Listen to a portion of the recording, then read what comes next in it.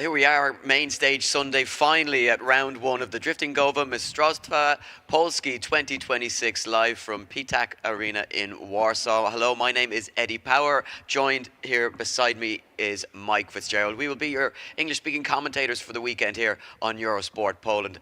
And Mike, what an incredible day of action we saw yesterday, qualifying for both the semi-pro and the pro competition. We are almost ready to go with the semi-pro battles, the top 16. 30 drivers arrived yesterday for the semi-pro competition, 16 remain. We saw a really intense fight for that top spot, with Ola Boyko taking the top spot narrowly with an 85.5. In second place was Adam Gomlishek with an 85 or an 88.5 as well, but of course with a lower second qualifying run, getting that second spot. So 12 points going to Ola Boyka for that top spot. What an incredible session it was. Yeah, absolutely, Eddie. Really liking semi-pro competition over here in Poland. It's of a really high level, and I think the championship overall has blown us away in terms of the level that the whole series is at, especially the pro class, which we will get to later on. But for semi-pro right now, as you said, top 16, we've whittled them down from quite a lot of drivers, and in this crazy Warsaw heat, I'm really excited to see the battles coming up in about 10 minutes time. Well, that's certainly a big point here this weekend. Intense heat, temperatures expected to go above 40 degrees here in Warsaw today. It's very hot. Thankfully, though, Mike, you and me are in the nice confines of an air-conditioned lobby, so we are very much at operating temperature. But for the guys out on track, it really is a battle of fitness and dehydration, and we see lots of drivers bringing swimming pools with them here this weekend just to try and keep cool between the battles. But yeah, a really intense day. We also saw some incredible qualifying from the pros, which we will be seeing in top 32 action later on this afternoon as well. So it was a pretty intense day. 16 drivers is all that's left in this competition. It is pretty cutthroat here in the semi-pro competition, and drivers travelling from all over Europe to be here this weekend in a crazy array of vehicles and engine combinations that we are not used to seeing back home. No, definitely. I mean, we have an Alfa Romeo Veloce qualifying in second position. Who'd have thought that?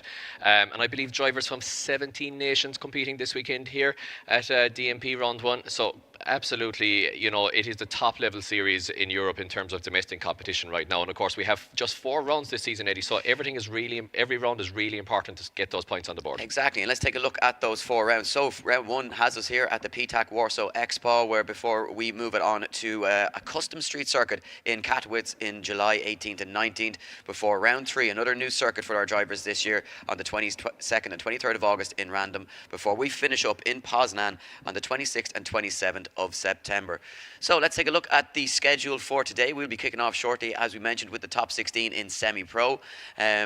Straight after that, we'll be moving into the top 32 of pro before we have a paddock opening for everybody that's in attendance today. And from about 3:30 onwards local time, Mike, we will be seeing that top 16 action from the pro drivers all the way through to our podium celebrations, where we will announce who has taken the win at round 1 and got the best perfect start to the championship here in 2026. 448 points up for grabs between qualifying and an event win over the course of the 4 rounds. So a lots to play for here, and it's really important with a short 4-round season to get a good start for these drivers. So let's take a look at the track that we have on display for the drivers and what they will be up against here this weekend, because it's a pretty interesting one. It's free flowing, it's fast. 4 zones, 3 outside zones, 1 inside zone, and 2 D-cells, Mike. Yeah, a very good twin battle track, Eddie. And if it is your first time watching drifting, if you are on Eurosport Poland here just watching this, we will explain everything from ground level up, and we'll get technical as well. So even if it looks a little bit confusing at the start, we will call all the runs and we will explain everything to you as we go along. But yeah, it is obviously twin battle action today. We had qualifying yesterday where there was 1 car on track on its own. But for twin battle action today, we will have 2 cars simultaneously on track. It is the lead car's job to run the qualifying line, which we saw yesterday, basically. We'll run you through that as soon as we get the track up. And it is the chase car's job to mimic what the lead car is doing, essentially dancing with them as closely as possible, with as much proximity as possible, and mirroring exactly what the lead car is doing. Then you swap them around, lead becomes chase, and over the course of the 2 runs, the judges, who we have 3 of, which we will get to in a moment, will decide who exactly wins that run over the course of the 2 runs. Yes, and typically the higher qualifying driver would have the option, or would be normally leading first. But now the rule has changed for 2026, and the higher qualifier will have that option, Mike, in each battle, whether they want to lead first or chase first. And a lot of drivers we've seen in other competitions utilising that opportunity to chase first to try and save some of the tyres, particularly on longer tracks where tyre degradation is a key factor. This may not be as much of a problem here over the course of 2 runs on this track, as it is quite short, but the temperatures outside may impact that. So we might see, and it'll be interesting to see what the lead drivers decide to do as the course of the competition plays out. And some tactics start to come into the fray at that stage as well. Yeah, absolutely. We're going to keep mentioning the heat today because it is going to be such a huge factor. I believe it's going to hit 39 degrees out there today, and the temperatures inside in the cars is expected to hit up to 60 degrees within the cars due to the heat of those crazy 1000 horsepower engines and the gearboxes, etc., exhaust running right under the car. So we're going to keep referencing that. It's going to cause some problems, I think, some some issues for the drivers, but definitely it's going to be a factor. And as you mentioned, in terms of tyre degradation, it is going to be a key factor whether those drivers choose to lead or chase first. Yeah, well, it's going to be a factor for the drivers, Mike, in staying hydrated and keeping the energy levels up, but it's also going to be a factor for the cars as well, operating at such high temperatures. And as you've alluded to over the course of the weekend, this could create serious problems, particularly on an enclosed circuit like this, where there's not a great deal of airflow coming into the engine bays of these vehicles. Trying to keep the temperatures down is going to be a real challenge for the teams in between runs as the drivers come back off track. So we will hopefully not see too many mechanicals, but as we progress through the competitions, those engines are going to be running at really, really high operating temperatures. And unfortunately, as we've seen in the past in these types of competitions, in conditions similar to this, it does take its toll on the engines. It does indeed. It does indeed. And the track, of course, is laid out with 4 clipping zones, which the drivers have to basically negotiate at maximum attack, maximum velocity if they can, with the maximum amount of style. And it is essentially split into 4 different sections as well in terms of judging criteria. So you will see once we get going with battles now that the track has an outer zone 1 where the drivers must initiate as quickly as possible and with as much aggression as possible, with as little as handbrake drag as possible. And the track layout video is about to come up to help me actually explain this, I believe. So the drivers must full throttle from the start line, pull the gears first, second, probably third gear for most drivers in this track, I would say, on initiation, possibly fourth, where they have to do, if possible, a clutch kick entry. Now, the judges did say that a minimum handbrake drag, or this if you're in Poland, because you're left-hand drive. A minimum handbrake drag is allowed, but they should not actually dwell on the handbrake. A big handbrake drag will be a deduction from the judges. Then it's up to the driver to negotiate their rear left wheel on that outside line all the way around the first long right-hander. Then they come out of that zone through a transition where they switch it around into another outside zone on a left-hand corner, where they have to run their rear right wheel on the outside of the track if possible all the way around, once again on maximum throttle. Then they go through another transition section which is right in the middle of the track where they want the front wheels running through that, and then finally a transition into the last corner where they want to be full throttle. They want to go full throttle again. The judges are splitting this between 4 separate sections, which we'll run through in the battles, not to give information overload at this stage. And I do believe, to give a little bit better explanation about that, we now go to the judges, the head of whom is David Callis.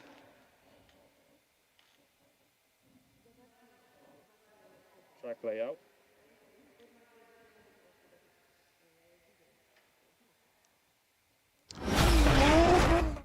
Okay, so once again, the track layout up here on camera, just to make it a little bit more visual for you guys watching. So the red zone is where the drivers are allowed to brake. They are coming in at quite high speed and they are allowed just the highlighted red zone there to brake. Now the yellow zone is the first outside zone. Drivers must be on that outside left-hand line there with full throttle and full aggression through that with huge amounts of tyre smoke. You can see the tyre marks well laid down after qualifying yesterday as we go up through the first transition section into outer zone 2 here at the top of the track where you see the marshal newly painting the lines. There's a little bit of a braking zone allowed before that, but nothing too serious in terms of braking. Now you swap over to the right hand side then where you're looking to put your right rear wheel on that outside line of the track there, and once again on full throttle with full commitment. Then we get into inner zone 3, which is a mid-track transition where the drivers will run their front right wheel on the right hand side of that box once again, full throttle through that. And then slight braking zone into outer zone 4, where the drivers will once again negotiate maybe the toughest section of the track here, Eddie, where we saw a lot of drivers yesterday in qualifying dropping wheels here, because it is full commitment, full throttle. And if you are outside watching this, it is spectacular here in the Warsaw sunshine. There is tyre smoke billowing. There are 1,000 brake horsepower engines absolutely screaming. And it is quite the show here at DMP Round 1. Yeah, so there you have it, the track that is laid out for our drivers, and quite a well set up track. It really invites good aggressive chase driving, as we discussed to some degree yesterday. And of course, we do have 3 judges in attendance here this weekend. Our head judge, David Callas, who's obviously very well known for his role in Drift Masters and of course in the FIA drifting series as well. He will be our style judge over the course of the weekend. Correct. Along with Karol Jabushki. We're going to, I think, transfer over to the judges and let them talk us through what they're going to be looking for from the drivers here this weekend.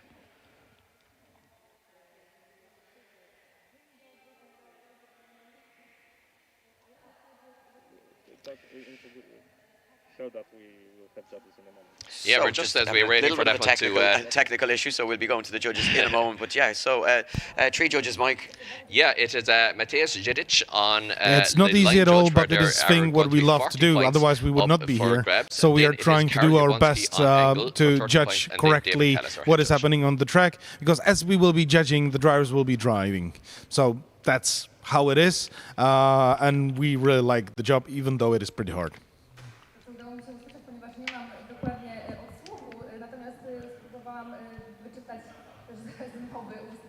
Jest to faktycznie bardzo So there you have it from the judges, and as I say, a very difficult job, Mike. You know, we certainly have the easier and more enjoyable job, I would imagine. No, not as much online hate for commentators, but yeah, very difficult job for our judges. We'll see later. But they give their absolute everything to every single run, right from the very first run of qualifying to the very last battle of the weekend, and it's quite an intense and role that they take, but we really appreciate what they do. So we are almost ready to go, Mike, with our top 16, and I'm certainly very excited to see this. Our first battles of the 2026 season for semi-pro. Yeah, absolutely. The off-season is over already. It's time to rock.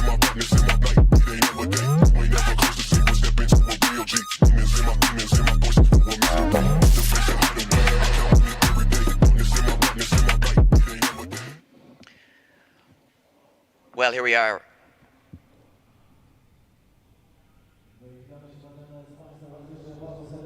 Yes, so here we are. So we are back and ready to go, ready to kick off all the action here at round 1 of the Driftingowe Mistrzostwa Polski 2026. Let's take a look, Mike, at the top 16 bracket that we have here this weekend. Our highest qualifier, Ola Boyko, will be taking on Daniel Scretch in that very first battle. Second place qualifier, Adam Gomaleszek, will be taking on Bartosz Ostawowski, as we mentioned yesterday, the only official racing driver without the use of both his arms. He will be steering his way, hopefully, to a podium this weekend with just the use of his feet. Incredible, incredible. Max Makosh, we watched yesterday as well. Very exciting young driver coming through the ranks. He'll be taking on Ilya Zamfer.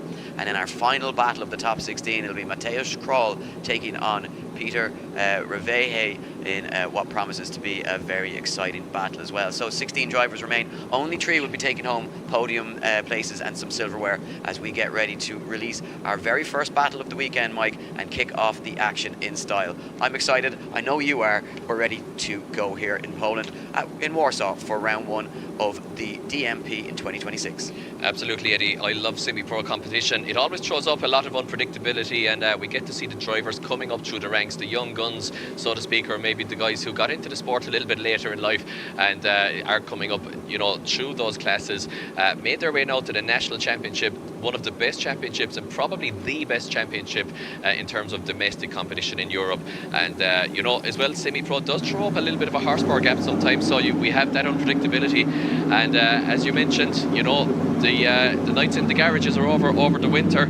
All the money, all the time, all the rebuilding, all the testing, it comes down to this, Eddie. We are ready to rock for top 16 competition here at DMP round 1. We certainly are here ready to go at round 1 with our very first battle. Will be highest qualifier Ola Boyko, who slots into the lead position here in his E46 compact, and Daniel Scretch in that chase position now, looking to try and find the door but losing some ground early on. as Boyko sets down that perfectly lined for Daniel Stretch to try and chase down, but he just can't find that proximity through the first few zones, Mike. Yeah, a little bit of a gap opening up here, as we explained in the intro there. The chase driver's job is to maintain as much close proximity as possible to the lead car. Not exactly what the judges want to see that time in terms of that proximity, but overall a clean-ish run for both drivers. And it is a first run on the board. No zeros, of course. It is possible to score a zero if the either driver spins or puts 3 wheels off of the track, or stops drifting as well. So we will run you through all of those rules as and when they come up. Don't worry if this sport seems a little bit complicated. We get confused ourselves at times, Eddie, but we will do our best to explain it as we go. Yeah, I think on a basic level the rules are quite simple, but it can get very technical then when it comes down to the finer details of the sport. But yeah, as we've seen, if you watched along yesterday, you'll see that the one car on track looking to try and get that essentially that perfect 100-point run, and that's the goal of the lead car in this situation in the battles when we have 2 cars on track. You'll see wheels drop there from both drivers. That will be deductions, particularly for the lead driver, as we switch them around now, and it'll be the lower qualifier Daniel Stretch who goes into that lead position. You'll notice a traffic light system here, so the chase driver has the option to leave the line a little bit early and essentially jump the light. The lead driver then has 2 seconds to leave the line from when that light goes green, otherwise a false start will be announced. So Daniel Stretch now in that lead position as they go side by side, slamming through the gears and down that long run into that first corner. Daniel Stretch getting sideways nice and early, goes deep into outside zone 1, drops a couple of wheels as Ola Boyko looks for the side of that F22 M2 BMW, and Daniel Stretch just not able to get as deep into that outer zone as he'd like, as he now tries to negotiate the front end of that car into inside zone 3, deep into outside zone 4, and again dropping wheels, Mike, as they cross the line. Our first battle for 2026 is in the books. Yeah, it is indeed, Eddie, and a good battle to get us going. A couple of mistakes from both drivers, but overall, as you mentioned there, Daniel dropping a lot of wheels, which the judges will be marking him down for. Now, Ole didn't have the perfect line coming into outer zone 1 there, but definitely got on that outside line towards the middle of the zone. Daniel then once again dropping wheels here. If we watch the replay, coming into the second outside zone here, and great proximity then at that second zone, mirroring the line from Ole. So Ole then picking up points here in the chase position a little bit, and maybe turning the battle in his favour in the eyes of the judges through the transition. And now it's time for Ole to really look for the door and start to make the dive right here.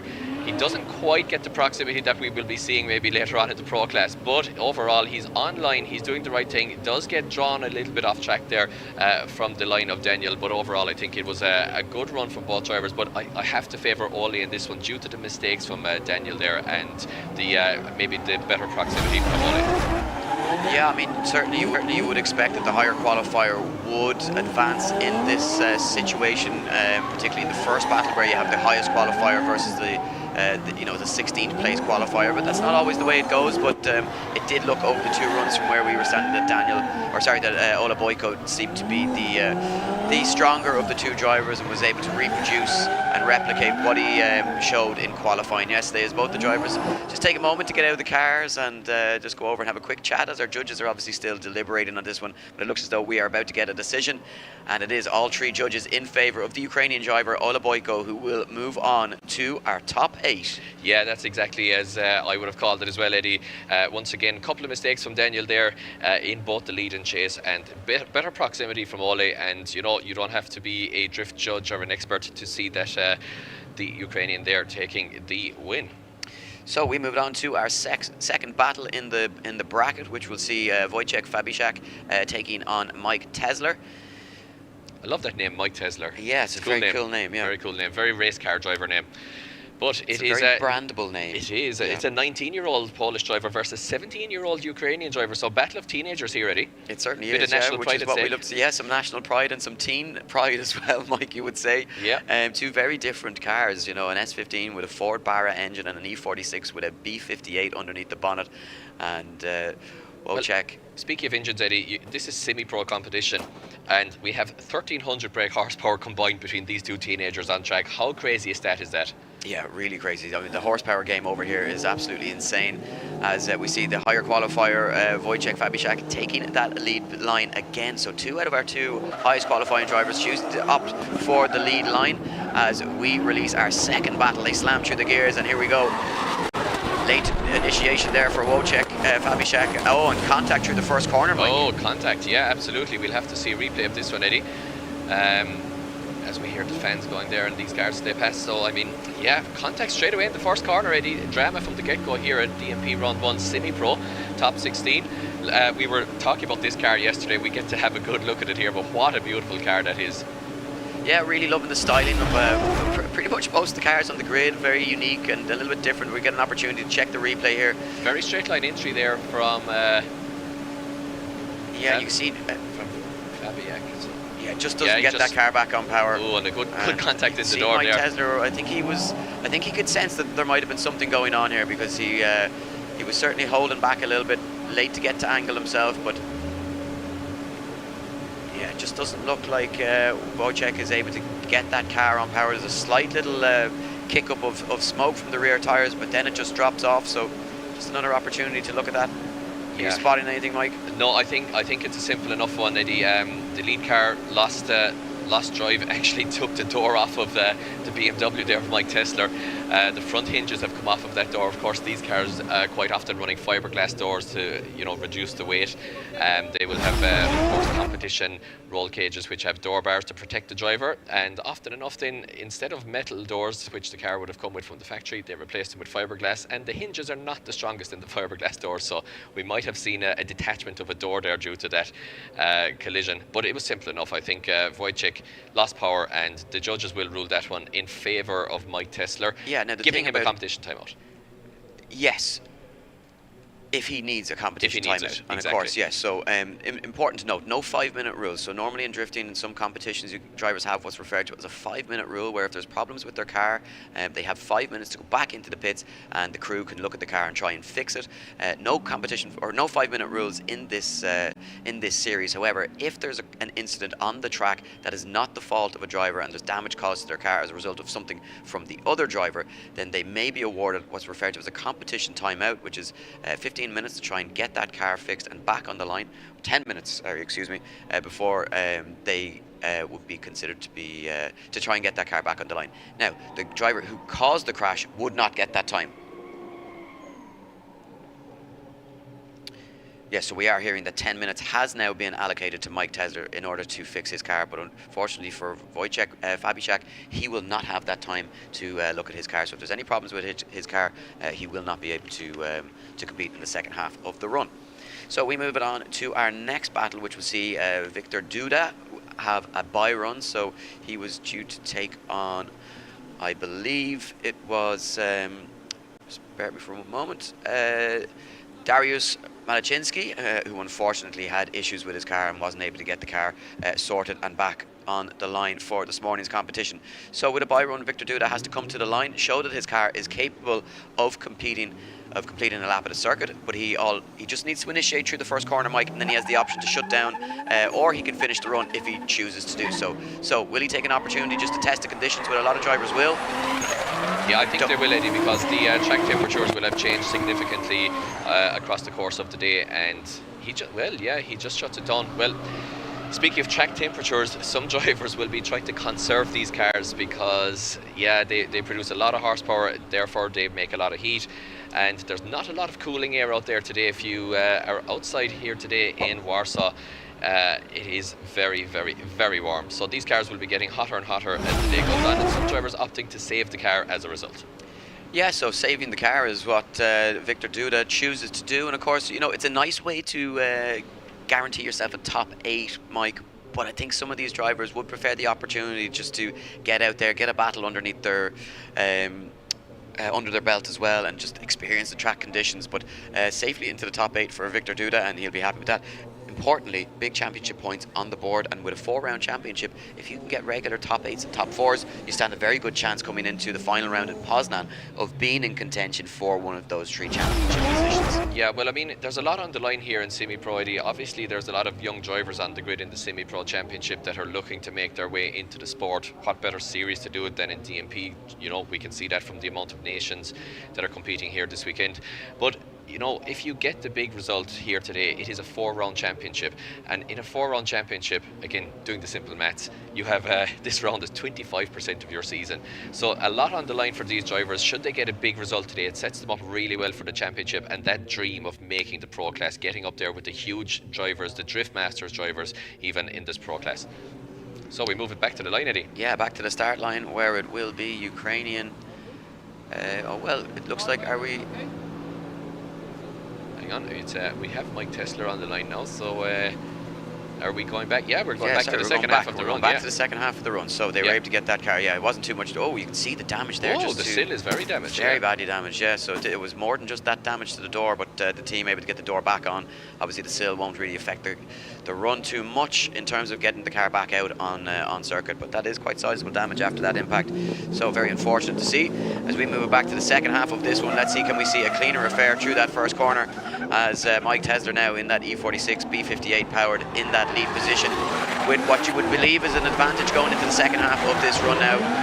Could have been a little bit deeper into outside zone 1, but it seems as though the higher qualifier Wojciech Fabisiak is having difficulty in that chase position, and perhaps difficulties and problems with that car, as it looks like he almost shuts it down there again, but gets back into it now as we see a wheels dropped going into outside zone 4 for Mike Tesler as he looks to get himself across the line. But again, a lot of mistakes in that lead position for Mike Tesler, but I think having the advantage from the first run should see him safely through into the top 8, where he'll be going up against Ola Boyko. Yes, this is a typical, relatively typical of semi-pro competition back in Ireland as well, where we see the first bracket being a little bit inconsistent as the drivers struggle to find the conditions and find the grip on track. This is extremely difficult, this sport. It looks quite easy from the outside, but when you are in these cars are gripped up so much, you wouldn't believe it. And of course, these semi-pro cars are running a 225/40 18 Zestino Grege 07R tyre, semi-slick tyre, which is not the widest tyre. It's not as wide as the 285 permitted in pro competition, but it's still a semi-slick. It's still very grippy,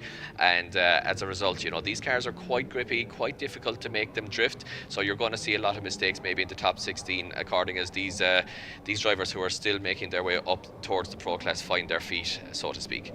So so judges just taking an opportunity, Mike, to just check over that second run, the second half of that battle. There was no major mistakes that could sway this into potentially what we'd refer to as a one more time. So if the judges can't make a decision, we could see what's known as a one more time. But it is very clear cut, and Mike Tesler will move on to the top 8 as expected, Mike. Yeah, I have to agree with that one as well. No need to even go technical on the replay of that run there, because it was relatively clear cut.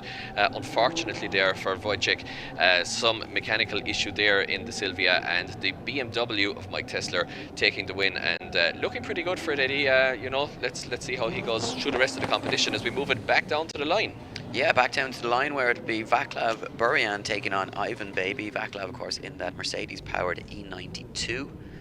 And he slots into the lead position, as we see 3 out of 3, Mike, of higher qualifiers taking up that lead line position. So obviously not worried about tyre degradation, choosing to lead first. Yeah, tyre degradation does come into it in the longer tracks. They might choose to chase first. We saw it in Drift Masters a couple of times this season, but 3 out of 3 choosing to lead, as you mentioned, Eddie. So you can see Ivan Baby looking very animated behind the wheel, but he's having a good time. These guys are really struggling with the temperatures down on track at the moment, Mike, and the sun is... There's a red warning, I believe, for the heat here in Warsaw today, so it is crazy. Don't let it put you off, because the Ptak Warsaw Expo with the auto tuning show here in Nadarchin is, of course, air conditioned, as we mentioned, Eddie. We're gloating about that here in the studio. Yeah, we're very fortunate to have very cool aircon keeping us at operating temperature today. Because outside, I'm not sure how the drivers are dealing with this, because I know driving in Ireland, even, you know, in Montello Park or wherever, when it gets up to maybe 27, 8 degrees, it's crazy in the cars. And outside here today, it's going to hit 38.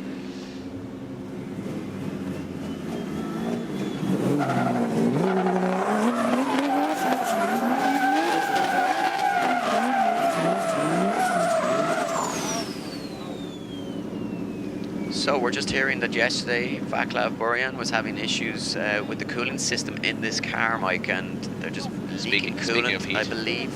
And it looks as though I'm wondering, is that issue resurfacing itself as we see the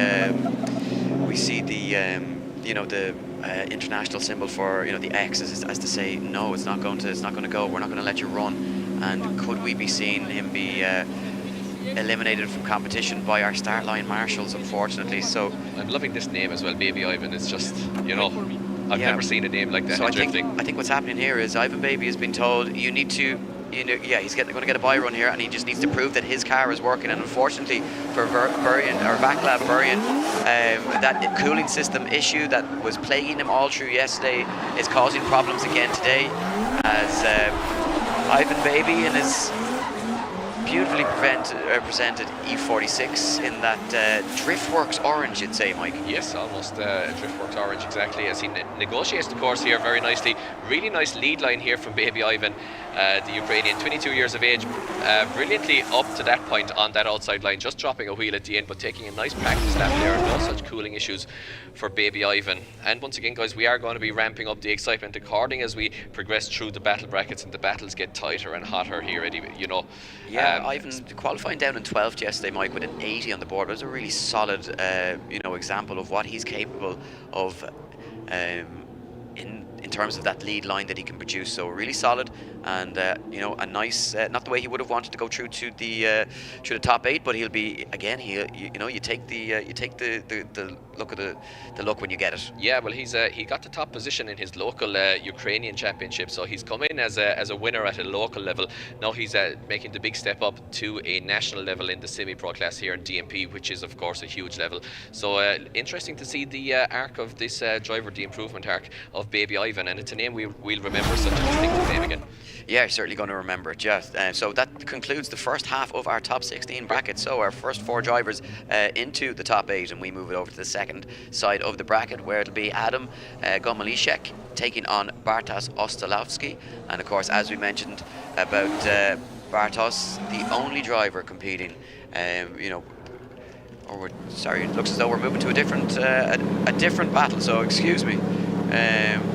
It's all going down today, Eddie, with the heat here. I think it's just let's make it up as we go along. As we have on the line, we have.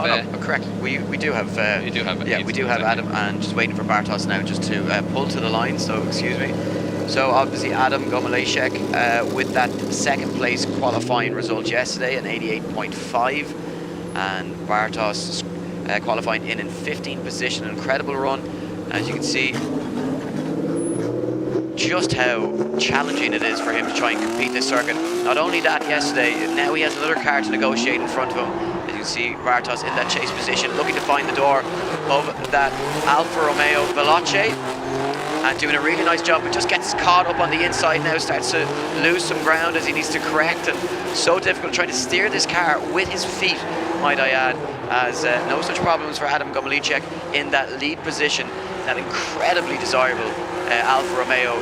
But what about that from a chase run from Bartosz Ostolowski, Mike? Really incredible, his ability driving that car just solely with his feet, shifting gears with his shoulders. Really impressive. Yeah, tyre fires as well on the back of Bartosz's car there. A really, look at the tyre fire. A really inspirational driver. He's a phenomenon in the world of motorsport, and to be doing what he's doing out here is absolutely incredible. So huge inspiration in the world of motorsport. Now, if we look at the lead line, Adam in the Alfa Romeo, very good actually, really nice line. Overall very chaseable is what I would say, which is what the judges want to see. Bartosz struggling a little bit there on inner zone 3 as well. Now let's see if there's a big wheel drop here now from Adam, because a lot of drivers did. No, absolutely perfect line there from Adam Gomeliszek there in the lead position. 16 years of age, driving an Alfa Romeo Veloce, the young Polish driver, putting all of the 600 brake horsepower to use. And we had a quick look at these cars in the pits yesterday, Eddie. They're using BMW wheels on these cars as well, so very interesting build under the skin of that car. Yeah, for sure. So now an opportunity for Bartosz Ostolowski in the lead position to have some clean air, as Adam Gomeliszek looks to chase him down, and certainly you would say advantage in favour of the chase driver at the moment, as Bartos looks for that outside line, finally finds it towards the end of the zone as he looks to get back into it now, as we see Adam Gomalicek chase down the door of that E92 BMW. Can he find it through the second half of the run as they make their way through the inside section and into outside zone 4? Here comes the pressure now from Adam Gomalicek as he looks for the door as they cross the line. Yeah, really nice run there from Adam. I apologise for mispronouncing his second name, Gomalicek. I've lost my phonetic pronunciation notes for today, so I'm going to leave those up to you, Eddie. But yeah, the Polish Championship throwing up its own challenges for us, the Irish commentators. Now, Adam here in the chase position, just doing the intelligent thing. Once again, guys, if you are at home and you haven't seen a lot of drifting, all of these drivers will have what we call spotters in the paddock, and as part of their pit crew, they'll have the spotter in a designated area where they have a good view of the track, or they might just be up at the grandstand to get that elevation on the track. The spotter will be in the driver's ear in between runs, telling them basically how the first run went and how hard they have to go on the second run. Adam Gomalicek now will know that he doesn't have to push it terribly hard. He had a really nice lead, and Bartosz Ostolowski maybe not with the perfect chase on the first run. Therefore, Adam doing an intelligent thing on this run, getting that proximity but not risking anything, not putting himself in danger of making a mistake with proximity. So really good run overall. Yeah, really good run, really clever driving, as you know, alluded to, Mike, over the course of the 2 runs, that strong lead run. You see both drivers out of the car, and yeah, incredible to see what Bartos is able to overcome. But will he be able to get into a top 8? Unfortunately not, as Adam Gomalicek moves on, the Polish driver, as you say, Mike, in that Alfa Romeo Veloce. Moves on to our top 8, and it's one more slot fulfilled. Well, again, on my bingo card for this weekend, Eddie, commentating on DMP and then seeing an Alfa Romeo Veloce on track, you know, it's crazy stuff. It was not on my bingo card at all, but you know what, the Team UVic Drift Team driver earning the win there, and we'll see more of that beautiful little Alfa Romeo in the Great 8. Yeah, we certainly will, as we move it back to the start line, Mike, where our next battle, 3 more battles in the top 16 remaining, and it will be Max Majkosz to take on Ilya Zamfer. Max, the higher qualifier in that S14, 2JZ powered, taking on that 17-year-old Ilya Zamfer in the E46 5-litre Coyote powered BMW. Yeah, very interesting build as well. So it's 750 brake horsepower, I believe, versus 850 brake horsepower in semi-pro competition here, Eddie, in 35-degree heat. I mean, wow. Yeah, as we see those red start line lights like to light up, and we get green and we are go. So it will be Max Majkosz in that lead position. What can Ilya Zamfer do here in the chase position? He's dropped a couple of wheels already through that first section, as Majkosz looks to lay down that perfect lead line and give Zamfer an opportunity to jump up onto the door, which is exactly what he does, as he tries to find that proximity through those tight technical sections. Now looks to jump back on the door into that final zone, moves onto the side of that S14 as Max makes some wheel drops through the final zone and across the line. Yeah, but I was loving the proximity there from Ilya in the chase position in the BMW. Watch this initiation for the beautiful Team Motul Drift Team S14. Now, there was a wheel drop from Ilya Zamfer on the initiation, and on the other side of the coin, Max then was a little bit shallow from the edge of the track, so maybe not a big advantage for either driver there. As they move along into the second outer zone now, you see Ilya on the inside of the track a little bit, so the judges will maybe allow him to be a little bit on the inside in the pocket, but I think he sacrificed his line quite a lot to get there, so maybe it's slight advantage to Max on that corner. Now you swapped him around once again, double transition in quick succession, beautiful proximity right on the back bumper there from Ilya Zamfer in the BMW. Once again though, he's on the inside of the track a little bit here, Eddie. If you watch, he's not filling out that zone. The judges want to see both cars on the qualifying line where possible, and they cross the line, so I think it might even be a slight tiny advantage here to Max in the lead car from the first run, but overall very close. Yeah, I certainly agree, Mike. I think a huge opportunity for Max Majkosz here to try and just lay down a really strong lead line. 7th place qualifier yesterday, so he should have that perfect lead line in him. If he can just keep to his guns here now as he goes deep into outside zone 1, and he starts to pull a gap here as Ilya Zamfer Ilya Zamfer in that lead position, but Max Majkosz now tries to find some proximity, and Zamfer looking really strong here. deep into outside zone 4 and drops a couple of wheels as Zamfir now hunts for the line, and Makosh hunts for the door, and across the line they go. Yeah, in terms of qualifying positions, it's 7th versus 10th position there, so quite close on paper in terms of their qualifying, which was of course conducted over 2 laps yesterday. If we watch here, Ilya Zamfir on that nice outside line this time in the lead position in the BMW, and it was almost like you swapped it around. Max there sacrificing the line in order to find the door of Ilya Zamfir. Now they swap it back around, really on the outside line this time again from Ilya Zamfir. He's really bang on line here. It's exactly what the judges want to see, flirting with dropping a wheel but doesn't exactly drop it off track. Now Max Makosh then looking for the door here, pretty much finding it just after the transition. Could he have dived a little bit more aggressively onto the door here and maintained line? Possibly, but he does very much find the door now of Ilya Zamfir around the last corner at the start of zone 4 at least. Full throttle from both cars, 35-degree heat, ambient temperature this morning here in Warsaw. It's going to get hotter. And they cross the line in Eddie. It's already getting hot, and it's just semi-pro top 16 yet. Yeah, let's see, are we going to get a decision? As I was trying to allude to, and I confused the names, but yeah, Ilya Zamfir had an opportunity there, Mike, to put down a really strong lead run. And look at the heat from both drivers there. They're absolutely exhausted. Yeah. And but the 17-year-old Ilya Zamfir had the opportunity to put down a lead run and really take control of that battle. And from where we're standing, Mike, it looks like he did do that. Yeah, I mean, it's a very close one to call here. I'm going to be interested to see which way the judges run this one, because both runs were, you know, kind of cancelling each other out to a point a little bit. Yeah, there was definitely mistakes on both sides, but I wonder were the smaller mistakes maybe on the side. Oh, and it's a one more time. You're absolutely right, Mike. You think I watched it before, You'd swear you've seen it before, yeah. So our first one more time. So basically, if you're new to the sport, one more time, the judges will say basically over the course of the 2 runs, too many mistakes from both drivers. Those mistakes cancelling each other out. Nobody really getting the advantage one way or the other. We want to see it again. We want to see them tidied up. We want to see them come out and somebody really show that they deserve a spot in that top 8. So that's exactly what's going to happen for Max Makosh and Ilya Zamfir. Yeah, and I think, you know, according as the battle bracket, even in semi-pro, goes down, we might see one more times because of brilliant battles in proximity. Yeah, so we go back to the start line where Oliver Ozdoba will be taking on Ernest Komarovsky. The 18-year-old Ozdoba in that E46 slots into that lead position. Mike, qualifying very high up yesterday in 3rd position with that very impressive score of 88. Komarovsky further down the order in 14th with that 78.5. So they leave the line. It will be Ozdoba to lead in. Komarovsky, here we go. They slam through the gears as Ozdoba hunts for that outside line.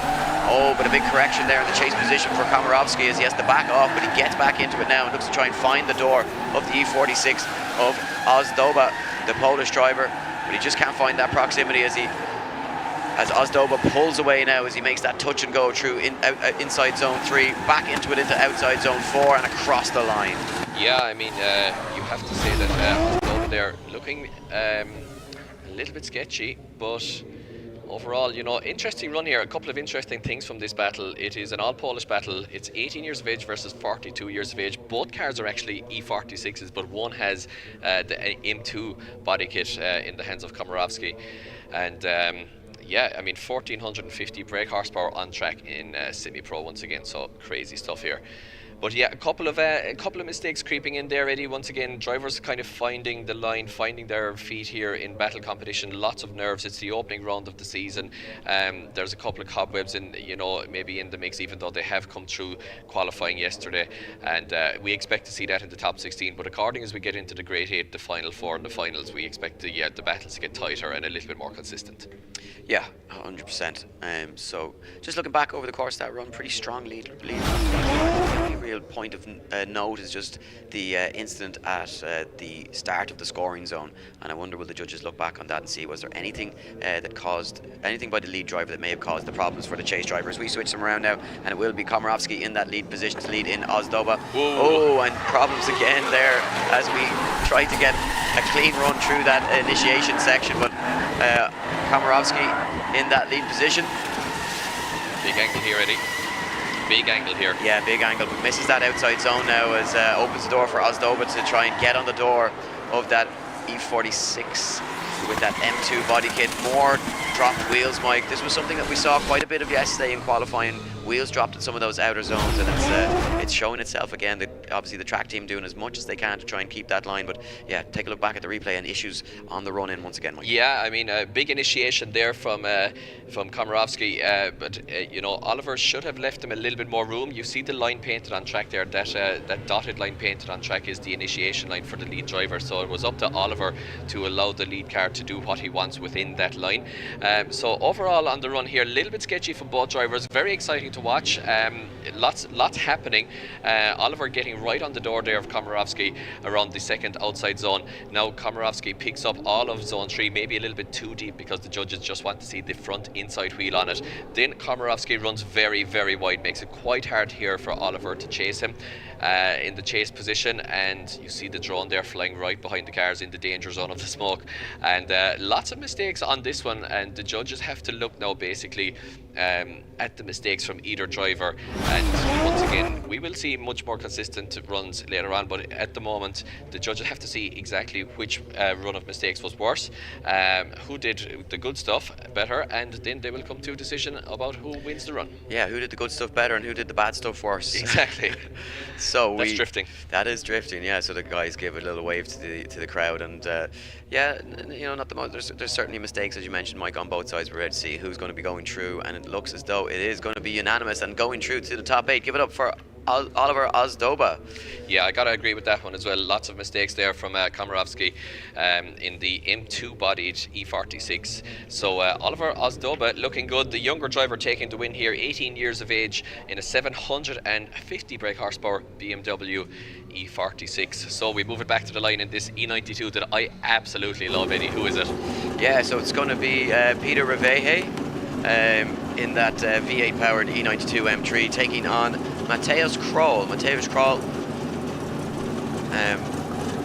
But I believe, will we see? Yes, we do see Mateusz Kroll pull towards the line. And the final battle, before we go back to that one more time battle in our top 16. So 2 spots in the top 8 up for grabs still remaining. But yeah, what a crazy E92 it is of Peter Reveje in that lead position, qualifying in 6th yesterday, the Hungarian driver. And here we go. They slam through the gears, and chase driver doing the sensible thing here, Mike, and initiating right behind the E92 as opposed to trying to make that side-by-side initiation, giving that lead driver room to operate, but now needs to try and find some proximity as Peter Reveje starts to pull a gap here over Mateusz Kroll. And Mateusz Kroll, what a spin through that intersection as they go from lock to lock from outside zone 2 to that inner zone in 3 as the lead driver Peter Reveje crosses the line. Yeah, spin, so that's going to be a 0 for one of the 2 drivers. It is definitely, I think, going to be in the hands of Mateusz Kroll, but let's have a look back because the judges can deem the lead car to be at fault here, Eddie, if it's seen that he braked in an unusual position or he did something unexpected where the chase driver had to avoid the contact. It's very important now to analyse it from here. Now, in my eyes, I don't think there was enough proximity on my initial viewing. Yeah, I was just going to make that exact point, Mike. You know, it doesn't appear to be enough proximity from the chase driver for that issue to have been caused by the lead driver. Lead driver looks to be on a really solid line here, and yeah, it looks to be an independent mistake as far as I can see. Yeah, I think he just tried to get on the gas in order to really power the car through the transition, and maybe just got on it a little bit too hard and didn't counter steer the car quickly enough to the left and spun. Or he might have had a mechanical issue, who knows. You know, anything can happen in drifting, but definitely it looks like it was the fault of the chase car there. So in effect, in old language, what we say in old language in drifting, it's a 10-0 now to Peter Reveje. Yeah, it's a huge advantage to Peter now as Mateusz Kroll in the unenviable position. Mike, he's in the lead position and needs to try and force a 0 from the chase car, but he spins again. More problems for Mateusz Kroll, and I think that makes the judges' decision very easy on this run, and it should be a very clear-cut one. And from what we're used to seeing, Mike, it should be Peter Reveje moving on to the top 8, you would imagine. Yeah, well, I'm just glad that Peter's car survived now. That S15 of Mateusz is a beautiful car as well. But I'm a huge fan of, I'm a huge fan of Japanese chassis, but I have to say I'm a massive fan of the E92 here, Peter Reveje, and I'm just glad that his dorsal didn't get it, just like the BMW we saw earlier. Yeah, I mean, it's a type of spin on the part of the track where drivers are on full throttle that could very well, end up in quite a lot of damage and a big, big expense in order to repair the cars for the next round. So very lucky that, both drivers unscathed, and they'll be happy not to make contact through that first corner. But unfortunately for Mateusz Król, that is likely to be the end of his weekend. 2 spins, 2 unforced errors, and it's not usually the recipe for success in drifting.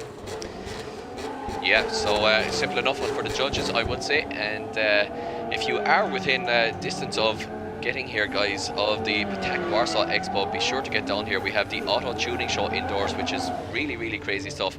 Fantastic builds inside there. You can check that out as we confirm this one. Yeah, confirming it. But Peter, very confident that he's taken that win already. Well, he's on his own there already. Yeah, he's on his own. He's and probably going to all be 3 judges in favour of what was a pretty obvious decision. So, Mike, we got one more space up for grabs. We've got to go back to that, you called it a one more time battle between Ilya Zamfir and Max Makos. Too many mistakes over the course of the first 2 runs. And one of them is going to tidy it up better than the other and will progress into that top 8 where they'll take on Adam Gomalejsek for a spot in the top 4. So it will be Max. See, just trying to get as much air into that car as possible. Yeah. And just keep himself cool. Really is a battle of wits at the moment for these drivers, as the Ukrainian Ilya Zamfir even just selects that first gear. Sleep, diet and fitness is actually going to come into this, Eddie, because of the sheer heat here. It certainly is, yeah, absolutely. That's 100%. So we get ready to leave the line. It is Max Makos now stays in that lead position for the first half of the run.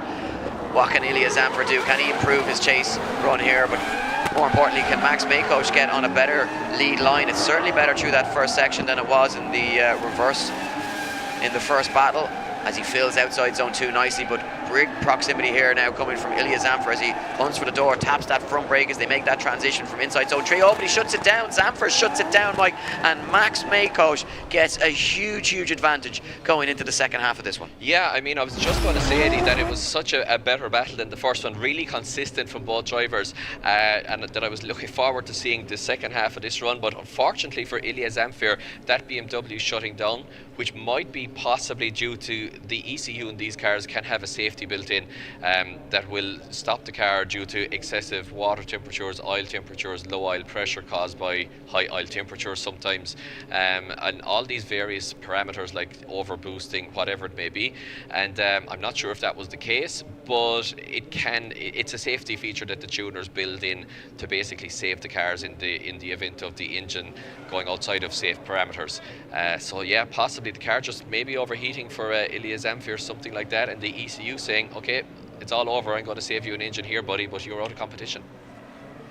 Well, he's not out yet because we have the second half of the run. Yeah, we certainly have the second half of the battle if he is able to make it back to the start line without any issue. So we await to find out that information as we get a camera down there. You can see crazy scenes Max here in the burnout box. in the burnout box, yeah. 60 seconds the drivers have to make it from the burnout box, of course, to the start line, or they are out of competition. Yeah. Oh yeah, and we were speaking with we hitched the ride in. Yeah, it looked like there was a little puff of smoke out of the back of that BMW just as he tried to get back on power coming into outside zone 4. What colour was the smoke, Eddie?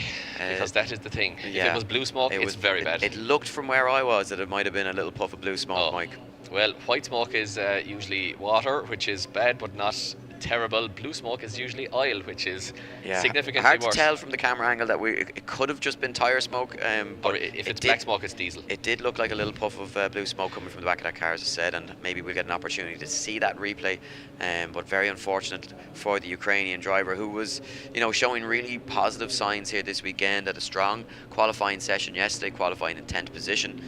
And unfortunately for the 17-year-old Ilya Zamfir, that looks like quite a big oil spill and a big cleanup on aisle 4. Yeah, well, aisle 4 it is exactly on zone 4 there. But we hitched the ride in with David Callis, head judge, this morning, and we said just as we were arriving at the venue with the heat here, I hope that I don't see Conrads, I said today, and hopefully there's not a Conrad on track. But if that is oil, I think that is quite a terminal engine failure out on track. And of course, Eddie, the oil, when the temperatures get so high, the oil, the viscosity turns into water basically, and it's not lubricating the engine anymore, and it can't really lubricate the bearings, and the clearances are all taken into account and everything, but sometimes it just can't do its job because it's too hot, and unfortunately then you can have things touching other things which aren't supposed to, and then you get conrods out through the block. Hopefully that's not the case here, but it does look kind of that way. Yeah, it's looking that way, and unfortunately, you know, those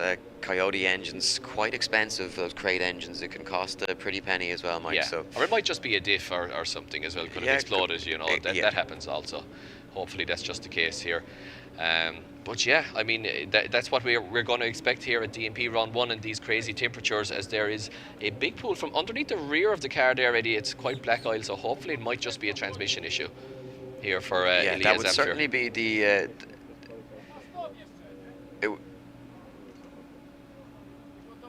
it would certainly be... it would certainly be the more desirable option at this stage, or not option, but... well, the lesser of two evils. The lesser of two evils, exactly. Exactly. So, as I was saying once again, guys, if you are within distance of the Ptak Warsaw Expo Centre here as the crowd cheers there for Elias Zamfir, if you are within driving distance and you like what you see here, remember this is semi-pro competition. We are going to heat up the action quite a lot in just a little while for pro competition here, and we have a crazy tuning show inside as well, in the form of the auto tuning show indoors in the air-conditioned place where we are ready, thankfully, inside in the centre, and it is in South Warsaw, beautiful city as well, and it's one of the biggest venues in Central Europe, so get on down here and check out some crazy drifting. Yeah, we put on our tourist hats yesterday evening after we finished up, and took in some of the sights around the city. Had some nice Polish beer, some nice Polish food. It was lovely. It was lovely. But home early to bed, Eddie. Home early to bed, of course. We were indeed, but tonight might be different, but we'll see. Early flight tomorrow, so we'll see what happens. But yeah, so thank you to all the guys at DMP as well for having us. Of course, we're Irish commentators. I'm a former driver. Eddie tried his hand at driving. It didn't work out great, Eddie, but look, thanks, you Mike. can try again. Yeah. And only joking. But yeah, we are both drivers, and Eddie is a long-time commentator in Ireland. So big thanks to all the guys at DMP for having us. It's a pleasure to be out here in Poland. And while we have a second of downtime, just speaking about the cars, Eddie, you know, I work in Group D, which is a place which builds crazy drift cars. But the level of cars, especially the pro cars out here, I mean, you see a huge V8 under the bonnet, like the likes of a GM LSX engine. And then not only that, but there's a big old supercharger on it, or a big old turbo. And it's like 1100 brake horsepower. It's just crazy level out here. The power, the builds, it's mad stuff. I'm just looking at the footage there, Elias Zamfir, just as he gets recovered. I've never seen someone so happy to be recovered from the track, and he's really enjoying himself out there despite the misery. And it's great to see people just having a good time and enjoying the sport for what it is. You know, there's a serious side to the sport, but people also able to just enjoy the fun side. And I know why he's happy, Eddie. Because it's not his engine. Well, that too, yeah, that's probably a good thing. But I think he's happy because he's going to get to that paddling pool that all the drivers seem to be after buying. Literally, guys, all the drivers, all the crews in the paddock have bought paddling pools.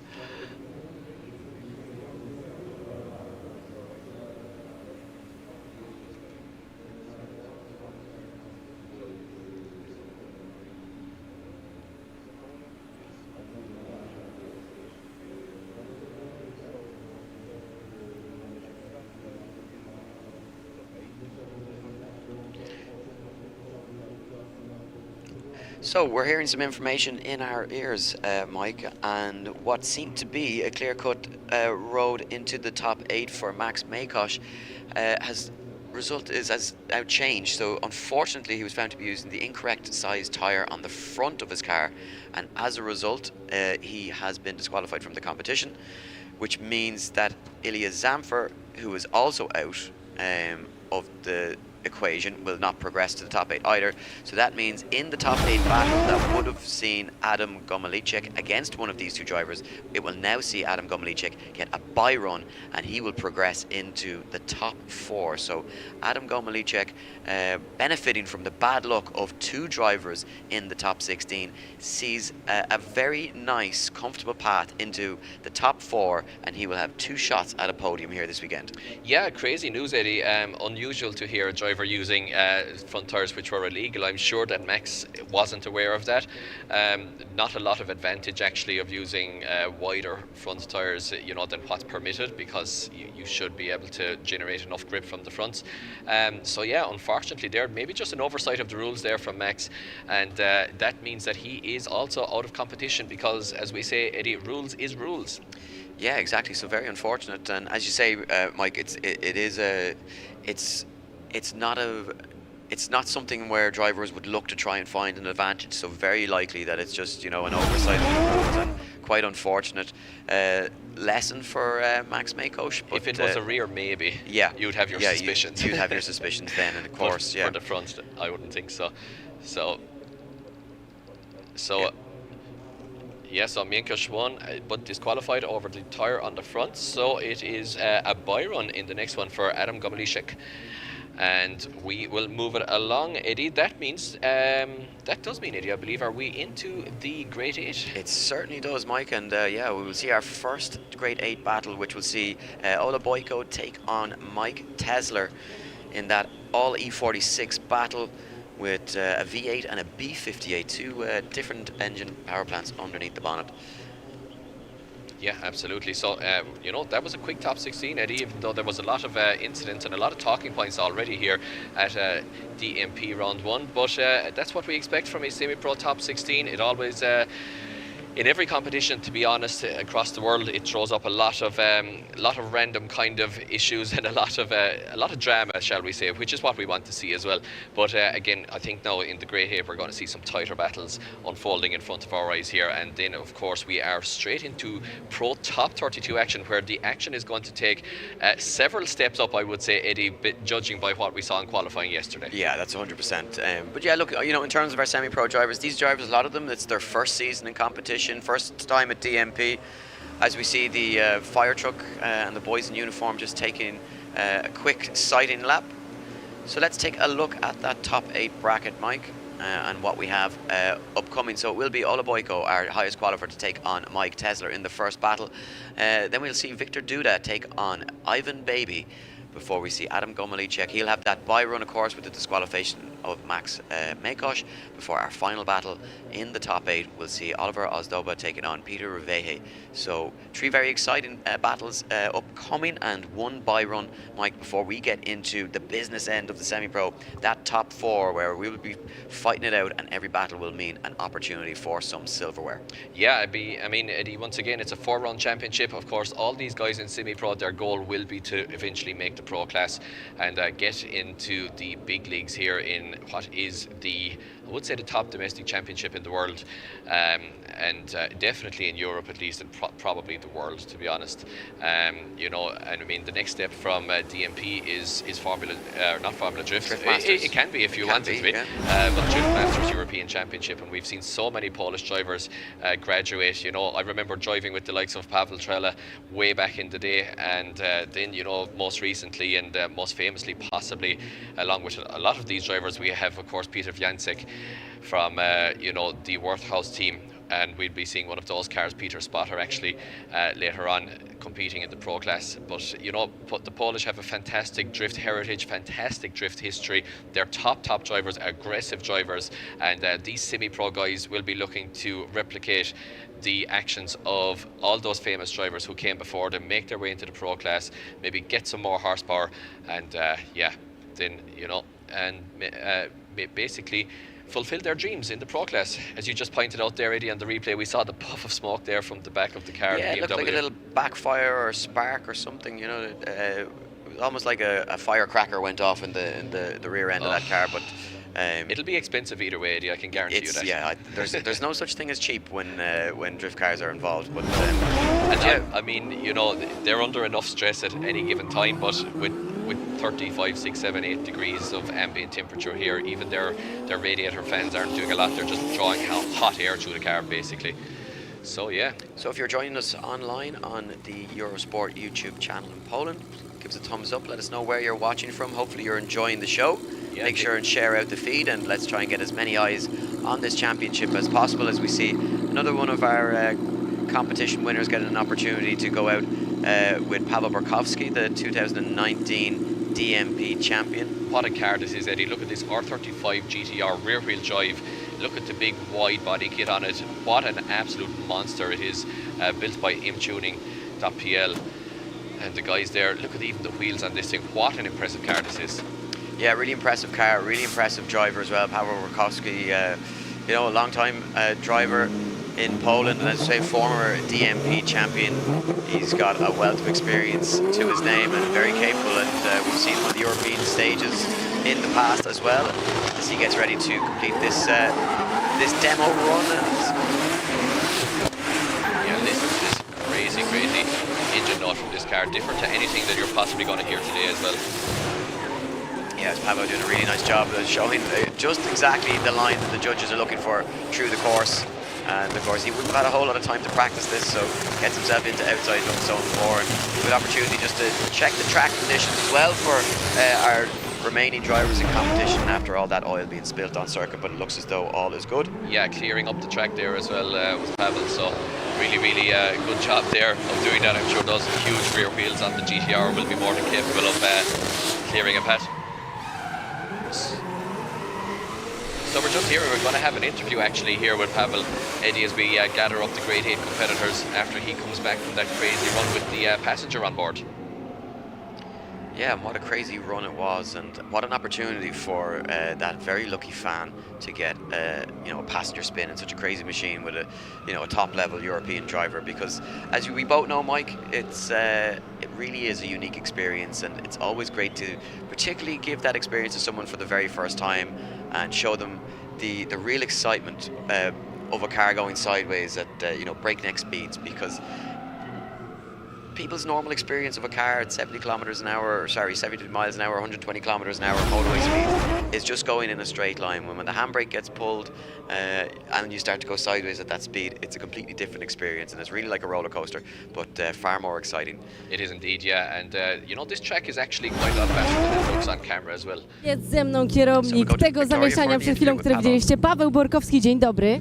Cześć, witam. Ja muszę na początek zadać Państwu pytania w player.pl i tutaj na trybunach. Czy Wy pamiętacie tego gościa? Czy Wy pamiętacie tą legendarną parę na Drift Masters w Toruniu z Jamesem Deanem? Czy Ty pamiętasz te emocje jeszcze, czy już zapomniałeś całkiem? Wiesz co, no myślę, że cały czas to siedzi we mnie, gdzieś tam wspominam sobie to co jakiś czas, są to miłe wspomnienia.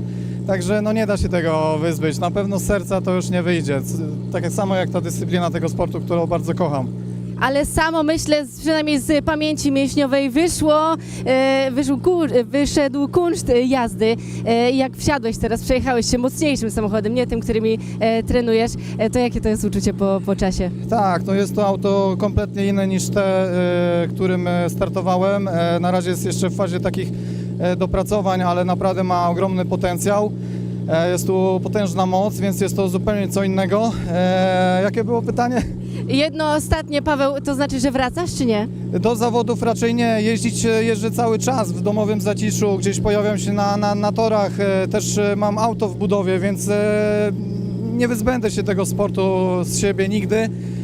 Cały czas to robię, cały czas to będę robił.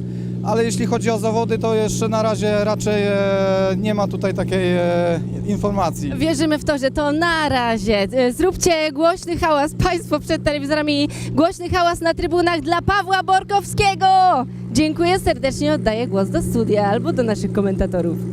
So there you have it from legend, Polish legend Paweł Warkowski, and yeah, it'd be great to see him back competing at the high level again. But saying that car's still in the refinement stages, Mike, and still making adjustments to it, but very happy with how it performs on track. So we go back to the start line. Yeah, it is Ole Boyko on track. Yeah, Ole Boyko, our highest qualifier from yesterday. He's going to be taking on Mike Tesler. So Mike Tesler, with a great name. Yeah, with that really good name, as you say. Mike, double Ukrainian battle as well, Eddie. Already taking down one driver who had out-qualified him. Now can he take down the highest qualifier in this all-Ukrainian, all-BMW E46 battle? Yeah, I was interested to hear the interview there, and speaking of memories in his heart as well, and driving from muscle memory, so great to see the love of the sport still there and the talent still there. as we get ready to rock for the guys who want to become who we just saw on track, Eddie, I guess, in the long term. Well, before we get there, Mike, I'm really impressed with your understanding of the Polish language. You've really, since arriving here on Friday night at 12 o'clock, you've really taken to the language so well. Thank you. So we're waiting just to get martial orders here for the first battle in our top 8, which we'll see, as we mentioned, Ola Boyko taking on Mike Tesler in that all-Ukrainian battle. A battle for national pride here as they get the green light. They are go. It will be Ola Boyko to lead in Tesler as Boyko pulls a gap right from the get-go here as he drops a wheel through outside zone 1. Now can Tesler find the door as they make that transition from 1 into 2. Boyko on that deep outside line that the judges were looking for, and it gives the opportunity for the chase car to try and find some proximity, but so far no answer and no response from Tesler in that chase position as Boyko hugs the extremities of the circuit and crosses the line. Yeah, really liking the flick there into the last outside zone from Boyko. Really nice style, brilliant to watch in the lead position as we watched him once again here. The separation from the get-go, as you mentioned there, Eddie, Mike Tesler not getting right on the door as the judges want to see from the get-go, therefore leaving him in a little bit of a disadvantage for the rest of the run. So he has to cut the track a little bit in order to try to find that car of Ole Boyko. Now watch this from Boyko using the short BMW E46 compact to his advantage there, flicking it back to the right. Now Mike Tesler does start to get some proximity here, but once again is cutting the track quite a lot in order to gain it, so the judges will not really reward him if he does find the proximity, because he took a shorter line through the course in order to find the door. Now through the aisle that we see laid down earlier on, and it's a brilliant outside line once again from the Ukrainian in the lead position in the E46 compact, and Ole Boyko doing a great job overall.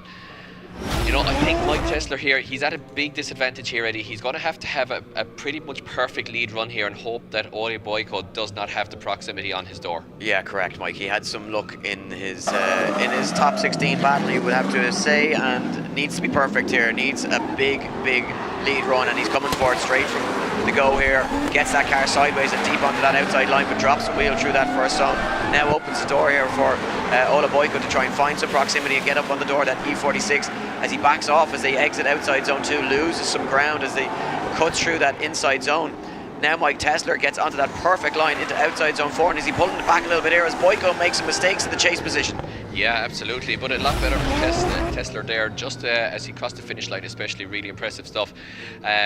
Once again, you know, I think it's going to be a tight-ish one for the judges. Tesler dropping wheels a little bit off course there. Boyko on the correct line, maybe not with the proximity he would have wanted. Watch Boyko now through the transition, goes a little bit on the inside of the track in order to look for the door of Tesler once again. Tesler though with a good outside line, maybe drops a wheel a little bit, but the judges will not absolutely punish him for that one. Now Ole Boyko, as you're pointing out here to me, Eddie, during the replay, not a lot of angle between 2 and 3, so that's a good observation. Judges will definitely knock him down. There are 15 points on offer for angle throughout the course. David Callis, our head judge, is the angle judge. You know, I mean, it's... Yeah, you know, Mike, I was just wondering, was there maybe perhaps a slight straighten, but just on the replay... Sorry, Karol Jablonski is our angle judge, and it's 30 points, my apologies. David Callis is on style. Yeah, it looked on first sight that maybe there was a slight straighten as it came from outside zone 2 into inside zone 3 for Ola Boyko, but on the replay, just not so much, but maybe just, not carrying as much angle as the lead driver, as both drivers just waved to the crowd, and they're two young guys having a good time out there, Mike, but one of them's going through to the final 4. What's it like in a race suit and a helmet? Oh, Mike, I can only after imagine coming out of it, literally coming out of an oven that's 55 degrees inside in the car, and then you're in a race suit from an oven to a microwave. I taught drifting in Dubai for a while, and it was crazy. So here we go, the judge's decision is in, and it is Ola Boyko moving on to the final 4, and by the smallest of margins, Mike Tesler doing his best to try and get back into that one, but it just wasn't enough to overturn the mistakes on the first half of the run, and we will see Ola Boyko, our highest qualifier from yesterday, progress into the final 4. Yeah, I thought Mike Tesler did a good job on the second run there, but overall, as you mentioned, Ed, not enough to overturn the litany of mistakes on the first run there, and overall I have to agree that Ole Boyko looking the better of the pair there, as we get this beautiful drone shot here, the aerial shot, and we have helicopter rides here as well this weekend, guys, so bear that in mind if you are making your way down here to the Ptak here, because it'll be a fantastic day out. Yeah, so we move it on to our next battle, which will see Victor Duda, who had that bye run, of course, in the top 16, Mike, taking on Ivan Baby, who took down Vaclav Burian. And yeah, the first opportunity to see Duda Victor in battle action, and as the higher qualifier, again selecting to choose the lead line for the first half of the battle, as we see those red lights illuminate. And we wait for that green as Ivan Baby looks to try and jump the line a little bit. Doesn't want to get caught napping. Leaves some space for the lead driver just to make that initiation, that weight transfer entry. And here comes Victor Duda as he lights up that first outside zone really fast. As you say, did that bye run but shut it down, didn't complete the full run. So comes out outside zone 2 a little bit early, but good proximity here from the chase driver, from Ivan Baby, as he goes a little bit wide through inner zone 3, but gets back into it now. Big angle though, dialed in from the lead driver, and it costs his line. It's a huge mistake from Victor Duda. Yeah, I really like the proximity there from, I'm going to say, Ivan Baby. Like, it's kind of like Riga Baby, but Ivan Baby, really nice. And I have a theory as well here. If you know, I do a bit of DJing myself, just like one of the competitors or two we're going to see later on in the pro class. But you know, Justin Bieber's song Baby, and if you look at the haircut here from Ivan Baby, I think he's maybe mimicking the Justin Bieber look for the Baby song. And yeah, he's looking really good here in proximity wise, at least. And as you said, Victor Duda with big angle there and too much angle over the finish line, which we'll see in a few seconds time. So Ivan Baby maybe having to back out of the transition here just a little bit, and I think the judges are going to rule that maybe as a slight mistake there from the lead car. Now Ivan Baby once again finding the door of Victor Duda, but Victor Duda then dialing on way too much angle in the S13 and maybe costing Ivan Baby the ability to chase closely there. So you have to say that the Ukrainian here, with a slight advantage over the Polish driver, I think, in the second run. Yeah, certainly looks that way. And even at inside zone 3, it looked as though Victor Duda just, you know, too deep in that zone. Now with some clean air in front of him, what can Ivan Baby do in that lead position? Now, interesting to see, was there a delay on the start line as Victor Duda looks to lead the line quite early. Of course, that lead driver, 2 seconds to lead the line before there is a penalty, but it doesn't look as if there's any red flags to stop the run, so judges must be happy with it. And perhaps Victor Duda just a little bit too eager to get going, but it did catch him out as he lost some ground. Oh, big angle as Ivan Baby flicks from inside zone 3 to outside zone 4, manages to hold it, opens the door though for Victor Duda to gain some proximity as they cross the line. Yeah, absolutely. You picked up on the start line, Eddie. Very tight rules here in DMP. It is 2 seconds to leave the line once the light goes green, and you have to leave it or it is a penalty, and 2 penalties and you're out. Now, really nice lead here from Ivan Baby. As you said, Victor Duda maybe not getting the proximity from the get-go that he would have wanted, as we see the exposed fuel pumps there in the back of the car. Ivan Baby then dialing on lots of angle into outside zone 2. Victor Duda coming in very late to the party into the zone, and a little bit all over the place here from the Polish driver.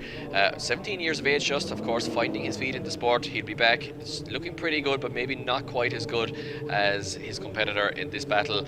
Now, once again, a big transition, as you mentioned, Eddie, into outer zone 4 from Ivan Baby. Victor Duda does find the door now around the last zone, but it might just be too little too late here from the Polish driver.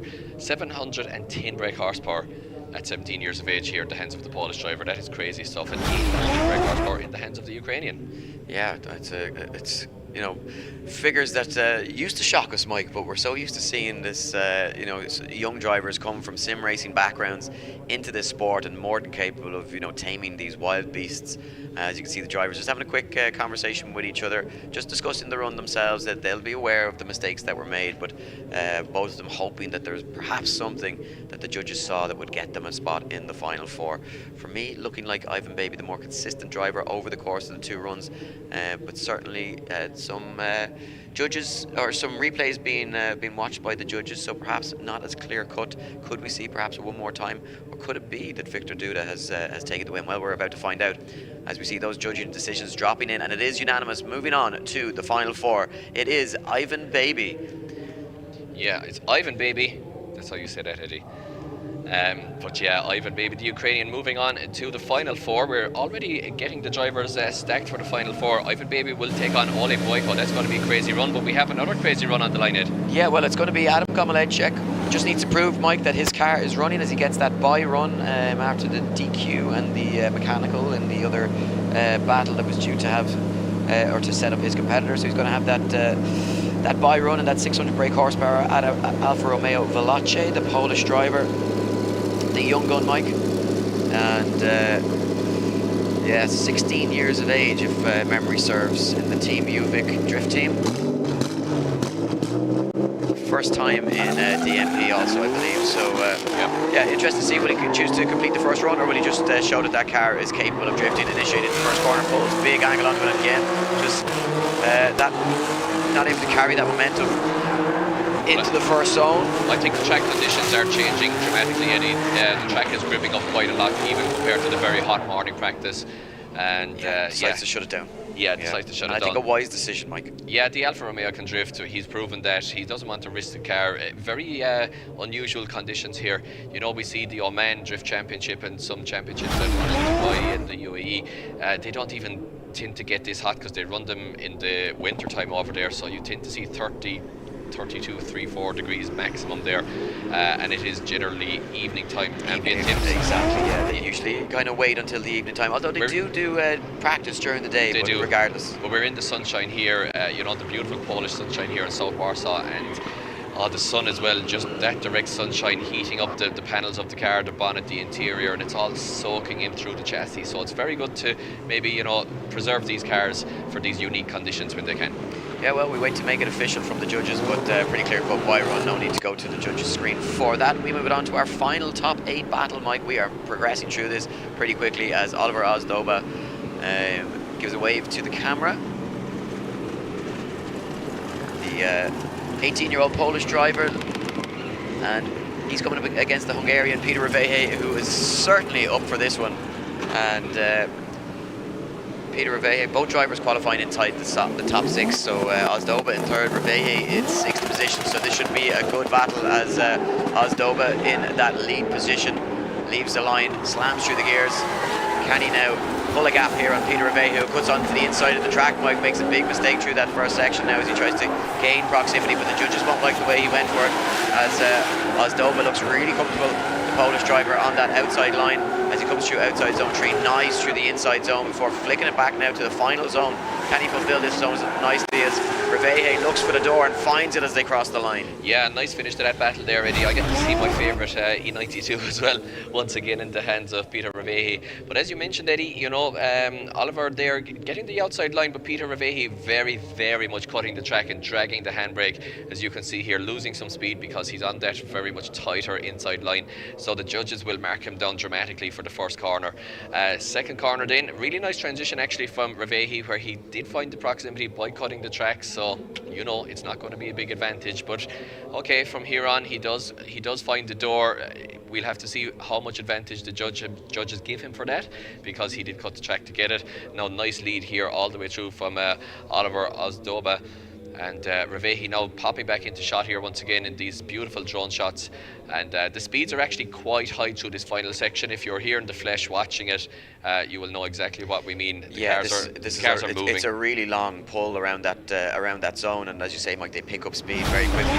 But interesting just to note, very minimal decel there from Oliver Ozdoba. Very impressive as he came from that inside zone at clip 3 to outside zone 4, and you know, really just staying on power, very committed throughout the course. Really solid lead line. It'd be fair to say advantage firmly in the favour of him going into the second half of this run, and Peter Revehe is going to need a really strong lead line. He needs to get back to what he was producing yesterday in qualifying. He does indeed, Eddie. Yeah, he does indeed, because he's got a lot to do here. I think he's at a disadvantage against the Polish driver. Double 18-year-old battle here. Hungary versus Poland in semi-pro here in DMP round 1. Big initiation from Revehe, Eddie. It was, certainly was, and very smart from Ozdoba, giving space for that initiation from the lead driver, but he needs to just try and stay in this one, not make any silly mistakes. Big foot brake use there for Peter Revehe as he comes into outside zone 2, now gets back on it as Ozdoba searches for the door, but gets a little bit caught on the inside as they come into outside zone 4, but now tucks back into the rear quarter of that E92 and gets himself across the line. Yeah, that is exactly what we want to see from a twin battle here in semi-pro action. And remember, guys, you know, well, look at the angle from Revehe. Remember, guys, that we are going to take it up several notches for pro competition in a very short period of time here at DMP round 1 at the Ptak Warsaw Expo here as Revehi now does everything pretty right. As we said, Eddie, he had to do everything pretty right. Maybe got caught on a little bit too much angle on initiation and had to sacrifice a bit of line. But overall, I think he's on the right idea here. However, Oliver Obzdoba is pretty much on him from here on out. Makes the transition into BMW. The elder BMW now does cut the track, actually, now that I look at it, quite significantly to do that. Judges with their hands full here, Eddie. Lots of little technicalities to consider on this run. Yeah, you know, they're almost similar runs in a way, but I think the bigger mistakes in the chase position are on the side of Revehi, and I think that's going to be the look at the emotion, the deciding factor. But yeah, they're both very nervous about the this. Emotion Two teenagers, and obviously a huge opportunity to progress into a final four. Look at the looks in their eyes. Yeah, they're praying. They're locked in on the screen here, Mike. The screen on track, and we wait patiently as well to find out which one of them is going to be going through. And judges, they've got fireproofs on as well, by the way. Just to make it hotter, they have fireproofs on under the overalls. Judges looking back over the replays, Mike, so maybe not so clear cut, but we're about to get our decision, and it is going to be Oliver Obzdoba moving on, Mike. And you know what? I think fair is fair over the course of the two runs. Just a cleaner lead and cleaner chase for Oliver Obzdoba. He moves into the final four, where he will take on Adam Gumalicek. Yeah, I think a couple of mistakes there in terms of line from Revehi, and a little bit better proximity from Obzdoba made the judge's decision there that time. But not a very clear-cut battle, but still easy enough to decide and not go through it one more time for the judges. So Eddie, that we are flying through the City Road top 16 once we kind of got it up and running. We are absolutely flying. Now, I think I recognise this car on track. This is a crazy build that we saw in the pro competition yesterday. Yeah, so interesting to see. Maybe just... Nina? Is that the first battle of our Pro Top 32? I'm wondering, Mike, just getting ready, obviously. Well, we will... we obviously... Karolina, sorry. Yeah, Karolina Pilarczyk. Still getting used to all the drivers here, and this car is absolutely, as Eddie's sunglasses go flying. If you heard that over the live there, his sunglasses just fell. So Karolina Pilarczyk making a nice run onto track here. Not exactly sure what's happening here, Eddie, but I'm not going to complain because it's very aesthetically pleasing. It certainly is. Yeah, Karolina has some great merch, great merch range available, and her team are on the scooters, just doing a parade lap. I'm not sure exactly, as you say, Mike. Well, I think we're gridding the top four, Eddie. So maybe yeah, just keep the action going. Exactly. Obviously, the teams are the drivers are back in the pits, getting fuel, getting tires, getting themselves cooled down and ready for the final four battles. So just taking an opportunity for Karolina just to show off the incredible car, incredible S15, and. I mean, it's not enough to have a big old V8 intake coming up through the bonnet, but then you have to make space for a big old blower then on the left-hand side of the bonnet there, because the blower is too big to fit under the bonnet, so you have to cut a hole. Yeah. It's a really crazy build, and what a talent as well. We saw yesterday a lot of drivers that we're new to seeing, Mike, and we were really impressed by particularly the standard of the female competitors here. And we were just saying as well, it's such a pity that with the quality that's there in the grid, it's such a pity that we don't see more of them competing on a regular basis in Drift Masters. Yeah, absolutely, and I think we will, though. Eventually we're going to see a couple of them later on, but yeah, it is definitely... So what we're hearing is she's going to sign a petition for a campaign against hate, and it looks like we may have an interview as well with Victoria, who is down track side. Yeah, absolutely. So really nice to see this car once again. A beautiful build, crazy build as well. And again, if you're watching from anywhere in Poland or anywhere abroad, a big hello to you guys. Thanks for tuning in, number one, as we see Karolina's car on track here and doing the good work, signing a campaign against hate. But be sure to come over and check out this series, guys. Yeah, so it's a genuinely fantastic series.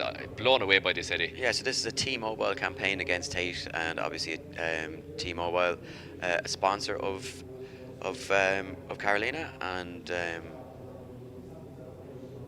we will be momentarily going down trackside to hopefully get a quick interview with Karolina and learn a little bit more about this petition and this campaign that they are running. Yeah, it's a good message. I mean, we see it across a lot of sports now. You see it quite a lot in football or soccer, as we call it, as well, you know, against racism, and anything that keeps the good vibes flowing and the bad vibes at bay is a good thing. So well done to Karolina and the crew there, and all the sponsors and all the crew at DMP for spreading the good word, Eddie.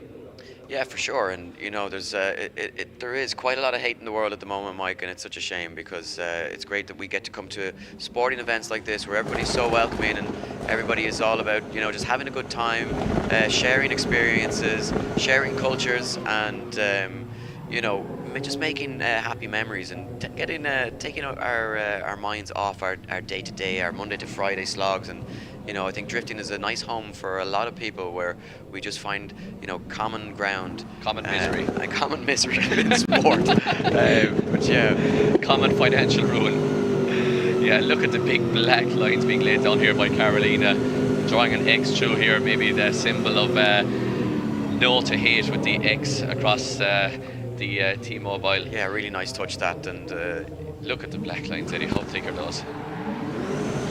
That could be a lot of a set of tyres, Eddie, maybe. Not sure what tyres she's on, but you're probably looking at a minimum of €150 ex-VAT per tyre.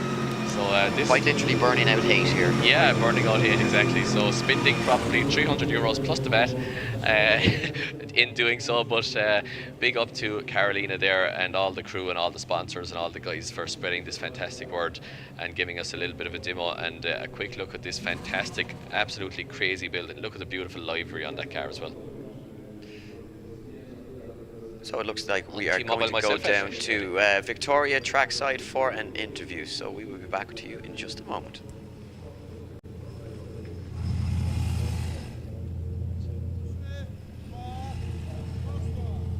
Precyzja prowadzenia, widać to w tym kwadracie, Karolina, który ten X w kwadracie przekazuje bardzo dużo. Po pierwsze, dzień dobry, dobrze Cię widzieć. Witam serdecznie, bardzo się cieszę, że tutaj jesteście. I tak, ten X jest bardzo ważny, dlatego że ten X oznacza moją niezgodę na hejt. Kochani, bardzo Was proszę, podpisujcie deklarację niezgody na hejt. To jest deklaracja, która im więcej zbierzemy podpisów, tym więcej będziemy mieli budżetu na ekspertów, którzy działają na linii antyprzemocowej.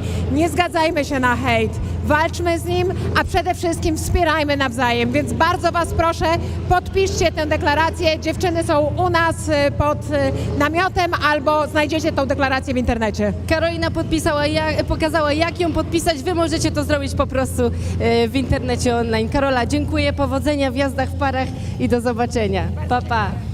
So there you have it. Thank you very much, Karolina and Victoria. And as you saw there, guys, if you are in attendance here, get over to Karolina's pit area and you can sign this petition against hate. Maybe pick up a little bit of merch, meet herself while you're there, meet the crew, have a look at that absolutely insane build. And yeah, spread the good vibes, kill the bad ones. Yeah, and that's what we're all about here. Just having a good time, you know, sharing experiences and, you know, just enjoying ourselves. So see that big engine mount there by Strong Flex, the big huge inflatable thing, Eddie, on track that we just passed up in the camera. I sell those every day at Group D. Just interesting fact for you, but not the big inflatable ones, that'd be silly. We sell the actual engine mounts. But yeah, great sponsors here in DMP as well, Red Bull involved as well, and all the guys. So, you know, big up to everybody who makes drifting possible here in Poland. And it's been a rich history. Yeah, and just to give you a quick translation of what the message that you know, Karolina was giving there is basically her ex. That X is her no to hate, and let's fight it together. And you can sign that petition or sign the declaration against hate under her tent, as you mentioned, Mike. So yeah, so we get back to the action. Yeah, great message. 4 drivers remain from 30 that started yesterday in the semi-pro competition, and what an opportunity it is for these 4 drivers, Mike, because they've made the perfect start. Ole Boyko looks to try and take maximum points away from round 1. 12 points yesterday in qualifying, now finds himself 1 battle away from a final here at round 1, as he'll be taking on Ivan Baby. Yeah, he won, you know, Ole Boyko is after winning 7 out of 15 rounds that he competed on in the Ukraine. So a serial winner here, but Ivan Baby, also a Ukrainian driver, began drifting when he was just 12 years old, Eddie. So lots of experience on the grid despite their relatively tender years. Yeah, and you know what, I'm expecting the standard of driving and battles to really start to ramp up here now in these final 4 battles, Mike, as we get ready. They get the thumbs up from the start line marshal, who will initiate the traffic light sequence as those lights start to illuminate in red. You can just hear that anti-lag exactly, Mike, and it sounds so cool on that start line. As those lights illuminate from red to green, it will be Boyko to lead in, baby. Here we go, first of our final 4 battles, and look at this, Mike, right from the get-go. Ivan Baby looking for the door of that E46 compact and finds it, goes very aggressive. Has a quick dab at a foot brake there from Ola Boyko in that lead position as he comes into outside zone 2, now gets back on the power as they make that transition across from 2 to 3 and into 4 with wheels dropped from both drivers as they come through outside zone 4 and across the line. Yeah, great run there, and I was just about to say it before you took over, Eddie, as they left the line.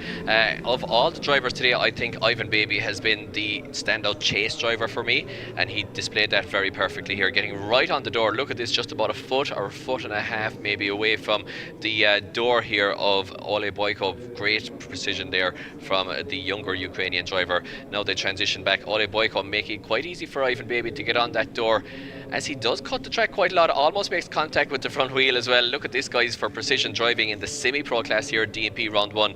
If you're joining us from home once again, welcome, and hope you're enjoying the action and get ready to have your mind blown for pro competition in just a little while.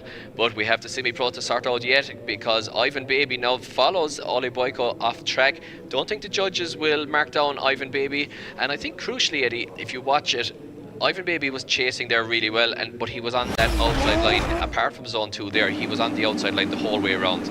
So the judges, I think, will give it a bigger advantage to Ivan Baby in this one. Yeah, well, Baby now in that lead position will have some clean air and the opportunity to show what he can do in that lead position. But Ole Boyko, well, he's going to have an opportunity to showcase his chase driving as he tucks into position, as he looks for the pocket of that E46 coupe, as Baby perfect on that outside line through outside zone 1. Now flicks the back, quick dab of the foot brake just to try and settle that car, but drops some wheels crucially as they make the flick back and starts to pull some ground. There's a little bit of a straighten there from Ole Boyko in the chase position as Baby now finds that deep wide line through outside zone 4 and no real proximity from Boyko as they cross the line. Yeah, really opposite of the last battle there in terms of proximity. Ivan Baby looking good here.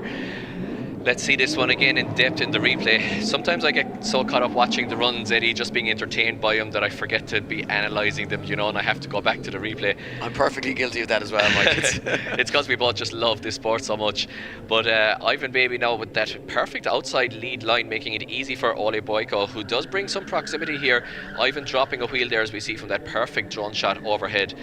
And they're actually teammates as well, of course, these two guys. So a lot of familiarity, I guess, between both drivers here, and a lot of pride on the line, I guess, for the long drive back to the Ukraine here, and bragging rights. I think the loser of this one might have to buy dinner a couple of times on the road back to the Ukraine. Yeah, it's always a lot more fun when it's two teammates battling it out on track, Mike. You know, I think the smiles, sometimes we've seen it before with the Shanahan brothers. They have radios set up and they're talking to each other, but you can see these two guys are having a great time down on the track, and matching race suits as well. Matching race suits, and I think they are live perhaps to their following on Instagram or TikTok or whatever it is that these young kids use these days. And you can actually see everybody's Instagram. The good times being had by two drivers, and you know, at this stage of competition where they're both going to have an opportunity to fight for a podium regardless of the result. We'll see both these drivers back on track, and perhaps they'll join each other on the podium later on. But one of them's going to the final, one of them's going to the third place playoff, and it is Ivan Baby. Ivan Baby takes down the highest qualifier from yesterday, Ole Boyko. He's going through to the final, Mike. Ivan Baby will battle it out for third place on the podium. But what a turnaround that is. Ivan Baby taking down yesterday's highest qualifier, and the big points up for grabs here now for Ivan Baby, and a huge start to round 1 of the 2026 campaign. Yeah, really, really nice run there from Ivan, once again in the chase position. He's chasing his way to glory here, Eddie, and he has booked himself a place on the podium no matter what now, and a trophy as well, of course. But we have to sort out who is going to join him in the final here, Eddie. On the line it is Oliver Ozdoba, and he is going to take on none other than Adam Gomelishek in the beautiful Alfa Romeo Veloce. Quite a mouthful there, Eddie, but I don't think I got tongue-tied for once, so very happy with that one. And look at the quad exhaust from the back of this Alfa Romeo, crazy little car. And this one is going to have fireworks, guys. It's the second semi-final here, DMP round 1. Here we go, they both leave the line. Yeah, they both leave the line side by side, and yeah, side by side the whole way up through the run through here as Ozdova in that lead position looks to try and find that perfect run, and he pulls a little bit of gap as they come out outside zone 1, but now Gomelicek in the chase position looks to try and tuck up onto the door of that E46, find some proximity. Big snapped angle as they make that transition from 3 into outside zone 4. Wheels drop in from the lead driver Oliver as they cross the line, Mike. Yeah, a couple of wheel drops from pretty much everybody on that outside line here in semi-pro.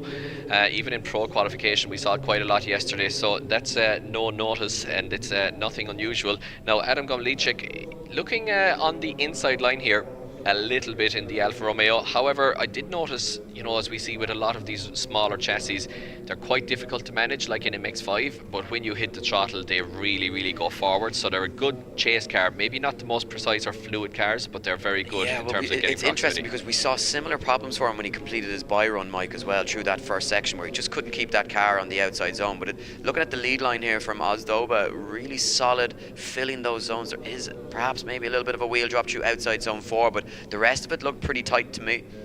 So really doing everything that he needed to do, with more mistakes seem to be on the side of the chase driver, and Gomelicek just struggling to get that car into those zones you know, onto the door of the lead driver in the way that he would have wanted. Yeah, absolutely. So this is split across 4 separate zones, of course, as we get the car here of Oliver Gould. We'll go through the zones after this run just to explain them once again. But we are ready to rock with the second half as Adam Gomelicek gets his door closed. Switch them around and see those traffic lights illuminate, and once those red lights go green, the drivers are free to leave the line. Of course, the chase driver can jump as they go side by side, and Ozdova leaving space for that chase driver to make his initiation. It does so in contact through the first corner as Ozdova goes very aggressive onto the door of Gomelicek, who stabs the foot brake as they enter into outside zone 2. Now they look to make that quick flick from lock to lock back from 3 out to 4. Big snapped angle from Gomelicek in that lead position, but here comes Ozdova as he sides up onto the door of that Alfa Romeo as it crossed the line. Yeah, dwarfing the little Alfa Romeo there, the big looking E46. It's not a huge car, I guess it's not a small car either, but it looked huge compared to the Alfa there of Adam Gomelicek. But yeah, I mean, really nice run from Gomelicek as we watch for the contact here. It is, you spotted, yeah, just wheel on wheel contact. Yeah, and he's very far up on the front of that Alfa Romeo on the wrong line through that section. Judges will pay big attention to that, Mike. Yeah, but maybe the Alfa is so short that he just can't help it, I think, as well. But yeah, the Alfa definitely with more angle here. Judges wanting to see, of course, cars matching each other's angle as well to a point. So definitely a lot to consider here in this run. I have to say that I really liked Oliver's proximity from here on, really matching the lead car, but very closely. Look at this. And I think this could be the area of the track where, you know, the advantage swings slightly in the favour of Ozdova, but certainly a close run over the course of the two runs there. Matching helmets, Eddie. Interesting to see what way the judges look at that contact in outside zone 1 as well on the second run of that battle. Yeah, absolutely. I mean, I don't think it's going to be a run-defining contact because it didn't upset the lead car. So overall, I think it's not going to be a big deal, but they will definitely consider it and take it into account, yes. So both drivers taking the opportunity to just discuss it one way or another, and yeah, to be a fly on the helmet, Mike.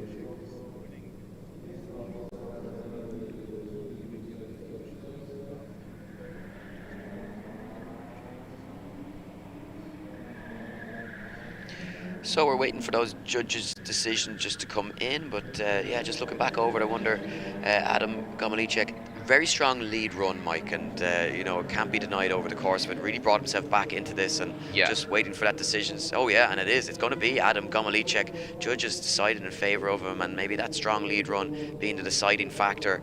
And that contact from Oliver Ozdova, of course, very much offline, and that front end contact a little bit more forgiving had it been towards the rear of the vehicle, perhaps. I think you called it at the time, Eddie, very well. A really nice lead line there from Gomelicek, and As you said, the contact was quite on the front of the car, so it would point to Ozdoba being offline a little bit in the BMW. So overall, the judges deeming that I guess the lead line of Gomelichek there definitely helping him out a lot in terms of deciding that result. And of course, this track is split into 4 distinct zones. Eddie, once again, Mateusz Ziedic is on line duties. There are 40 points for line throughout the run. It is 11 points for the first zone, 11 points for the second zone, just 7 then for the third zone with that mid-track transition, and 11 points for the fourth zone.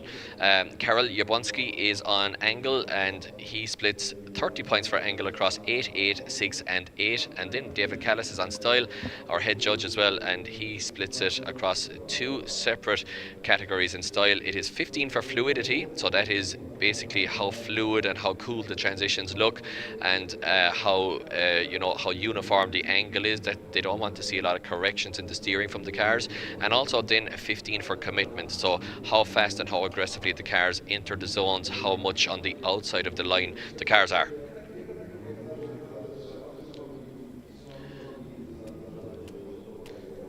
So it looks like we may have an interview with one of the biggest names in Polish drifting, Jakub Przygoński, in just a moment. We throw it down to Victoria.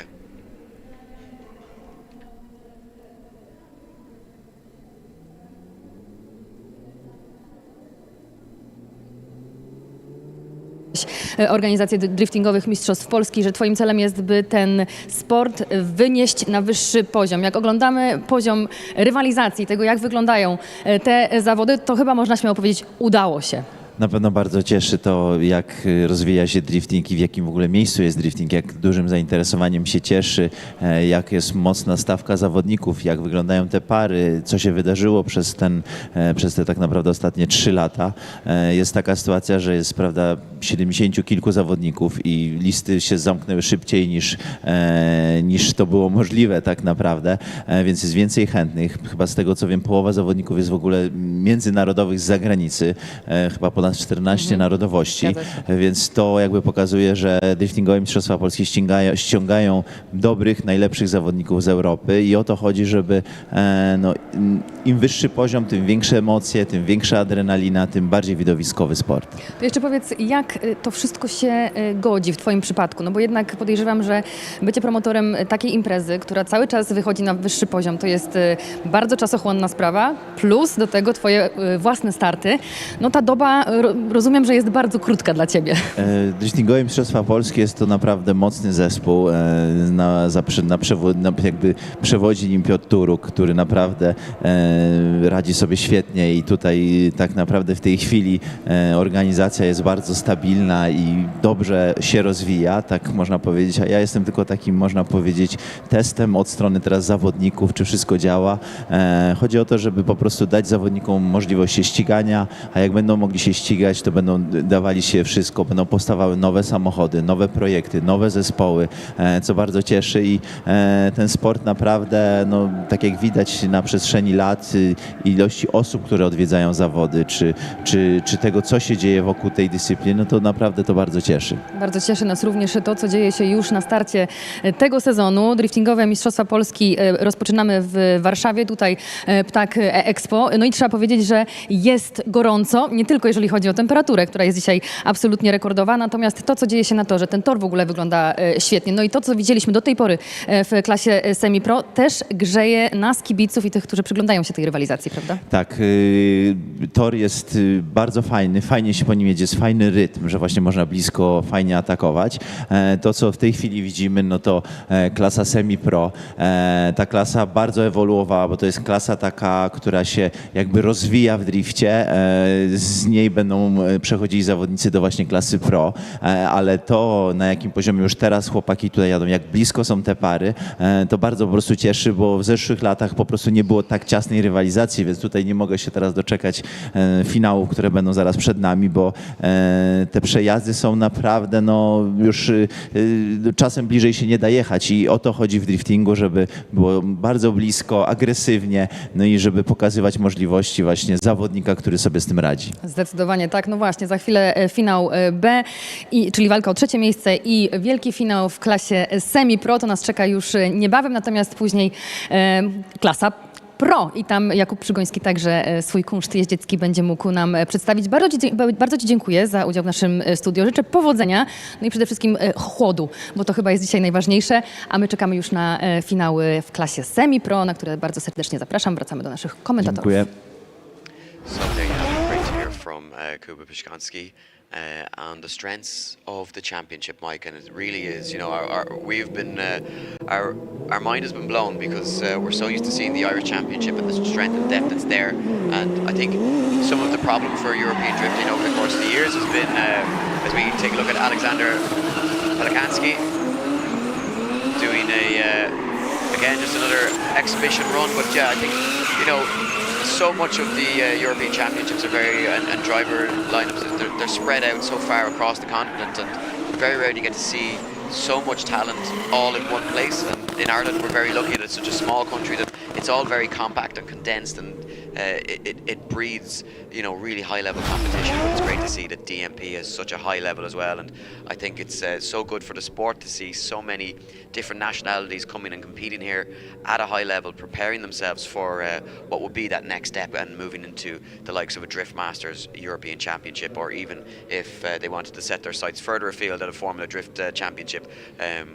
Yeah, I mean that they have that ability to do so. Exactly, Eddie. Yeah, you know, apart from anything else, it's situated really well geographically, because you can make it here from the Ukraine, you can come down from Scandinavia, you could come over from France, Germany, etc. You know, so we've got Greek drivers here, so it's in Central Europe. You can kind of get to there, and it's doable in terms of the logistics. But not only that, these guys, as we've seen, Eddie, firsthand this weekend, they put on a great show. You know, Piotr and the guys are really killing it out here in very challenging conditions this weekend here in Warsaw with the temperatures, and I mean, it's just a fantastic championship with top level drivers, top level cars, and as Kuba said, then, you know, it's a great chance it's brilliant to give the drivers a chance to compete. Well, let's take a chance to look at that top four bracket. So in our final, it's going to be Ivan Baby to take on Adam Gomalicek in the final battle, and the third, fourth place playoff will be between Ola Boyko and Oliver Ozdoba.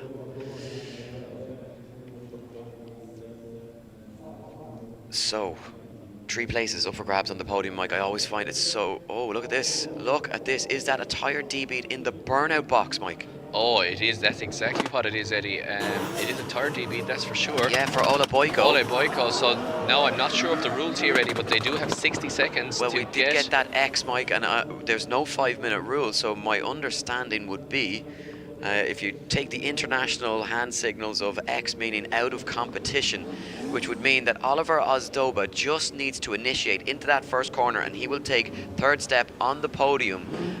What a disappointing end to the round for yesterday's highest qualifier, Ola Boyko, beating a tyre, Mike, in the burnout box. Well, you know, Eddie, the tyre pressures can go very low in the search for grip. The drivers almost run these tyres flat at the bottom, you know. Well, obviously it's at the bottom until it rotates around, you know, but they run the tyres pretty much 12 psi maybe, as low as that, in order to increase the contact patch on the track. And also, well, this might not be over yet, because already we have do we have a tyre back on a rim?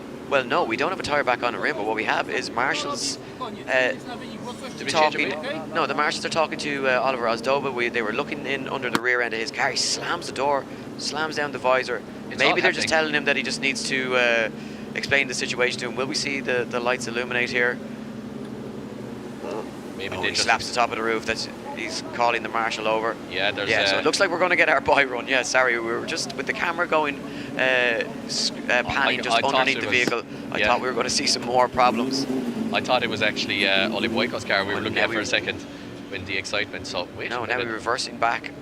I'm wondering, is there oil leaking out of Ozdoba's car here? That's exactly it. And the Marshal moved him over into the. The Marshal smelled the oil there just to see what fluid exactly it was, if it was fuel or oil or water. You can do the taste test as well, Eddie, but it's not recommended. So, oh, here we go, green light, and we are go. So I was wondering, were both drivers going to be sent back into the pits? All he needs to do, reminder, is just to initiate into this first corner, that he can shut that car down if he chooses to do so. And yeah, chooses to shut the car down. Oh, wow, Mike, we were almost denied. Well, I mean, we have been denied our third and fourth place playoff battle, unfortunately. But that does confirm that Oliver Ozdoba will take third position after qualifying in third position yesterday.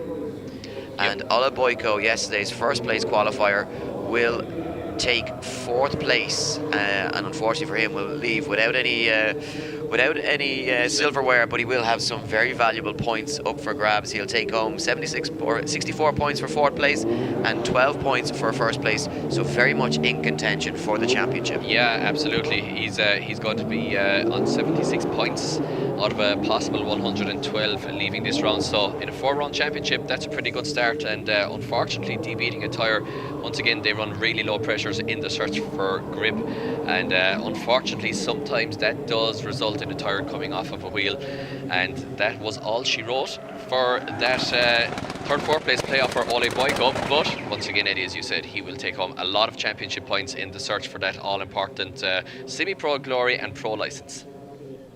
Now, very interesting here, Mike, because for the first time in today's competition, we are seeing the higher qualifier choosing to chase first. So Ivan Baby to take Adam Gomalicek. Gomalicek qualifying in second place yesterday. He's taking on fifth place qualifier in the final, Ivan Baby.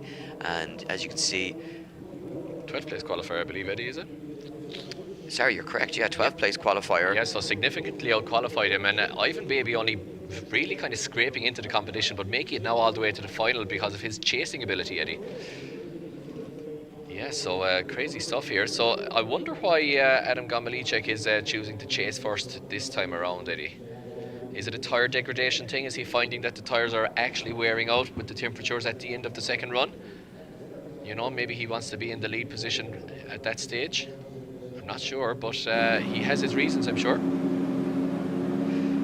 Yeah, as Ivan Baby looking very focused, gives a thumbs up. Yeah, He's like, it's all going on in his head. It's all crazy. going on. Yeah, so much heat, so much pressure now, and an opportunity to get himself onto that top step of the podium. He's been drifting for 4 years, Mike, and his goal has been to advance to the pro class in DMP. And what an opportunity this would be to kick off the 2026 campaign with a win here at round 1 in the Ptak Expo Warsaw. But Gomalicek, no slouch, looked very confident in qualifying yesterday. Hasn't been massively convincing, Mike, with the exception of some really strong lead runs. Will need to turn it up a notch here in the final if he's going to take that top step, because Ivan Baby has been more than a match for every driver that he's coming up for, as we see those red lights up the start line.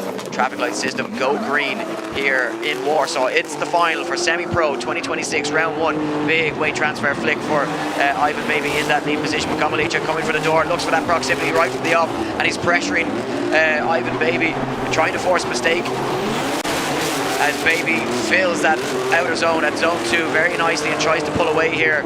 Puts foot to floor as they make that quick snap back from inside zone 3 into outside zone 4. Finds the door again. The Alfa Romeo is all over the BMW E46 and across the line with bumpers flaring. Wow, what a start to the final, Mike. Yeah, exactly. Well, if you want to get a taste for pro action later on, imagine this proximity, but add another 300-400 horsepower, and that's what we're going to be seeing in a very short space of time. Now we watch Ivan Baby making the really nice initiation in. Gomalicek then looking for the door, sacrificing a lot of the first zone in order to find the door. So the Alfa Romeo driver then maybe sacrificing once again the start of the second zone in order to find the door, looking for the pocket there. And Ivan Baby dialing on the angle here right at the end of zone 2. Beautiful style here. Gets the car turned back to the right. Really nice accuracy through 3.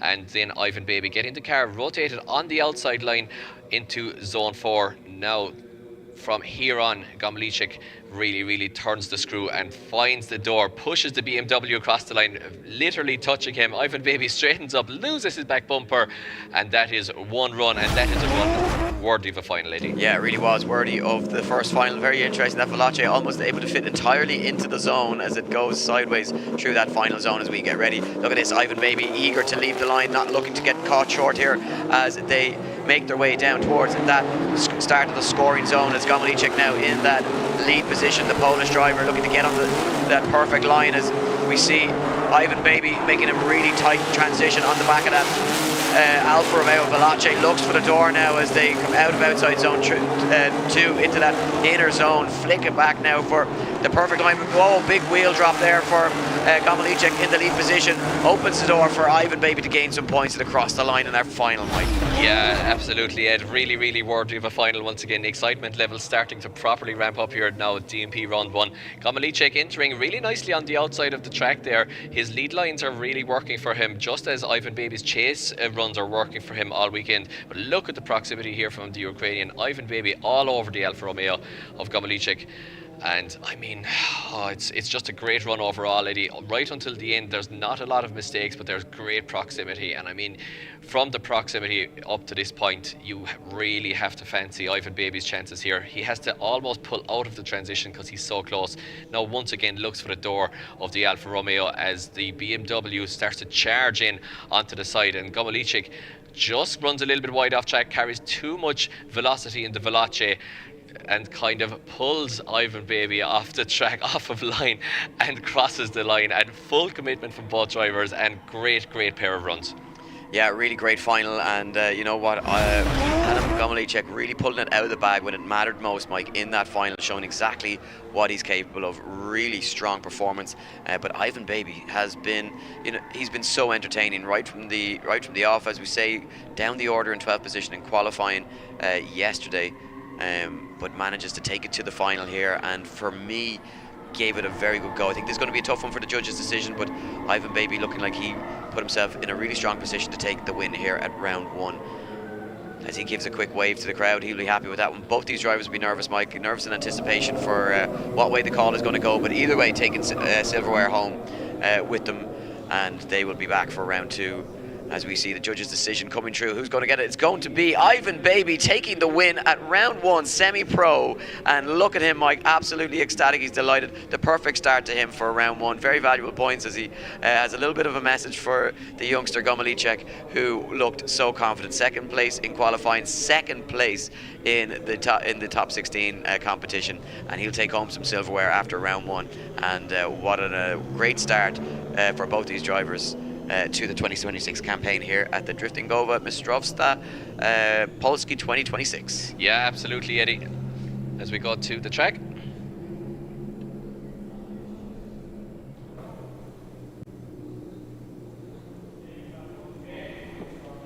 Hot, very hot. So I think you could drive a little bit more because it looked easy for you. We did some tire pressure better than on the qualification, and I felt very good driving it in practice session today, sorry, and it feels great.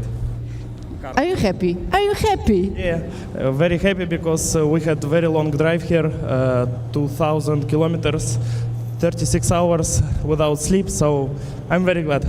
Congratulations. Big applause for Ivan Baby, the winner of semi-pro. You go, boy. Thank you. Thank you. Well, that is it, Eddie. Ivan Baby there driving 2,000 kilometers, 36 hours without sleep. Crazy heat here, yet he made his way through practice, through qualifying, and all the way to the top step of the podium here at DMP Round 1 Semi-Pro. Yeah, well, it makes all the sacrifice and hard work worthwhile when you take home some silverware, let alone top step on the podium. But what a young talent that is in Ivan Baby, and a name that I would expect. That's a superstar name, Mike. It's a superstar name, superstar talent as well behind the wheel of that E46, and expect to see a lot more from him as he progresses on his journey into drifting, and looks for a spot in that Pro Championship in 2027. Absolutely, absolutely. So that does conclude us, Eddie. A really good semi-pro competition there to get us going into this season properly, in terms of twin battles at least. And, you know, very exciting. A little bit of a, you know, sketchy top 16 in terms of consistency. That's exactly what we did expect in the conditions. And we are, you know, we are one and done now for the semi-pro championship. And we are going to go back to the studio for an interview, which will take us then almost straight into the Pro Top 32 action.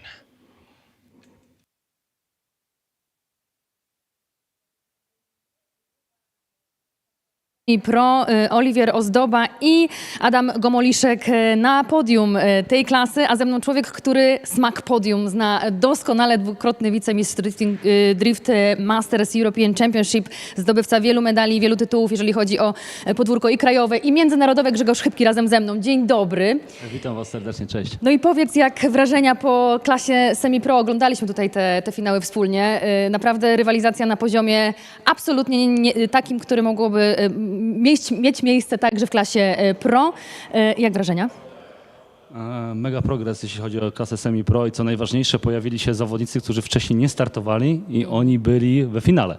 Także przybywajcie, przyjeżdżajcie tutaj do nas i na pewno jest jeszcze wielu zawodników, którzy mogą w klasie semi-pro namieszać, także te drzwi są dla Was otwarte w driftingowych mistrzostwach Polski. W ogóle jeżeli chodzi o ten sezon driftingowych mistrzostw Polski, bardzo wiele nazwisk nowych się pojawiło. Są także to Twoi dobrzy, starzy, w cudzysłowie, koledzy.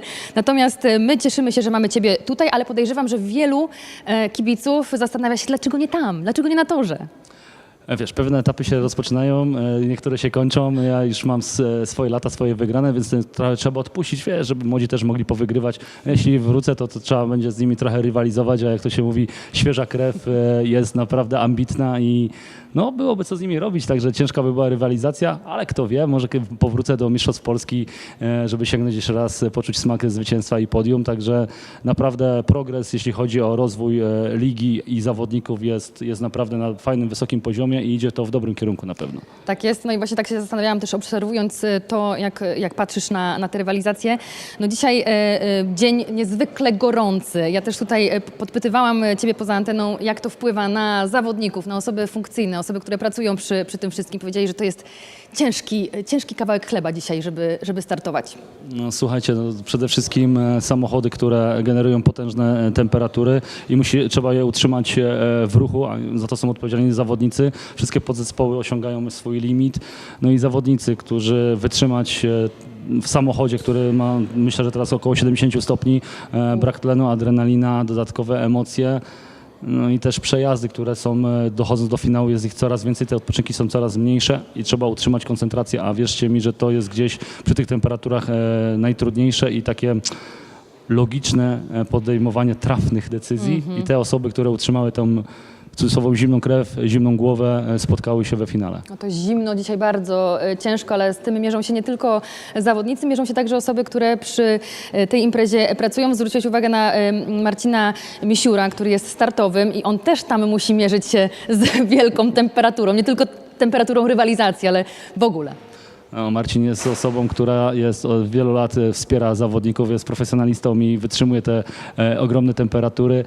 Pamiętajcie, że te samochody, gdy podjeżdżają do niego na start, musi się mierzyć z rozgrzanym asfaltem, który mówił, że osiągał 70 stopni wczoraj, więc dzisiaj może być zdecydowanie więcej. Samochody, które podjeżdżają, są już też rozgrzane do przejazdu, opony są cieplejsze.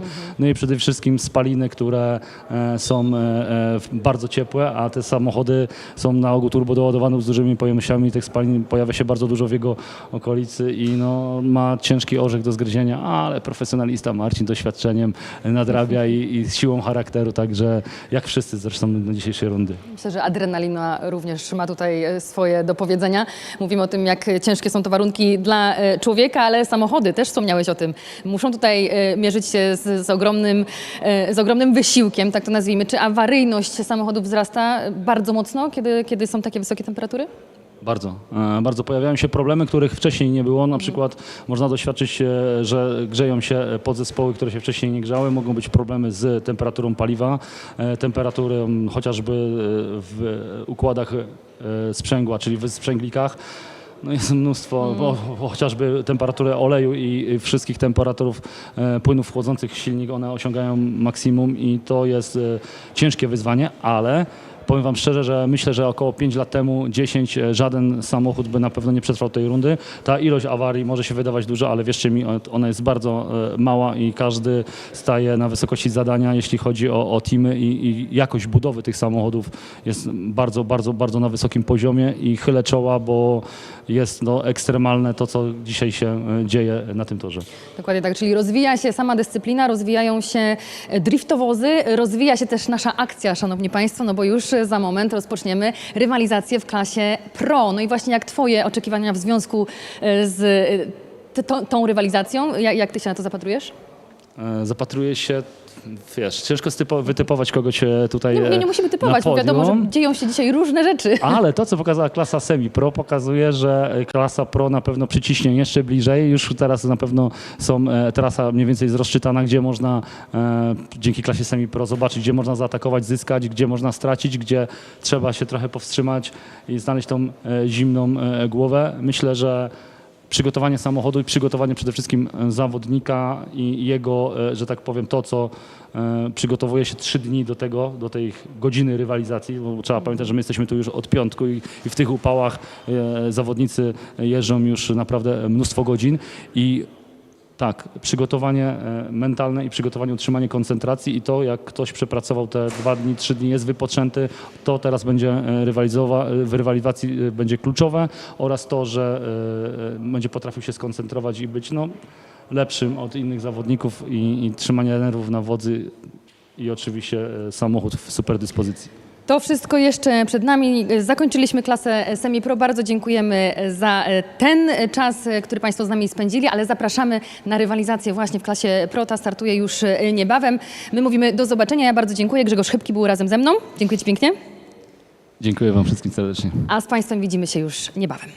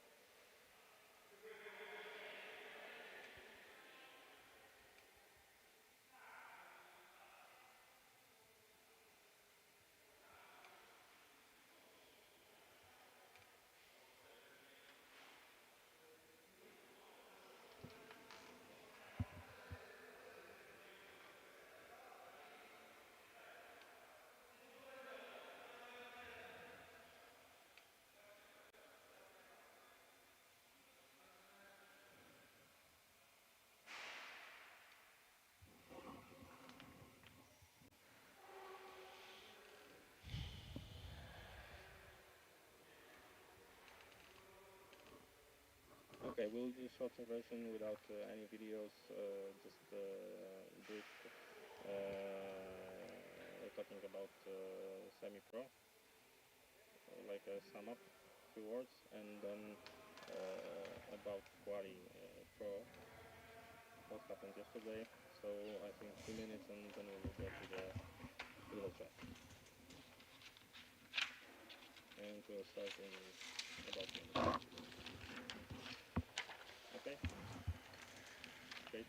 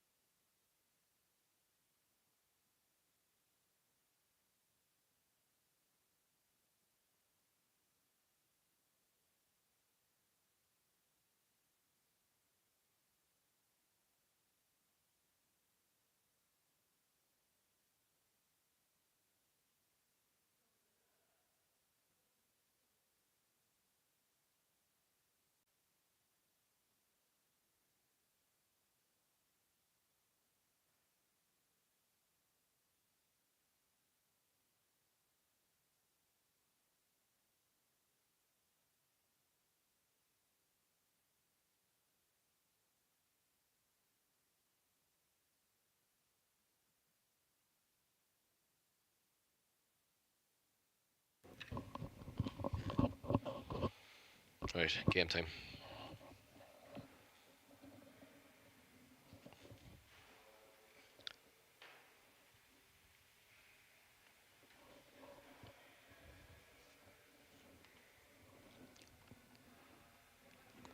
Okay, we'll be starting the intro in 10 seconds.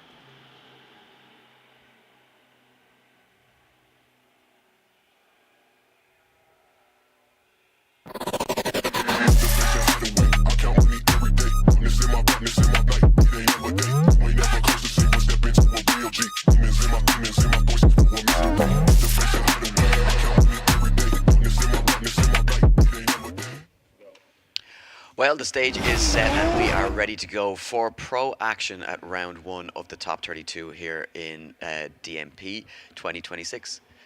And Mike, incredible start to the weekend with the semi-pro top 16, which saw Ivan Baby take the win ahead of Adam Gomalicek. And unfortunately, in the third, fourth place playoff battle, we saw a tired D-bead from Ola Boyko giving third place to Oliver Ozdoba. But all the attention now is on the main event, which is our top 32 at round 1, and an incredible qualifying yesterday, which saw first place going to Artem Chulkov with that 97-point run. But there was a whole field of drivers right on his heels all the way through the competition. Yeah, absolutely incredible scenes in qualifying yesterday for pro competition here, Eddie. We spoke about the absolute crazy level of the cars here. We're looking at cars that are, you know, maybe if you're 700 brake horsepower in this competition, you're underpowered, which is absolutely nuts, but that is the way that it is here in DMP. You know, we have up to 1100 brake horsepower in some cars, so the levels here are something like I've never seen before, especially in a national series. And yeah, really exciting qualifying session. You know, Timur Lipski just jumping in there in 32nd position, just creeping in with a score of 78.5. You know, we have a full field of really talented drivers there. Then of note, maybe Christina Alto as well in the E36. Very entertaining driver, one of the female competitors coming through, qualifying in 19th position with an 87, and that'll tell you how high the scoring is here. 87 only good for 19th position.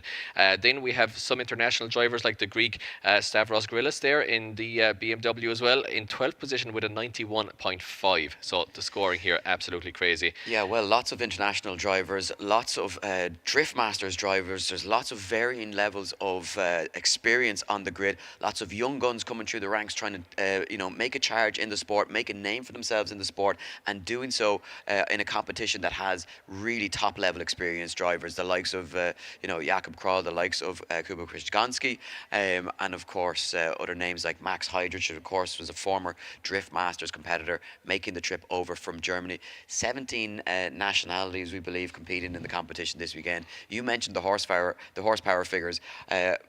Over 50,000 horsepower on the grid here this weekend. Mike, it's absolutely crazy. We started with 50 drivers in the pro class yesterday. We've whittled that down to 32 now, and we are ready for the top 32 battles. And you know what? It's shaping up to be an incredible show, because we've seen some just exactly what this track is capable of in terms of chase driving in the semi-pro competition, but we're about to ramp it up for the pro level competition, and we know that these guys are capable of going millimeters to the door here and going really aggressive. We said it yesterday, this track is going to be is geared towards aggressive chase driving, and that's what we were expecting to see from our very first battle in the top 32 right through to the final. Yeah, absolutely. If you were impressed with what you saw in semi-pro competition, get ready, because it's going to be turned up to 11 or more here in pro competition at DMP Round 1.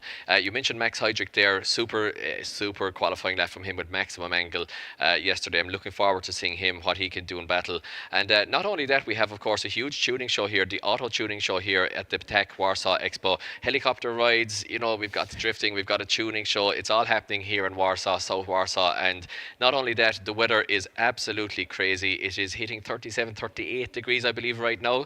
And that is going to take its toll on both driver and car this afternoon. Yeah, it certainly is. We've already seen issues with the cars in this morning's semi-pro session, so expect to see more of that. It's a longer format now with the top 32 for the pro guys, so any driver making it from top 32 all the way into the final, not only are their own bodies going to be under pressure from the heat and exhaustion, but also the vehicles will be under serious pressure as well, as they continuously cycle through those battles throughout the day. So and remember, Baby Ivan came 2,000 kilometers, who we just saw winning semi-pro. You spoke about their bodies being under pressure. Imagine these guys have travelled so far, lacking sleep, maybe lacking proper diet leading up to the event, working all night getting cars ready, huge off-season stress, and the fitness game is actually going to come into this, believe it or not. It really will. Well, it's a really good point, Mike, because it's not just yesterday and today. They also had practice on Friday. They arrived here for setup on Thursday. Then they would have spent a couple of days travelling as well. So these guys, many of them on the road since probably Monday, Tuesday, and as we know from being at the track,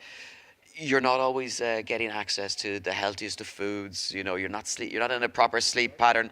But as we talk about that track, let's take a look at the track, because a very interesting track. The judges refer to it as quite an easy track, so they're expecting very high level driving from the drivers. But it is 4 zones, 3 outside zones, 1 inner zone, 2 decel zones, very crucially on the track, Mike. But the judges saying that they don't want to see a massive amount of decel from these drivers, as the corners aren't too tight, they're not too sharp, so they should be able to just make a small little dab of the handbrake just to settle the car as they make their adjustments and those initiations from one zone to another, or those transitions from one zone to another. And they want to see, maximum angle, maximum use of the throttle, and very minimal decel or slowing throughout the course.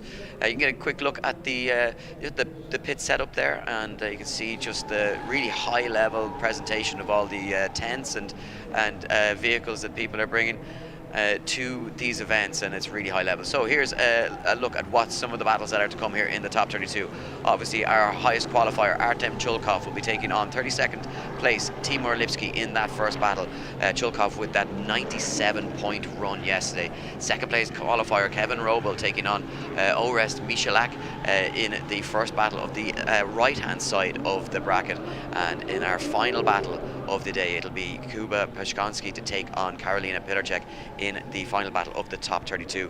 Any standout battles for you there, Mike? Well, you know what car I'm looking forward to seeing, Eddie, at least, don't you? I mean, every battle is a standout battle to me, but you know which car I'm looking forward to seeing on track, don't you? Well, it's got to be an E92, I'd imagine. It's an A90, actually. You're close, but it's an A90. I mean, the Worthhouse car, we watched it in practice this morning. I mean, what an event that is just in itself. But several cars out here that look equally as good, to be honest, as well. And loads of battles that stand out. Eddie, I'm not going to call any yet, because I'm going to wait and hold my powder dry till the top 16 to really pick out some of the key battles. But I'm looking forward to seeing pretty much everybody out on track. Carolina is going to be out there, Christina is going to be out there, so we're going to have a lot of female drivers representing the girls as well, with huge horsepower cars. And I'm just looking forward to seeing all of these 16 battles in this top 32 bracket and seeing what we can whittle them down to. Yeah, there's a good overview of the whole arena here, and obviously those big buildings in the background. They are those expo arenas full of show cars. It's an incredible event that we have on here this weekend. And see on the line, of course, it's going to be an all Ukrainian affair. Both teenagers, 18 and 19 years of age respectively, S14s, and Timur Lipski, the lower qualifying driver in that chase position, just waiting for our higher qualifier Artem Chulkov to warm those tyres and come to the line. And oh, look at this, Mike, we're hearing that it's a bye run. Yeah, well, one car on the line only yet, Eddie, and of course the higher qualifier does get the choice whether to lead or chase first, but it is a bye run in this case. And Timur Lipski, unfortunately for us, doesn't have an Artem Chulkov to battle, so Timur Lipski putting in a bye run. Once he leaves the line and shows that he can initiate and can drift, he is good to go. And look at already, Eddie, even though we just saw one corner, look at the speed difference of these cars compared to the semi-pro car with those super wide, up to 285 wide tyres. Yeah, really soft, sticky tyres that these drivers were using. We had a chance just to test them yesterday, or check them just with a fingernail test. But yeah, but that's really unfortunate that, you know, the first battle in the top 32 of the 2026 campaign, we lose our highest qualifier, and what was the championship leader, of course, from yesterday with 12 points, to a bye run. So obviously a mechanical issue, and Chulkov unable to get that resolved in time and make his way to the line. But a dream start to our 32nd place qualifier, Timur Lipski, who finds himself into the top 16, and all he had to do was initiate through that first corner, Mike. Yeah, just simple enough one to get us going here into the top 32 of DMP round 1, 2026 here.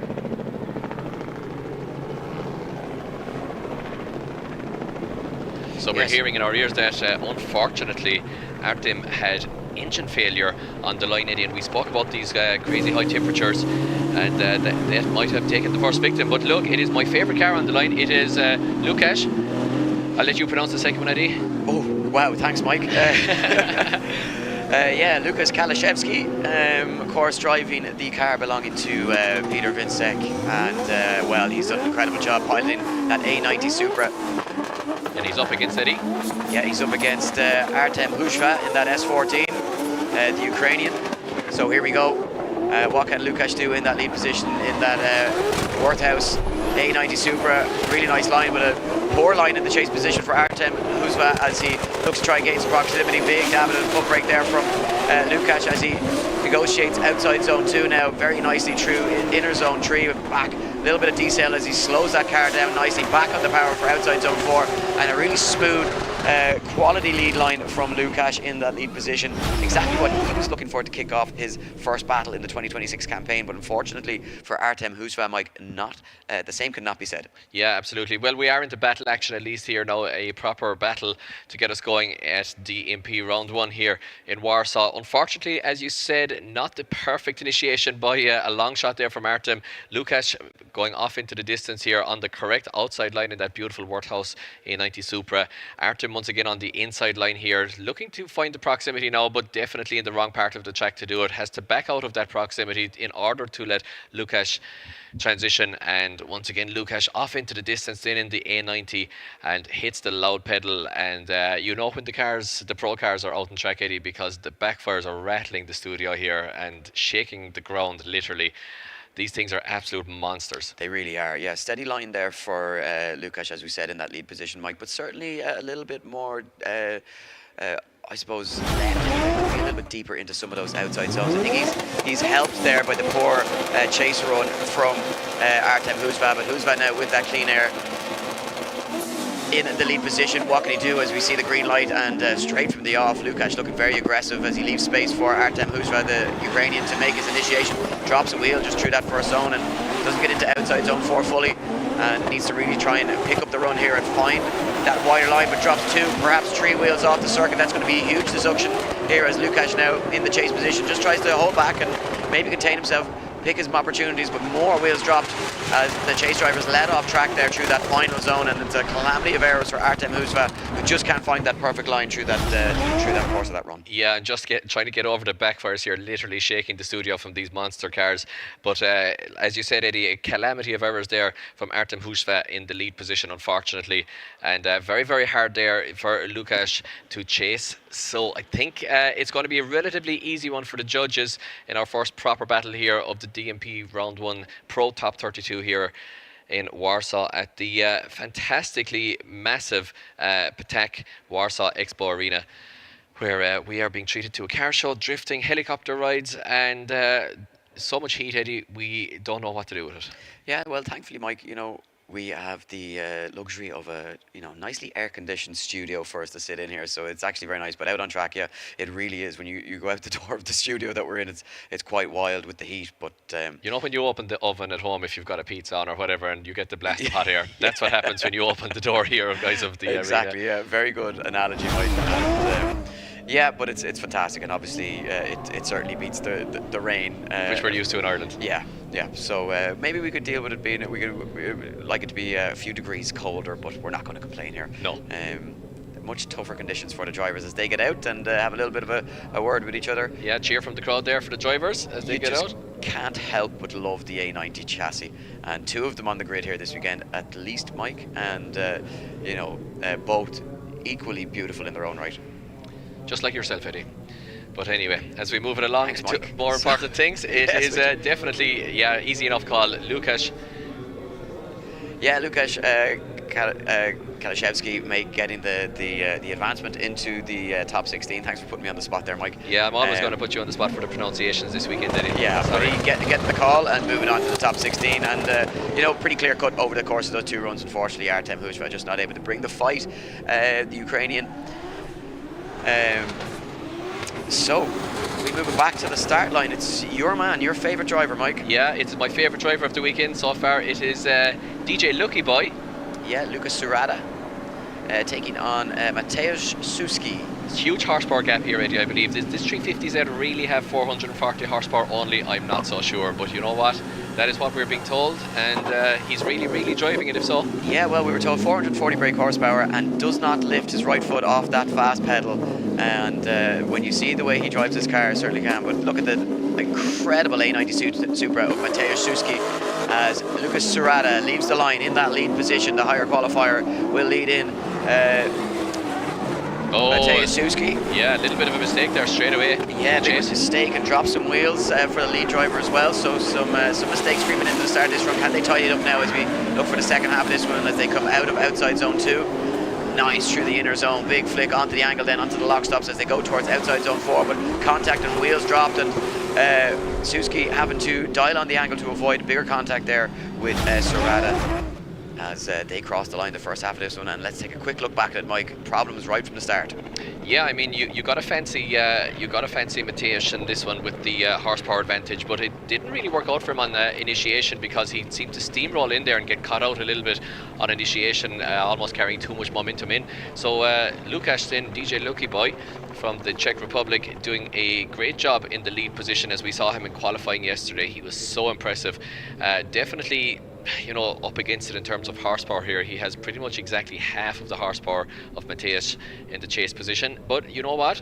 It's not all about horsepower. It definitely doesn't hurt, but if you've got a well set up car and a good driver, it can work. But I guess there a little bit of a wheel drop from Lukasz as he really tries to get away from the A90 of Mateusz, but yeah, I think it's still all to pay for. This is where the speed could really shine through, Mike. Exactly. Because clean air for Suski now in that lead position, but of course, crucially, the higher qualifier, Surada, by a long shot yesterday, qualifying in 8th position, so he's certainly on form, but can he find the door of this A90 Supra and push the pressure? But already the gap opens up as, but it's a huge mistake here from Suski as he drops multiple wheels off track, Mike. Yeah, a huge mistake from Suski in the lead position here. DJ Lucky Boy doing his best in the chase to try to mimic that, but it's a very unchaseable lead thus far. Big gap opening up, but I think that's going to come down to the mistake. And wow, just as we saw in practice this morning, Eddie, Mateusz Suski there looking very, very wild and very aggressive. Yeah, well, he couldn't find that perfect line yesterday in qualifying. Qualified down the order in 25th position, and straight from the off here in that lead position has to dial on a huge amount of angle to try and recover from those wheels off circuit. That would be, borderline, unchaseable. The judges will be looking at that and perhaps determining that the chase driver, as you alluded to, Mike, nowhere to go, no position to go to try and stay in the fight there. The line is affected as a result, as you can see, very shallow through outside zone 2 for DJ Lucky Boy. Yeah. But he's not really in the fight he's not able to keep his momentum. More wheels dropped here from the lead driver. Is it 3 wheels off, Eddie? It certainly looks like 3 wheels off from that angle, Mike, which would be deemed as a 0 for the lead driver. Yeah, so a spin, opposite drift, or 3 wheels off are all situations which warrant an automatic 0 from the judges. Therefore, that would...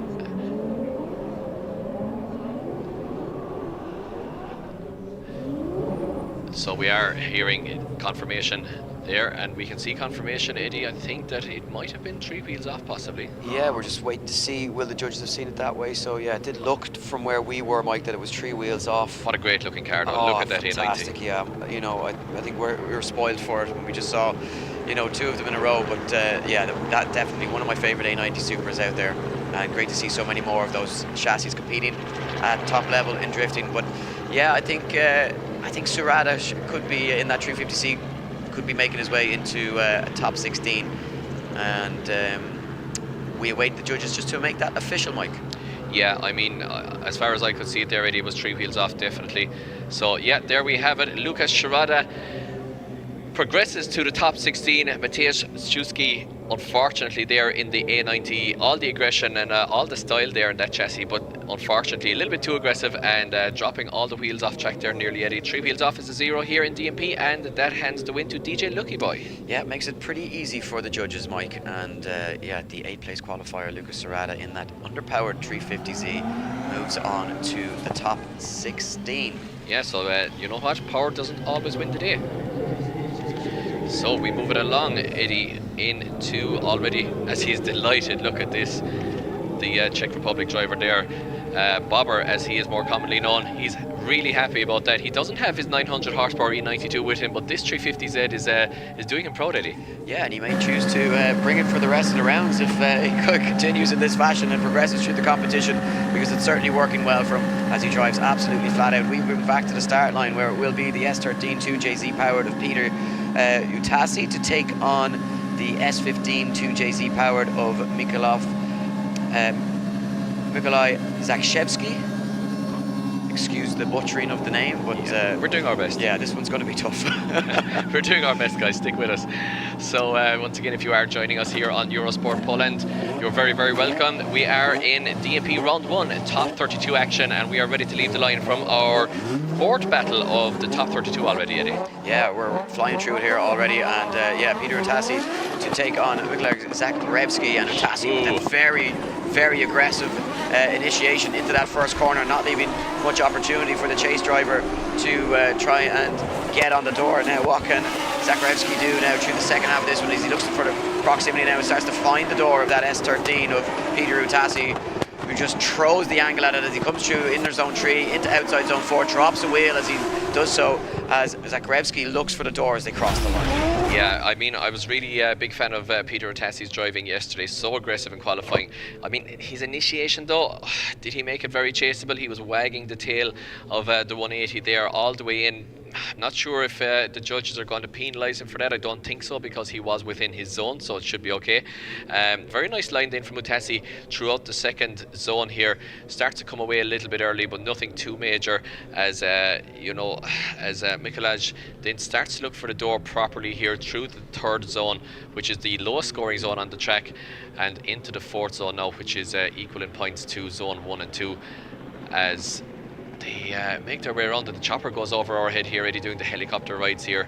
There's passenger rides, helicopter rides, everything is going on here. Yeah, DP. Interesting looking back just on the run up to that first corner. Of course, Utasi has been making that same initiation all weekend, so it'll be interesting to see if the spotters are going to pick up on that. If he does progress into the top 16, will the spotters be letting their drivers know that when you're in the chase position, you're going to have to allow some space here, and maybe don't try and do a side-by-side initiation. As we switch them around here for the second half of this one, and just taking an opportunity to just try and cool down those cars. They have those water sprayers that they're spraying water onto the radiators to try and cool the cars down as much as possible. And they have only 2 minutes to get to the line, Eddie, from the finish of the first run. They have 2 minutes in order to get to the start line for the second run, or they are disqualified. So we get the red light, marshal orders, we are go, green light, and it will be Zakrzewski now to lead in Utasi. And a much more predictable initiation there from Zakrzewski for Utasi to try and chase. You can see straight from the off mic, very much able to get up onto the door, that S14, as Zakrzewski just has a quick dab of the foot brake to try and settle that car in outside zone 5. As Utasi now looks for the door to S15 through the final sections and finds it with a big run there from Zakrzewski in the lead position. Yeah, really liking the last section, especially there from Zakrzewski, and the 888 number on top of the car there, very distinctive livery in the Nissan.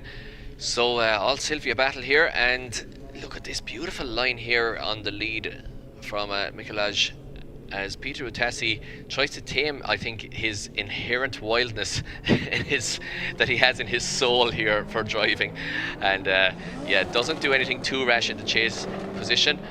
And once again, guys, if you like these drivers or any of these catch your eye in terms of style or their car, you can of course catch them with their Instagram tags there at the start of each run at the start line, as Utasi picks up a cone on the inside there already, not the perfect line either, and he's very much on the wrong section then around the last part of the course. He really is, and he tries to get at the door at S15 through the final sections of the run, Mike, and yeah, from 3 to 4 there, it was pretty poor. Judges clearly just watching back over that. Yeah, Hungary versus Poland as well, and 700 horsepower versus 880 brake horsepower under the bonnet of Mikolaj's car. So, I mean, it's a crazy power level over here. 700 horsepower in Utasi's car being one of the lower powered cars.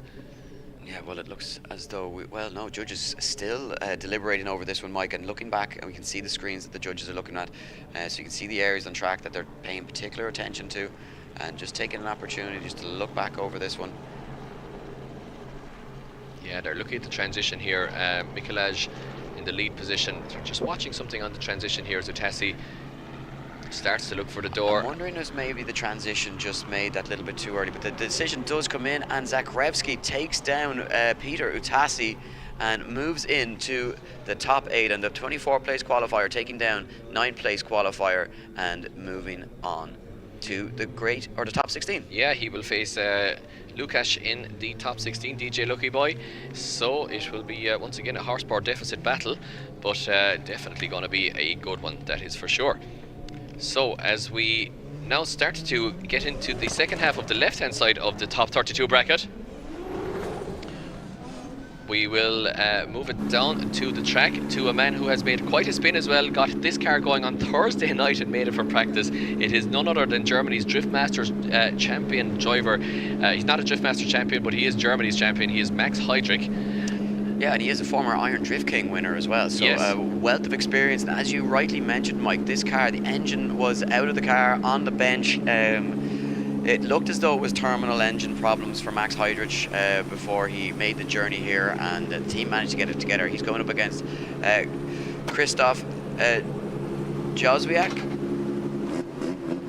We get the phonetic pronunciation on those again, Eddie, but yeah, it's Germany on the right hand side on your screen, and it is Poland on the left. It is 900 horsepower versus 820, and it is Max versus Krzysztof here, as Max leads us in, firing it in on big angle as usual, but dropping wheels as a result. Really wide line there from the German driver.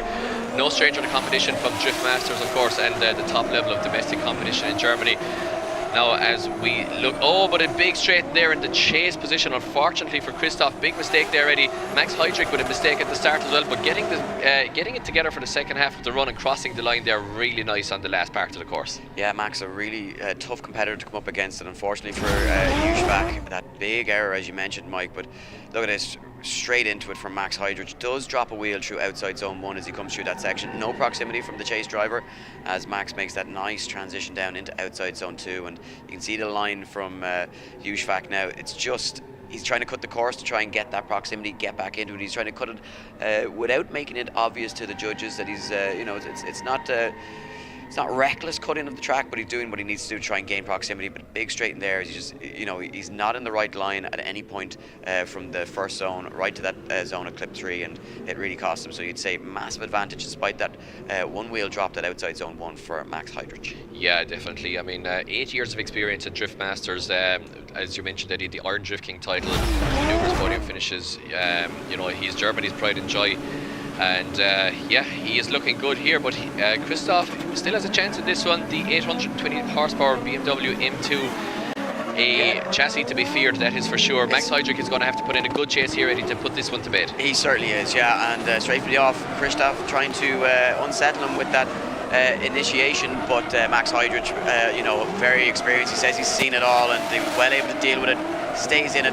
Not the perfect line here from Juszwak as he struggles to get that car deep into outside zone 2, misses inner zone 3, now drops a wheel at 4, and you know, Max just doing a good job of staying in the fight here, gets that car across the line, and it looks like it should be a pretty clear decision. Yeah, very hard one to chase there for Max. Unfortunately, the Polish driver there just struggling a little bit with the line, coming in and out of the zones quite a lot. So Max having to kind of adjust quite a lot on his chase line there.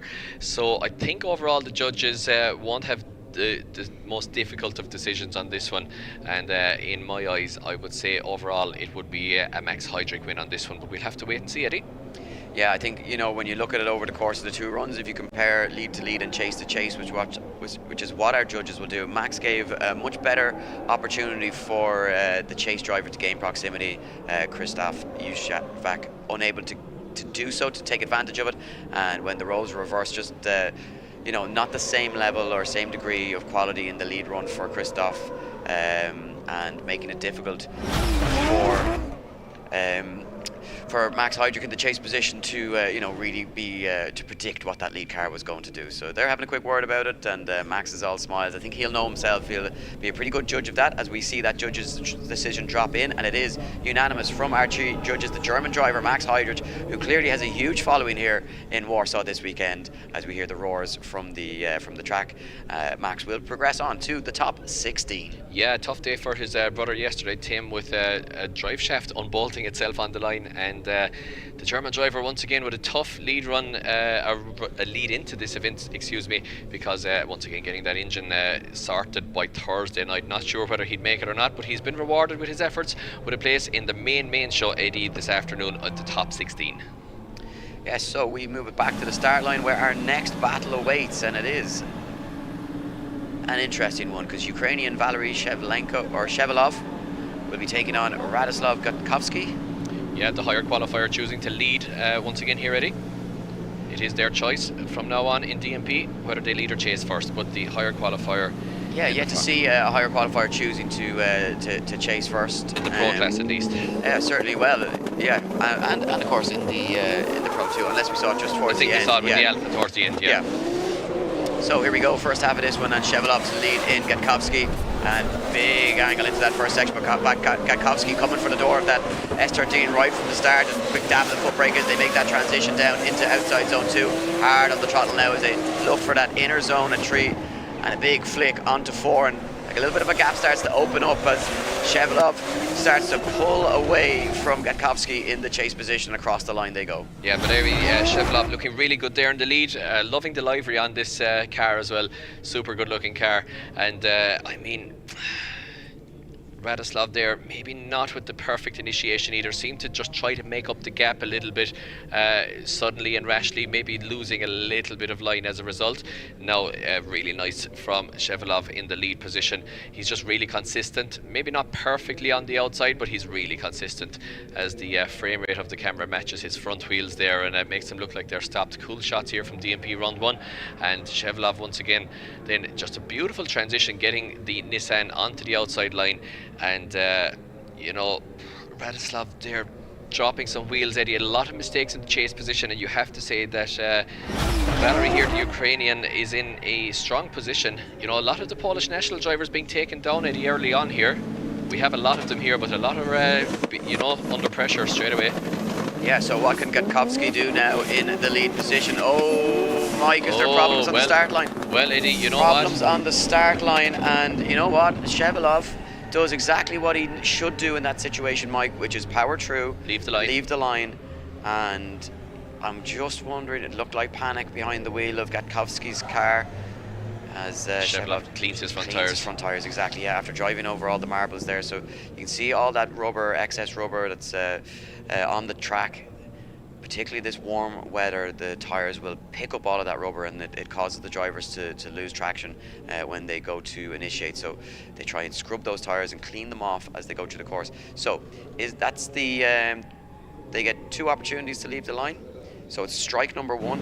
Yeah, it is strike number 1. They get 2 opportunities to leave the line, and they also get a strike, Eddie, if they don't leave the line within 2 seconds, or if the lead car leaves the line before the lights turn green. And if you get 2 strikes, unlike baseball, which is 3, if you get 2 strikes, you're out.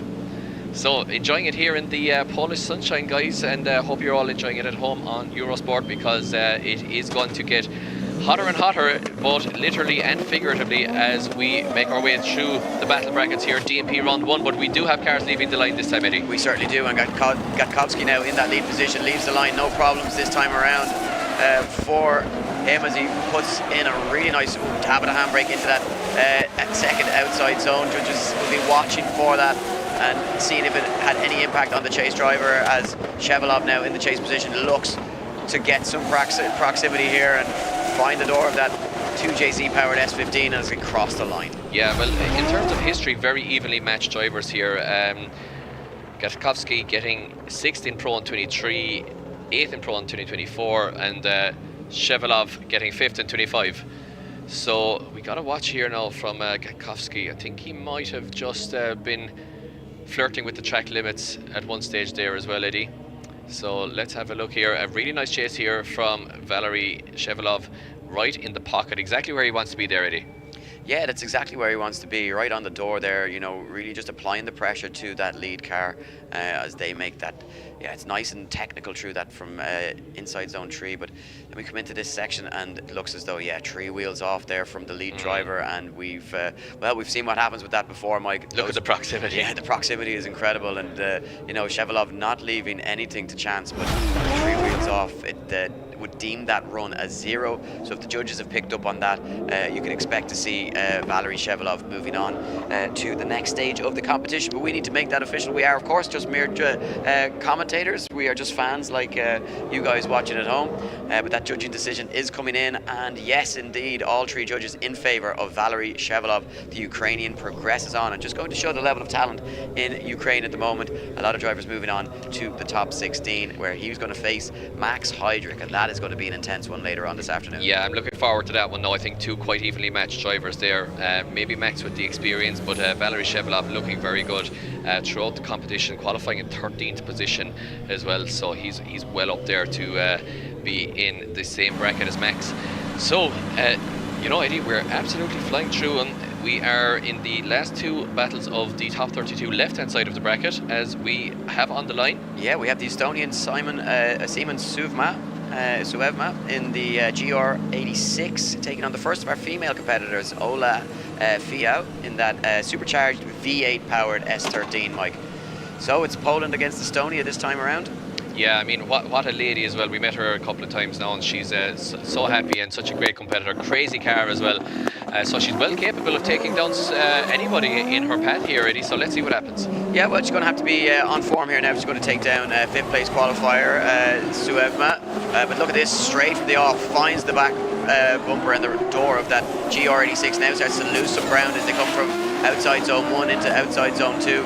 Can't you find some proximity now through the latter stages of the course?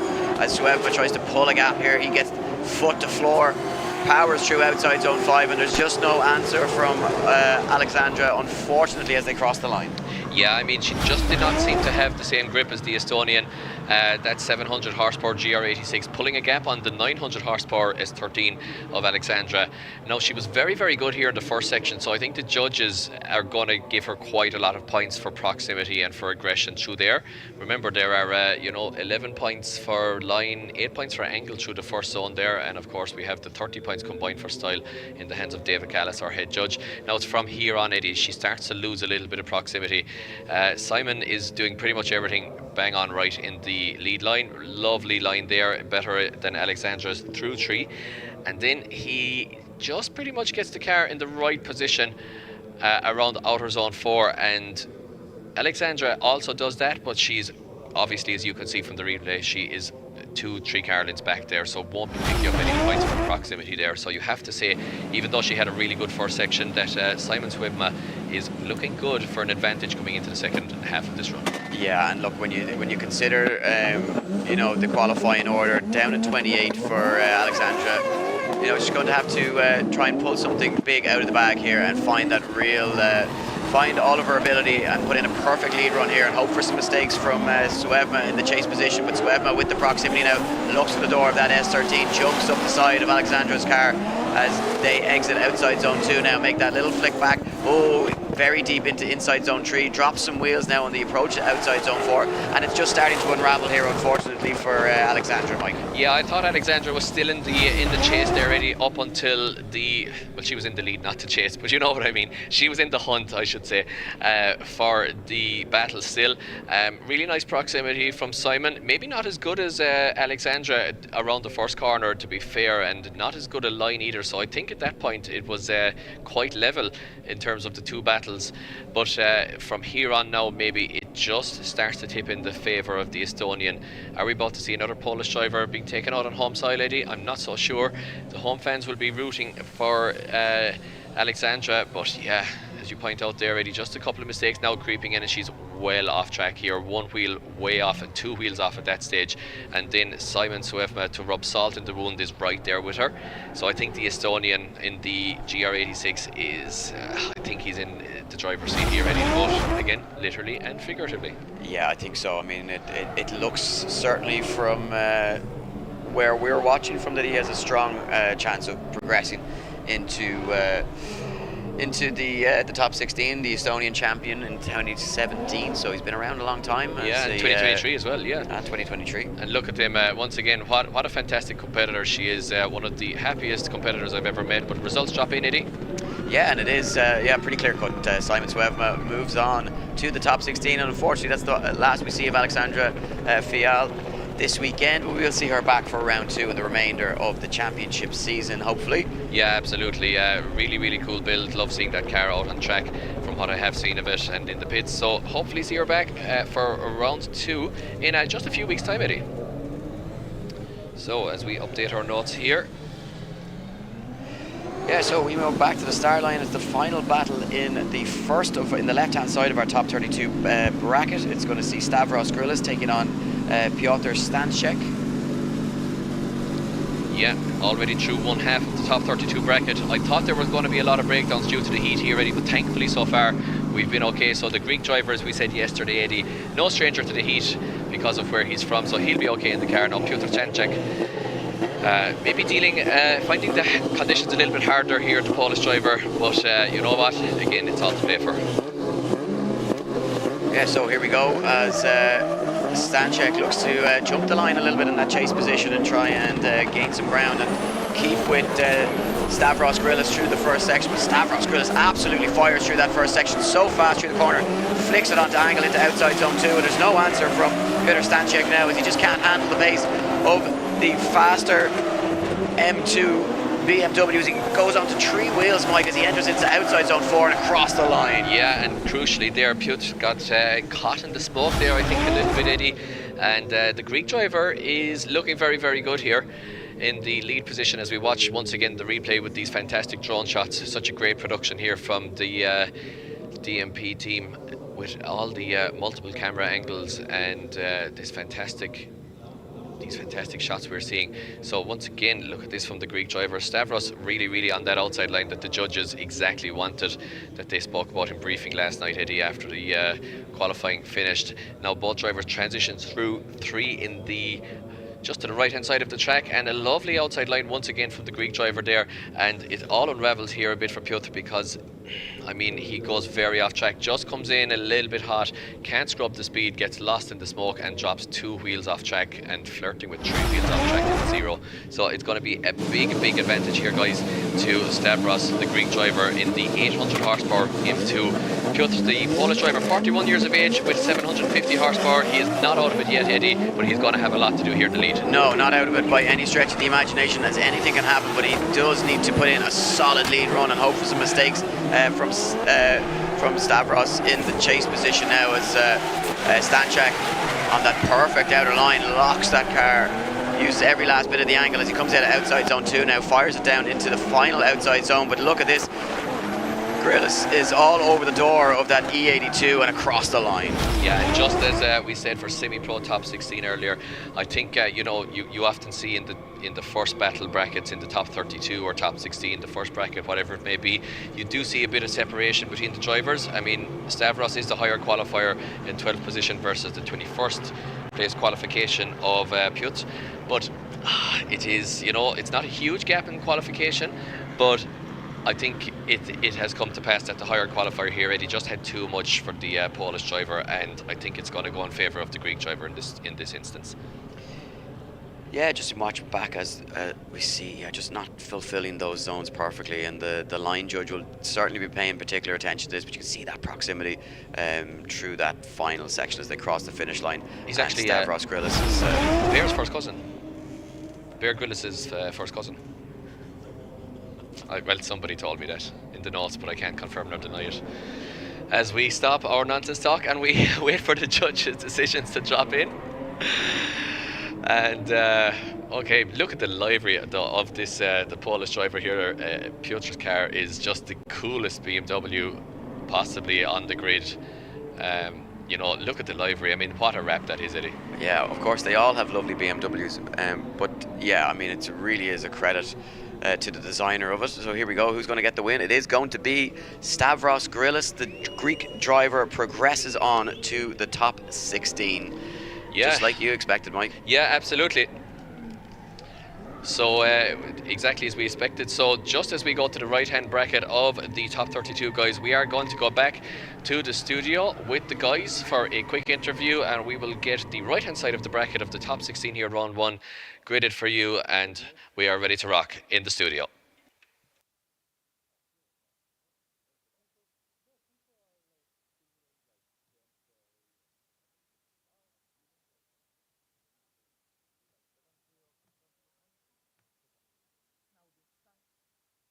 Roku i współautor jednej z najbardziej spektakularnych driftingowych akcji na torze wspólnie z Jamesem Deanem. Wspominamy to bardzo, bardzo miło. Myślę, że ty też wracasz czasami do tej rywalizacji, bo to było coś. I muszę powiedzieć, że cieszymy się bardzo, że zdecydowałeś się wrócić. Tylko to tak enigmatycznie przedstawiłeś na Instagramie, że chciałabym usłyszeć o powodach tego powrotu. Co cię skłoniło, żeby właśnie znów w driftingu się pojawić? No i właśnie, jakie plany? Witam serdecznie, bardzo mi miło. Tak jakby no tutaj pojawiłem się w roli, że tak powiem, starego wyjadacza i gdzieś tam przejazd taki pokazowy tutaj miałem okazję przedstawić, zaprezentować. No jeśli chodzi o powrót do zawodów, tutaj takich oficjalnych informacji jeszcze nie ma. Myślę, że ciężko powiedzieć tak i nie. Dużo się dzieje, gdzieś tam są rozmowy. Możliwe, że tak się kiedyś wydarzy, więc takiej jednoznacznej odpowiedzi tutaj jeszcze nie ma. To jeszcze wróćmy na chwilę do tego roku 2021, kiedy zdecydowałeś się zakończyć tę karierę. Co cię skłoniło, żeby jednak powiedzieć sobie stop? Myślę, że gdzieś tam pojawił się trochę taki moment, może nie wypalenia, bo to za duże słowo, bo jakby jeździć kocham i tutaj się jakby to nie zmienia, bo jeżdżę cały czas. Jakby u mnie jazda toczy się gdzieś non-stop. To była tylko zakończenie zawodów, więc jakby wypalenie to jest za duże słowo, ale gdzieś te awarie, był jakby duży taki moment awarii, wszystko się trochę złożyło, gdzieś tam mentalnie stwierdziłem, że to jest chyba ten moment, żeby odpuścić w takim odpowiednim, że tak powiem, momencie i też gdzieś tam ze sponsorami nie było wtedy aż tak dobrze poukładane, więc stwierdziłem, że jest moment, że gdzieś zakończę tą ścieżkę zawodową. No także tak to wygląda. Ale tak jak powiedziałeś, drifting w sercu cały czas jest, bo też zwróciłam uwagę, w jaki sposób śledzisz, jak bardzo emocjonujesz się tym, co dzieje się na torze. No właśnie, pierwsze 8 par już za nami w rywalizacji Pro Top 32. No jak wrażenia? No powiem szczerze, że jeszcze wrócę odnośnie tego, jak to obserwuję, bo było tak, że na początku ja miałem ciężko się przemóc w ogóle, żeby obejrzeć jakieś zawody. Naprawdę miałem z tym problem, gdzieś tam serducho mi strasznie się łamało. No i pierwszy raz jak się przełamałem i zobaczyłem te zawody, poglądałem tak z pilotem w ręku na kanapie, no to było coś niesamowitego, wzruszenie ogromne, przewróciły się te wszystkie wspomnienia, emocje, także no jest to naprawdę coś niesamowitego, jest naprawdę bardzo dużo tutaj takich emocji w sercu. No jeśli chodzi o te zawody, tak jak teraz tutaj widzę, jak to wszystko wygląda, no to wspaniale się to rozwinęło. Mistrzostwa Polskie wyglądają super, jakby z roku na rok wygląda to coraz lepiej. Można tylko podziwiać jakby organizację. Zawodnicy też tutaj chylę czoła, bo świetnie to wszystko wygląda. Ten park maszyn wygląda mega profesjonalnie. No także aż miło tutaj wrócić, to wszystko pooglądać, zbić piątkę z chłopakami i po prostu kibicować. Tak jest, kibicujemy, szanowni państwo, dalej. Kolejna część rywalizacji w klasie pro przed nami. Ja ci, Paweł, bardzo dziękuję. Świetnie, że wróciłeś. Dziękuję bardzo. No i powodzenia w realizacji swoich planów, a my wracamy do panów komentatorów. Dziękuję ślicznie.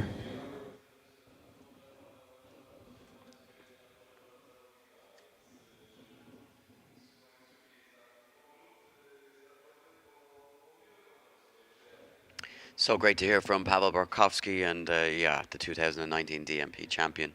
And he has, yeah, it's great to see him back enjoying the state and the, the current position and progress that the Polish Championship is making as we go back to the start line for our next battle, and it will be the first battle of the second bracket of the top 32, Mike. Yeah, right-hand side of the bracket, halfway through the top 32 already here. At Driftingowe Mistrzostwa Polski 2026, round 1, and it is fantastic so far, Eddie. Minimum mechanicals either due to the heat, which we're delighted to see, but we are on the line with Kevin Robel versus Orest Michalczyk.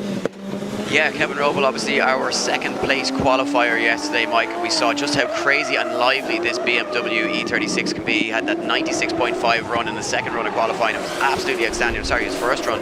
But here we go, right from the off, wheels dropped, and it's all action here as Michalak looks for the door of that E36. And yeah, interesting, both drivers staying in it after potential contact to outside zone 1. A little bit of a shallow angle there from Michalak in the chase position as he, both drivers dropping wheels, but is that certainly two wheels in the chase position for Michalak, but it's a calamity of errors and maybe not the smoothest run that we were expected to see from these two titans. Yeah, well, I really like the proximity here from the chase from the get-go.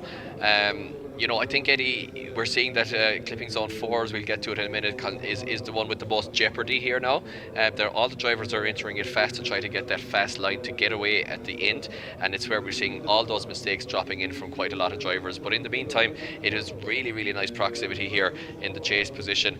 And, you know, Kevin Robel there from Poland, the E36, as you said yesterday, almost Adam LZ-like in the livery. It's a fast car, Eddie. It's a very fast car. Maybe too fast because it took him off track here, as we mentioned it before. But in this all-Polish battle here, I think, you know, we've got 17 brake horsepower on track at any one time. And the E36 is a fast car. It's 900 horsepower. You looked at me there, Eddie. Funny. Yeah, you said 17 horsepower. 1700 brake horsepower. 1700. Okay, that's more like it. 900 horsepower. Maybe I misheard you. Here we go. Second half of this one. It will be Orest Michalak now in that lead position, looking to find that perfect lead line. Over rotates through the first corner. That's going to be deemed unchaseable, Mike, from where I'm standing. Couldn't fulfill the zone. It's a huge mistake now for Michalak in that lead position. Really opens the door for Kevin Robel here to advance into the top 16, but they've got to finish this one out as Michalak looks to try and power through now and recover from that mistake.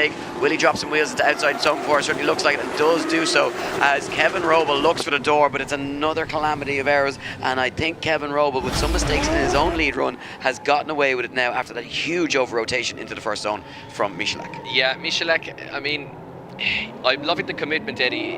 I really am. I'm loving the fact that all the drivers are putting it all on the line here, and in the conditions especially.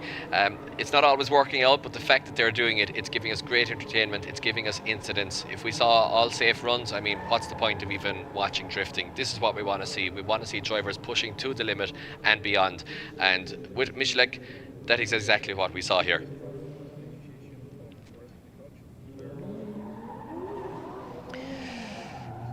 Yeah, so we look at the that final zone, Mike. But I think it's really going to come back to the over rotation through that first zone, as we said. I can imagine David Callis and the judges sitting there saying, "Is that chaseable?" And we're about to find out. Was it chaseable? And no, certainly it wasn't. Unfortunately for Orest Michaluk, he is going to bow out of competition, and Kevin Robel, our second place qualifier, will progress into the top 16. Yeah, well, that is what that's the advantage of qualifying higher as well.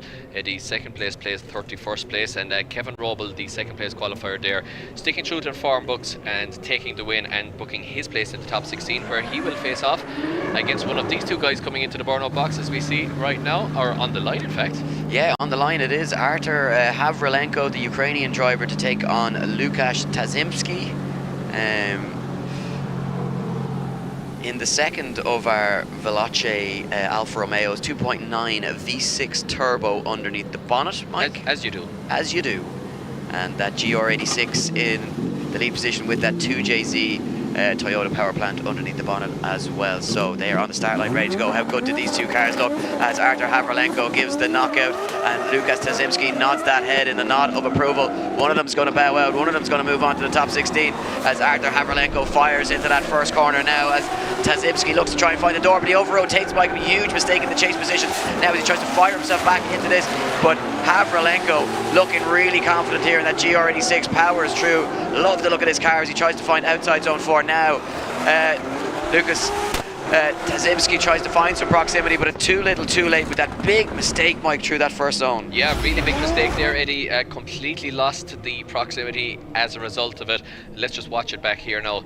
Artur Havrilenko from the Ukraine with the really nice entry there, and let's watch here exactly what happens. Lukasz now, it looks like he just came off throttle. Yeah, I'm just worried. Havrilenko comes out of that zone marginally early, just a fraction early, and I'm wondering if that caught Tazimski with the line that he was on, and obviously that chassis looks quite unstable at times and difficult to make adjustments with, and I'm wondering did that maybe catch the chase driver, and from there he was kind of a passenger, Mike. Yeah, but it's a very short car, Eddie, and as we spoke about the MX-5 chassis and stuff earlier, it is really easy to make mistakes in these, but a couple of mistakes creeping in from Havrilenko in the lead position as well, as you pointed out there, Eddie. He's dropping wheels, almost 2 wheels off track, so it's not all over yet. A couple of big mistakes from both drivers. No, we switched them around for the second half of this one as Tazimski now takes the lead position, and Havrilenko will have to try and find that perfect chase as Tazimski fires out of the blocks here. Big gap opens up as he launches into that first corner, gets it onto angle,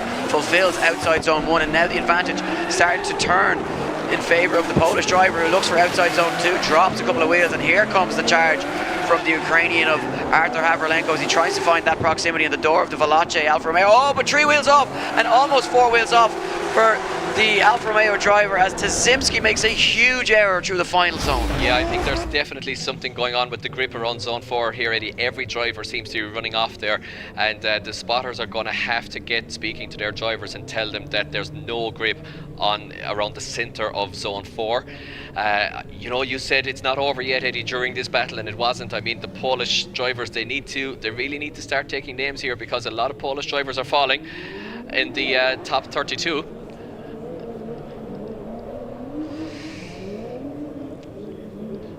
Yeah, so Mike, it did look. He was doing everything he needed to do in after that first run to kind of bring it back in his favour. But as you can see very clearly, 3 wheels off. And almost the judges, 4. Yeah, judges very clear about this in briefing. It's written in black and white in the rule book. 3 wheels off equals a 0, and barring some major mistake that we haven't seen from the way of Artur Havrilenko, I think the Ukrainian driver could be getting away with one here. Yeah, I mean, Lukasz taking 3rd place in this championship in 2025, so no stranger to podiums and success.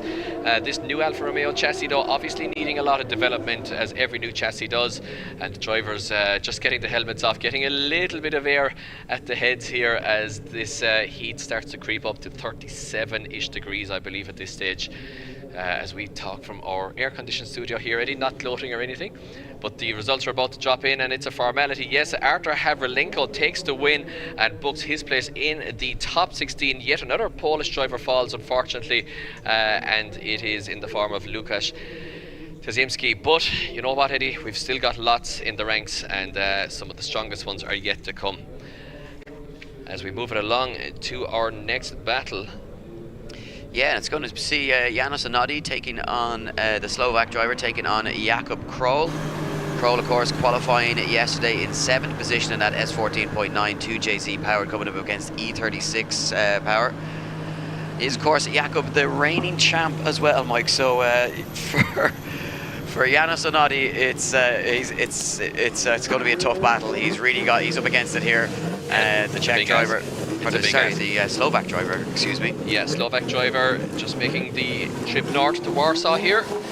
As Jakub Kroll, the higher qualifier, chooses to lead first. Last year's champion here, DMP in the S14.9, 920 brake horsepower. Eddie, take it away. Yeah, and of course, Drift Masters driver, so a wealth of experience as he makes his way nicely into outside zone 1, negotiates it perfectly as you would expect from a man of his talent. Quick dab of the foot brake as he looks to settle that car again. Now here comes the chase from Anodi as he tries to find the door of that S14.9, but he just can't get that consistent proximity throughout the run. Now has to sacrifice a little bit of line to kind of get on the door or the rear quarter of that S14.9, but just can't get there consistently. Yeah, full throttle across the line. We got the chance to watch some practice there this morning, Eddie, and it's so impressive, the sight of the cars as they come around that final zone, full throttle, wide open stuff, like, you know, whatever engine they may have, usually 2JZs, open up to the absolute limits, screaming tires, screaming engines, and, you know, external wastegates absolutely opened up, and it is crazy here to see these cars in action, especially around that final zone under full acceleration. Now, a lot of mistakes in the chase there once again from Janos Anodi, as you said, and as you'd expect, the higher qualifier as well. Jakub Kroll, I mean, he's the 2025 champion, Eddie. You're going to expect good things from him. He's a Drift Masters driver as well. Yeah, exactly. You know, and here as a wild card this weekend, we don't know if he's going to make a full charge at the 2026 championship. Of course, those 4 rounds as he battles it out in Drift Masters as well this year. But Mike, as we alluded to yesterday in qualifying, a good performance here, a good finish, a podium finish, and some silverware may entice him back for the remaining rounds. And you know, he'll be wanting to add his stamp and his mark on the history of this Polish championship and add his name to the trophy one more time. If he can do so, obviously a lot of very capable drivers, and it's a lot more easily said than done. Yeah, but he's going to be competing just about 40 minutes up the road from here, Eddie, inside in town, as we call it, in the, you can pronounce the stadium, but in the National Polish Stadium.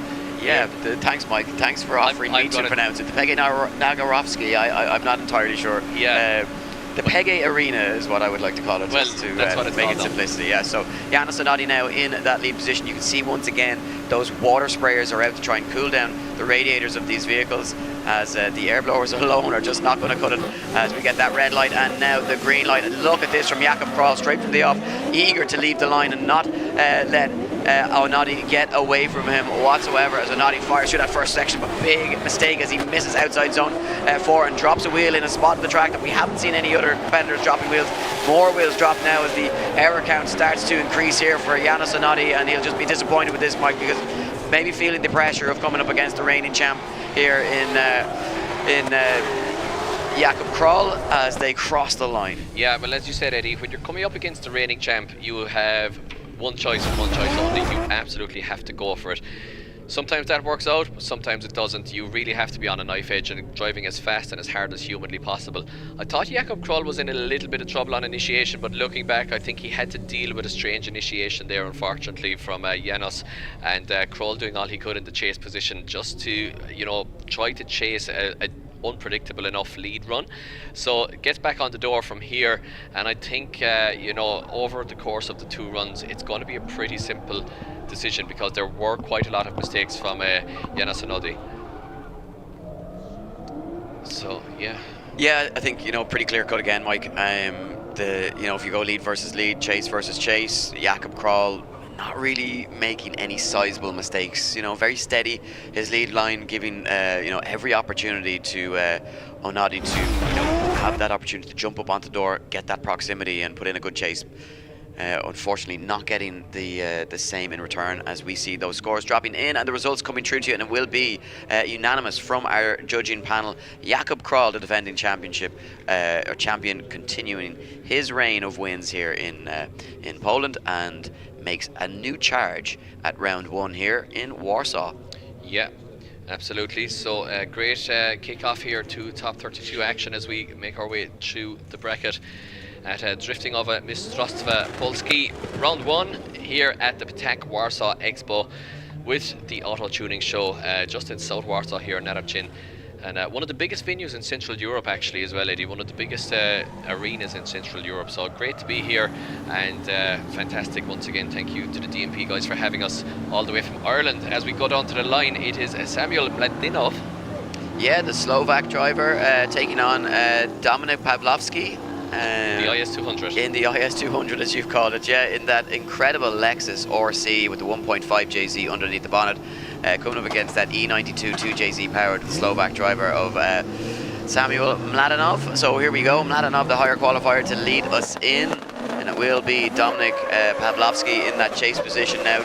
And what will we see here? Nice flick and nice entry. Big dab at the handbrake there, Mike, and just keeps it going though. Does Samuel Mladinov, gets back on power. Maybe doesn't affect the chase driver too much through that zone as he gets hard and deep into outside zone 2, fulfills that zone nicely. And here comes the proximity now. The chase driver is Dominik Pawlowski. Looks for the door of that E92 BMW. Wheels drop through that final outside zone as they cross the line. Yeah, I'm not sure if that was 3 wheels off, Eddie, from the lead driver, Dominik. Yeah, we'll get an opportunity to see the drone footage of that just to clarify, but it did look like a long way off, Mike. It did look like he was a long way off, yeah, exactly. Pretty clean run up to that point, loving the big transition into the final zone there. And, you know, just not working out in terms of the aggression. And once again, the final zone 4 here, the spotters really need to get in the driver's ears here, Eddie, because every single driver in the lead position is almost running off track here. I think the grip levels have certainly changed since practice this morning. I think practically every driver, with the exception of Jakub Kral, has dropped wheels there. Now, can we see 1, 2? Definitely. I think he just escapes. Yeah, I think so. Just about manages to escape with 2 wheels, Mike. But the judges will have different camera angles that they'll be able to confirm that from it. And they'll be watching that with eagle eyes. So we switch them around back on the start line as the teams work tirelessly, Mike, to try and cool down these cars in these incredibly high temperatures. As we say, temperatures getting as high as 37, perhaps even higher, even up ranging into the 40s today. 39, 40 degrees potentially. Yeah, red heat warning, I believe. Yeah, so red weather warning. Yeah, it certainly has unfortunately affected the volume of people who've been able to come here and watch in attendance. But we hope you're watching from home and enjoying the show. If you're tuning in, as we say, on Eurosport Poland, give us a thumbs up, give us a wave, let us know where you're watching from, let us know who you're supporting, who your favourite driver is, and what you think of the show. And we hope you're enjoying the broadcast. Great to be able to progress the sport and bring it to a Eurosport audience on YouTube. As we get ready to leave the line now, it will be Pawlowski to lead in Mladinov here. Big initiation once again from Mladinov. Pawlowski, maybe as we mentioned yesterday, Eddie, that Lexus very stable, but not the fastest car on the grid as of yet, still needs development. So big initiation there from Pawlowski in the chase position. He has a lot to do here, Eddie. Oh, but 3 wheels off track, Eddie. 3 wheels off track from Dominik, and it all falls apart at the end there for the Polish driver. Outside zone 4 strikes again, Mike. And, you know, it's incredible to think that we've seen countless battles now that, you know, may have still gone the same way, but may have seen the same result regardless. But having 3 wheels off at that zone, and crucially making the judge's decision extremely easy. We await to get confirmation of that. We'll get an opportunity just to see that back now on the drone shot. But it certainly looked pretty obvious, Mike, from where we were, that it was 3 wheels off circuit as they make their way now down into outside zone 4. As we get that opportunity to check it back on the replay, 2, 3, yeah, almost 4 wheels off, 4th wheel just on the line there. Huge mistake from Pawlowski, and you know that inside the car he'll be absolutely kicking himself. He'll be so sick to make such a mistake after doing such a good job. He'll have seen the mistake from Samuel on the first run. So he'll be very, very disappointed. And we can announce that it is Samuel Madlinov going through to the top 16. So unfortunately, Dominik Pawlowski, the Polish driver, bowing out with a beautiful Lexus, Eddie. I'm looking forward to seeing that back for round 2 and getting some development into that all-new chassis. Yeah, so we move on to our next battle. 4 battles, Mike, remaining in the top 32. So, another very interesting battle with 2 very different machines, Mike. It's that Subaru BRZ of Pavel Grosz taking on Bartolomew Ovkarek in that M2 Coyote-powered BMW. Yeah, it's an all-Polish battle here. 36 versus 48 years of age. Bartolomew, the older driver, and lots of horsepower down on track. Pavel Grosz obviously he's a drifter and he's a TV presenter as well. He's the originator of the Drift Patriot project as well, which you can see on his car there. And once again, get following your favourite drivers on the Instagram. The handles are all down there under their names as they pop up on the start line. So be sure to follow them, check up on their builds, etc. as we're ready here to leave the line at DMP Round 1 Pro competition here, 2026, in the second half of our top 32. Who will make their way to the top 16? Well, it's going to be Ovkarek to lead us in, as Pavel Grosz, the 3rd place qualifier, decides to chase first, Mike. So the first time we've seen it in the pro competition, but Ovkarek making those mistakes through that first section as he just can't keep that car on circuit properly, and he gets nicely onto that qualifying line that the judges are looking for. But Pavel Grosz in the chase position doing a nice job, clips that cone though at inside zone 3. Judges will have picked up on that as we see wheels drop once again through the final zone as they cross the line. Well, I'm wondering, Eddie, just thinking here, we've noticed that the lead car has been going off track every time at zone 4. Is that why Pavel Grosz decided to chase first this time?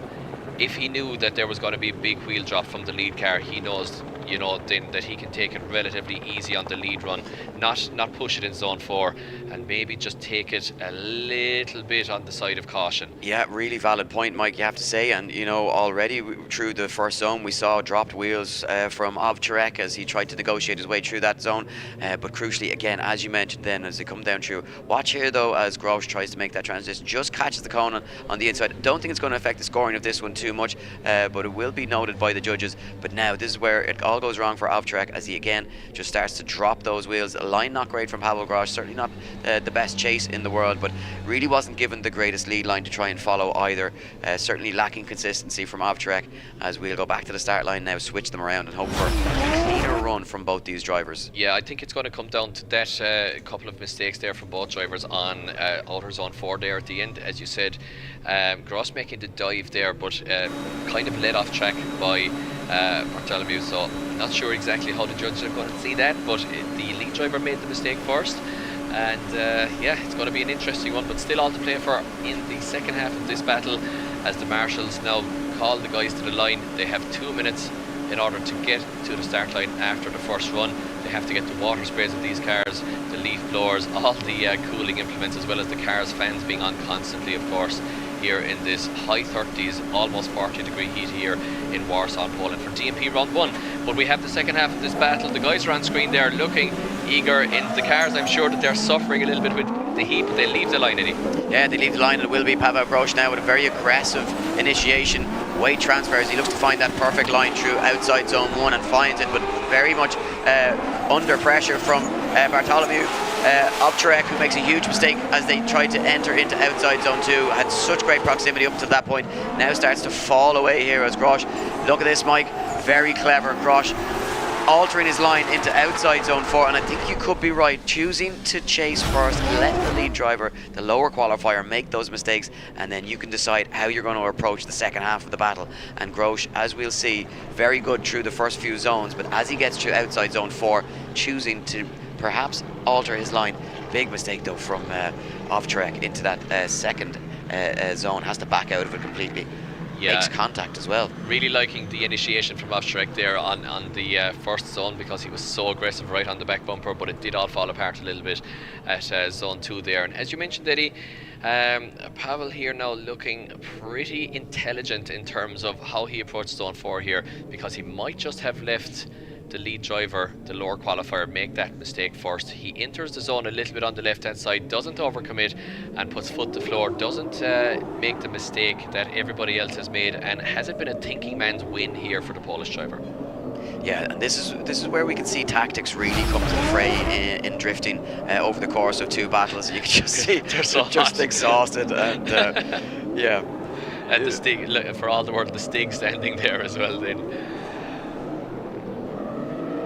So Pavel Grosz does get the win. It's unanimous from all of our judges, and you know, I think we're gonna get a quick head down to the track where Victoria will interview Pavel, and maybe we get an opportunity to find out if in fact he did choose to chase first. As that, look at the excitement down there as we go down trackside for that interview.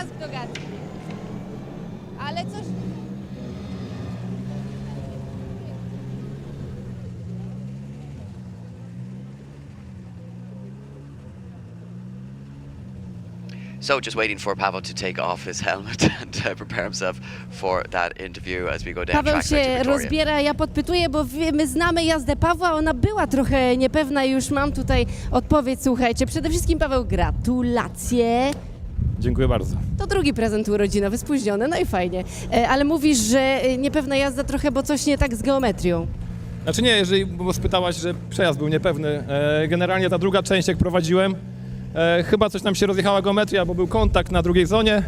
No musimy to sprawdzić, ale starałem się dojechać do końca, żeby zrobić dla was widowisko. Więc myślę, że brawa dla Pawła, a możemy się uśmiechnąć do Kamila. Kamil, robota na ciebie czeka. Dzięki, Paweł. Kamil, dawaj na park maszyn.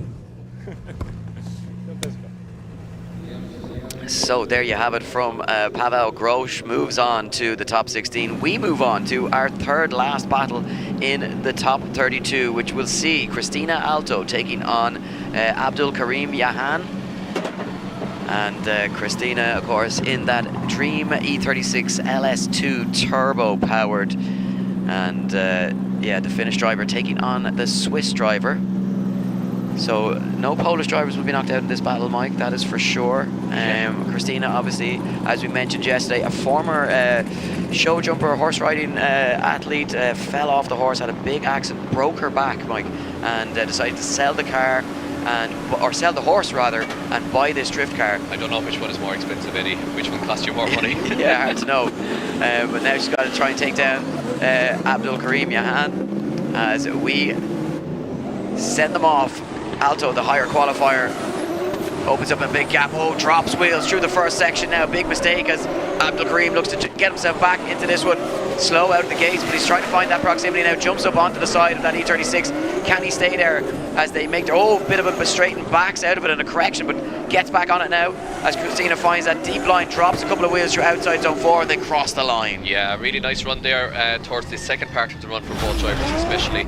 And Christina entering, it looked like a bit of a tentative initiation there from Alto, but you know, then definitely catching a lack of adhesion. I think there's a lot of marbles on track, Eddie, that are just catching out the drivers a small bit, and she does drop that wheel significantly out over the outside of zone 1, and drops a wheel I think on the entry to zone 2 as well, which won't be a big mistake in the eyes of the judges. They want the drivers on that outside line. A wheel on the way in that they get back out of or into the scoring zone won't be a big mistake. She's perfect on 3, and nice angle as well from the lead. And yeah, but crucially, a bit of a straighten there from Abdul Karim Yahan, it looked like, as they came through that inside zone, perhaps.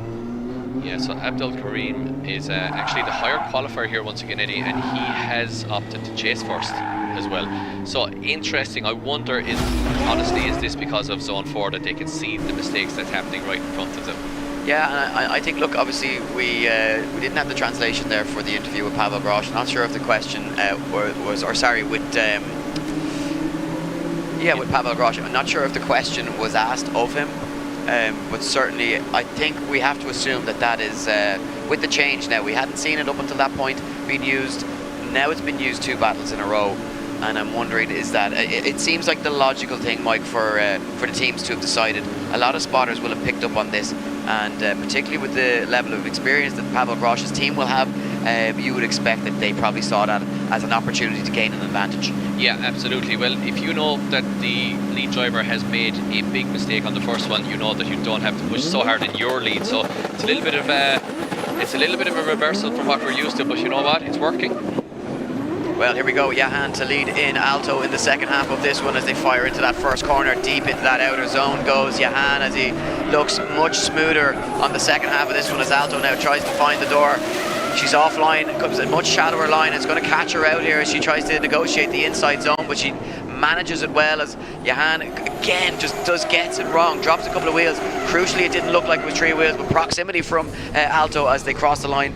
Lots of mistakes through the course of those 2 runs, Mike. Yeah, and a big mistake on entry as well here from Alto. Unfortunately, if we watch her on entry here, she almost over rotates, almost comes to a stop as well. So just about, well, not almost comes to a stop, but she loses a lot of speed. I think her line is completely wrong there, Mike, and she's kind of left with nowhere to go. Deals with it well, but the judges will have spotted that, as you have rightly so spotted, and it is a big mistake. Has to kind of, you know, come off power, come off the angling, and just get back into it and try and make corrections there. So really not what you would have wanted, and yeah, but here, look, as we go from 3 to 4, just manages to hold on with 1 wheel. Yeah, maybe 2 wheels off as well. Yeah, the second wheel was certainly on the line, but yeah, with some big mistakes from Alto in the chase position as well. So yeah, it's going to be, the judges going to get the notebooks out. They're going to be writing down all these points and kind of weighing them up, comparing them to each other, and helping them to make their decision. But do we have a decision? We just see the angel eyes of that E36 just looking so cool there.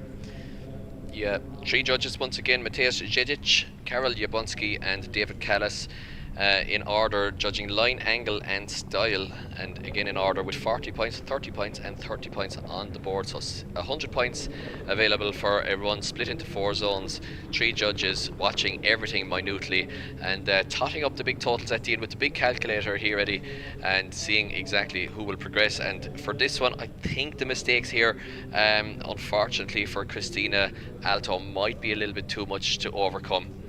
But you know what? Let's see. Yeah, I'm wondering, could we see it one more time here, Mike? There's mistakes on both sides, but yeah, I'm probably in agreement with you. But it's not our decision, and yeah, it is going to be one more time. Eddie, you called it. Yeah, a lot of mistakes from both sides. I thought the initiation from Christina was a significant mistake, but the judges might have said that, you know, even though there wasn't great proximity, that Abdul Karim Yahan might have done something funny on initiation there. Yeah, and I think lots of mistakes of his own in the chase position, in the reverse of it. So I think when you look at over the 2 runs, I think it's kind of a fair decision. So we go back to the start line, where it will be Simos Tikas to take on Cypriot driver Marek Wartałowicz, Wartałowicz. Yeah, designer and innovator who he builds drift cars. So beautiful PS13. Look at that body kit, designed by himself, I'm sure. Taking on Simon Tikas, the Cypriot driver, in the BMW in the chase position. Lots of horsepower on track here. 1750 brake horsepower on track right now. The Motul sponsored S13 with a beautiful livery here leading us around the track here at DMP round 1. And now pulling out a gap. Look at the speed of the S13 Silvia here over the BMW. Nice outside line as well. And this S13 is really hooked up. And Simon Tikas cannot live with the speed. The Cypriot cannot live with the speed of the Polish driver here. Eddie gets led off track with the sheer and utter pace of the S13 in the hands of Marek. And absolutely scores himself a 0, I would say. Yeah, very interesting. And after those mistakes in the lead position from Wartałowicz, not fulfilling that first zone, but yeah, crucially, Mike, as you say, wheels off, and it'd be interesting just to look back at this replay and see, was it in fact? Well, I'll tell you, Eddie, what's happening here. You said about him not fulfilling the first zone. He has this car so hooked up that it is extremely hard to hit the outside points.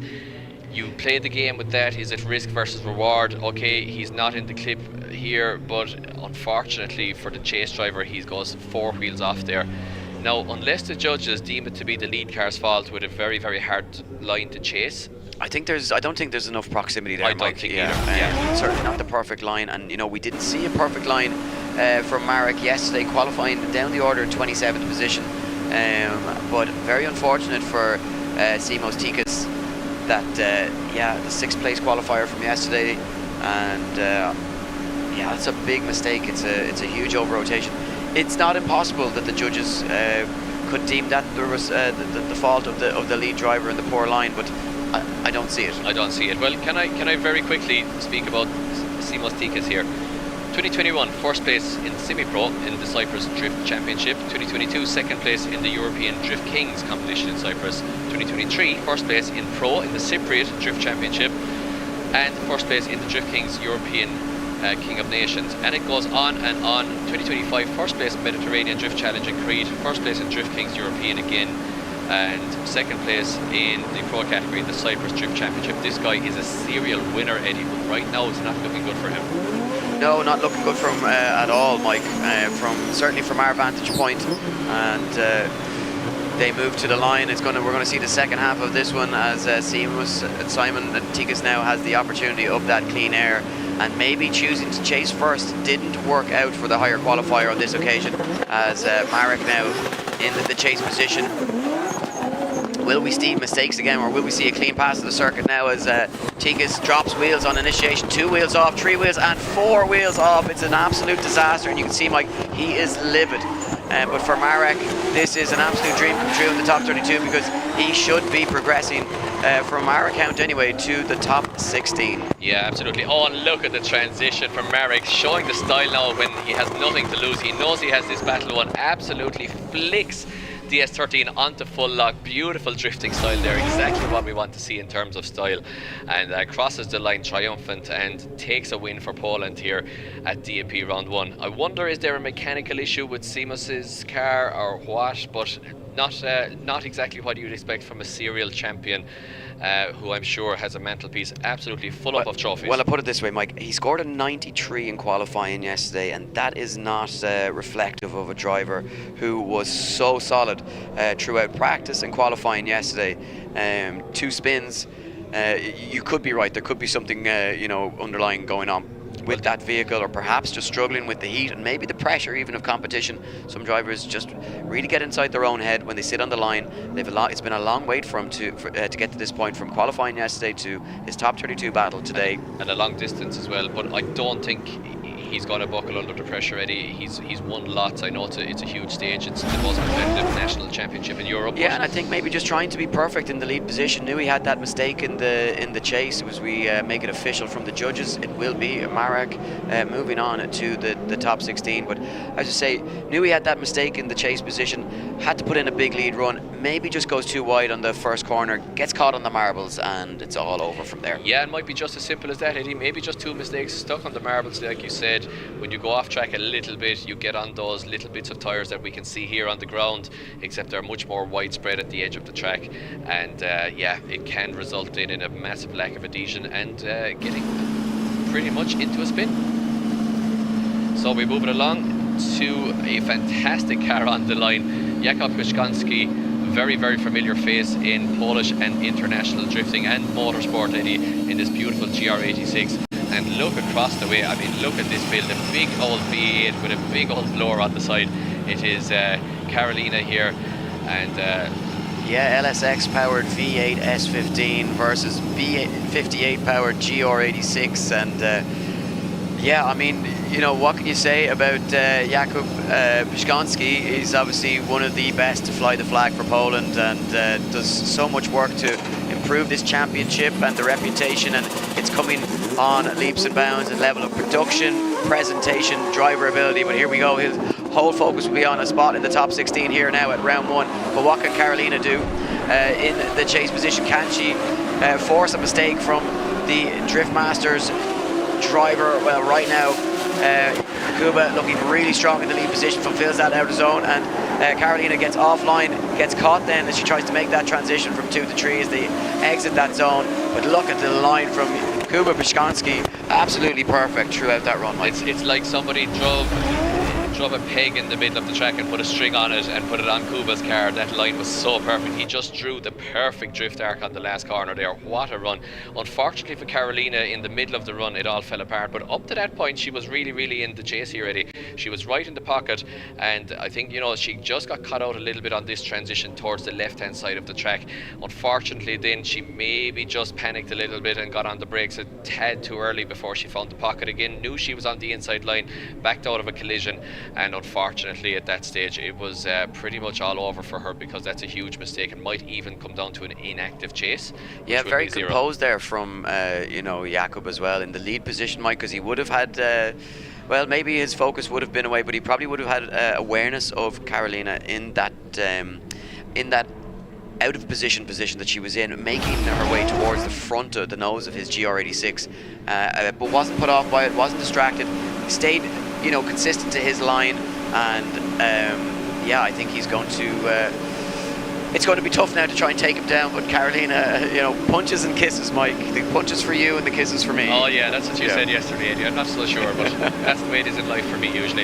Yeah, but, so I mean, she's got it all to do now. She's got it all to do. Two superstars on the line here with 1,800 brake horsepower between them on track here. So absolutely, you know, the power levels out here in DMP are top in the world. And yeah, so Karolina just letting the team know that those temperatures are starting to drop. Inside that car, so they can finish the cooling process, and we are ready to go for the second half of this one. Who's going to take it through to the top 16? Jakub Przygoński with that advantage, you would feel now, as Karolina Pilarczyk looks to try and force a mistake from the Drift Masters driver, which is in that lead position. Perfect lead line through the first zone as she switches it back now. Quick dab at a handbrake as she settles that car into outside zone 2. Really strong run here from Karolina as she looks for that perfect line. Nice through the inner zone. Gets back on it now, but look at the proximity here from Jakub Przygoński as he jumps up onto the door that S15 and across the line. Yeah, great run there from Karolina. I mean, she really showed her skill in this one. Straight line entry once again from the Polish driver. Either way, we'll have a Polish driver going through to the top 16 from this one, of course. But Jakub Przygoński absolutely in the pocket from the get-go here in the beautiful GR86, the Red Bull livery there, looking fantastic here in the Warsaw sunshine. Look at him now once again. He just pops through the transition, starts to look for the door now. Definitely a major difference in angle there between both drivers actually through zone 2. Karolina carrying much more angle, interestingly. Kuba with very little tyre smoke as well, but he knows he's at a huge advantage here, Eddie. He knows he just has to stay pretty much in the pocket, but not right on the door, risking anything. Does the intelligent thing, follows Karolina's really good lead line around, and just stays back within, you know, knows it's safe here to push it, but just stays back a couple of feet and crosses the line. And Jakub Przygoński showing all the headspace needed of a super intelligent competitor there. Yeah, I mean, look, years and years of experience, and he's always been a steady driver. As we go to the polls to find out who's going to get the votes and move on to the top 16, well, it is no surprise Jakub Przygoński moving on to the top 16. Unfortunately for Karolina and her team, and obviously all her fans, she will bow out of competition. But remember, guys, if you are here in attendance, go down and check out her tent where you can sign that declaration, or that petition against hate. So very good to see her showing just the level of love that she has for just goodness and happiness in the world. Absolutely, yeah, and bringing all the entertainment here to us at DMP. What a build that is, just looking at it on track. I mean, what a beautiful car. Beautiful pink livery as well, one for the girls for sure. And yeah, fantastic female competitors out here. So Eddie, I do believe we have one more time to go, and that is us actually done for the top 32, I believe. I stand to be corrected, but no, you're absolutely right. You're 100% right, Mike, for the first time today. So it is the one more time battle between the Swiss driver Abdul Karim Yahan and the Finnish driver Christina Alto. And well, the first time around we saw Abdul Karim take the chase position, Mike. He's now choosing to lead first as the higher qualifier. Very interesting. Well spotted, Eddie. He's now choosing to lead first. So chasing first not working out perfectly for him. Chooses to lead first. He fires us in here in the Little One Series, Eddie. Yeah, fires us in, and very nice through that first section. But Christina Alto taking a nice line through that first corner as well. Nice proximity as she starts to lose ground with some wheels dropped from Yahan through outside zone 3. or outside zone 2 as they make their way towards. Look at his lifts as he comes into outside zone 4 with that driver's side wheel, and across the line they go. Yeah, full throttle from both drivers there across the line. Exactly what we want to see. Spectacular scenes if you're here watching in the heat here in Warsaw at the Ptak Warsaw Expo. And that's exactly what we want to see, Eddie. Cars coming up through the gears, full commitment, full throttle, and all the showmanship that we have come to expect from top-level drifting. And yeah, inside line here, unfortunately, though, for Christina on the first corner.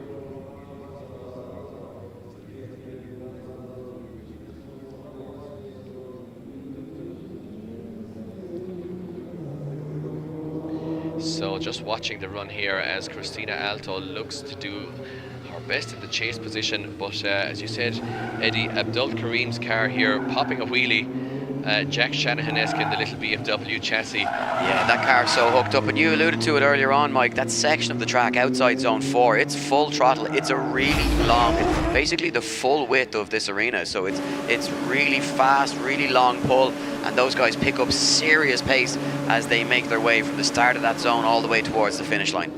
Yeah, it is. It's really full pace and a very, very spectacular. I did put it up on my Instagram story myself from practice yesterday, and loads of people replied just saying how cool it looked here at DMP round 1, and they're all very impressed with the builds, even though we haven't got a chance to post up much, Eddie. I'm going to get out here after the event and check out some more as we see a close-up here of the beautiful E36. Speaking of mad builds of Christina, sorry. Alto's BMW, another big engine with a big old blower on the side, Eddie. Yeah, huge LS2 turbo. A supercharged even, wasn't it, I believe? If I remember correctly, but oh no, wait, that was the one with the massive turbo. Yeah, that was the one with the massive turbo. Yeah, exactly. Which wasn't massive in the eyes of our mechanic, but was bigger than your head. Yeah, it needed to be bigger. Needed to be bigger with an 88mm wheel. Yeah, so here we go. Second half of this one. Will we fill the final place in our top 30 or in our top 16 bracket? Red light goes to green. We are ready for that final run. Here we go.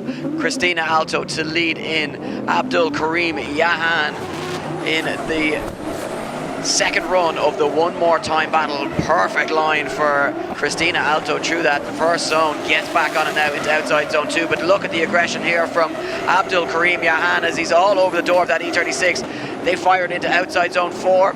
Will there be wheels drop? Just about. Hand manages to hold on to the track, and Christina Alto absolutely lights up this Warsaw track. Yeah, I think Christina Alto just dropped in a 90-something point qualifying run there quite easily, Eddie. I'm not sure if it's going to be enough after the first run, but it was a really, really tidy qualifying run, and that's exactly what the judges want to see from the lead driver. She's after doing everything she possibly can here, Eddie, to get her back in the show, but Abdul Karim Yahan looking very good in the pocket here, giving the judges no real headaches to make in this one. But you know what, I thought that this was going in the way of the Swiss driver in the first one, and I was wrong. It was a one more time, so let's see what happens. Yeah, let's see what happens indeed, Mike, as you can just see that really tidy line. That was a big run there from Christina Alto. The run she had been looking for all weekend. Did have a strong qualifying session. 19th was no slouch, and if I remember correctly, put in a quite a sizable score. It was an 87, I believe, from yesterday, so she was just shy of that 90-point run, but you've deemed that one worthy of the 90 points, so I think she'd be happy enough with that. But was it enough to overturn some of the mistakes in the first half of the battle? As we see lots of smoke, hopefully just still tire smoke making its way out from under the bonnet there of Abdul Karim's car. Nice livery on that car as well, very Arabic on the side, and yeah, beautiful white, pink and green and black livery there with the Swiss flag right on top. So fantastic cars here at DMP. Once again, guys, if you haven't ever seen this series in the flesh, get out here and check it out. It is next level, I promise you that. And once again, that's from a guy who's 20 years in the Irish series, works at Group D where we build crazy drift cars.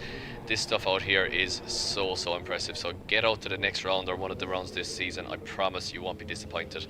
Yeah, quick little knuckle touch from the two drivers, showing the respect that they have for each other, and that was certainly Yeah, it was no easy fight for whoever's going to go through here to the top 16.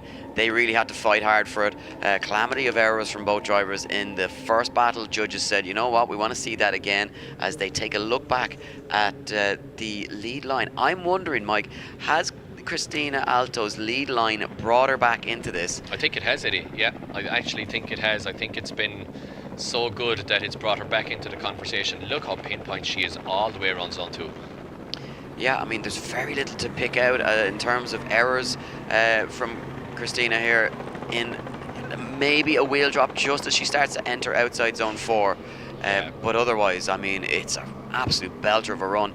And there was, if I remember rightly, some mistakes from Karim in his chase run wasn't quite so perfect. So mistakes from both drivers in the first half of the run. Yeah, I'd really like to actually see it reversed around just one more time as well to see Abdul Karim's lead. Just to compare them once again, just to refresh my memory. But the judge is opting to have a look at the replay once again here of Cristina Alto leading. Well, it looks as though we may be about to get a decision as Abdul Karim Yahan just... how good is that BMW? Yeah, just exhales there. It's just... How good is the BMW on the left too? That E36, absolutely gorgeous. Yeah, I think they're, in fairness, they're both just really well designed, lovely, very similar colour schemes on both those vehicles. Very kind of minty greens and nice pinks and purples. So yeah, judges still watching back, and they're still watching that lead line. But here we are, we're about to see a decision. Who's going to go through? Oh, they're split. It's a split decision, and it's going to be Abdul Karim Yahan moves it on. And we are going to get a judge's explanation, Mike, a split decision. David Callas saying that it should be Cristina Alto. Two other judges saying that it so we are going to the judges. So the last battle of top 32 is behind us, and we had like a lot of deliberation here. Sorry for letting you wait, but we were mainly discussing how much weight we are putting on the lead and how much weight we are putting on the chase, when for me the lead was the one which was deciding. So that's why I was going with Krista, when other guys were thinking more about the chase, that the chase was the most important one, so they went with Abdul.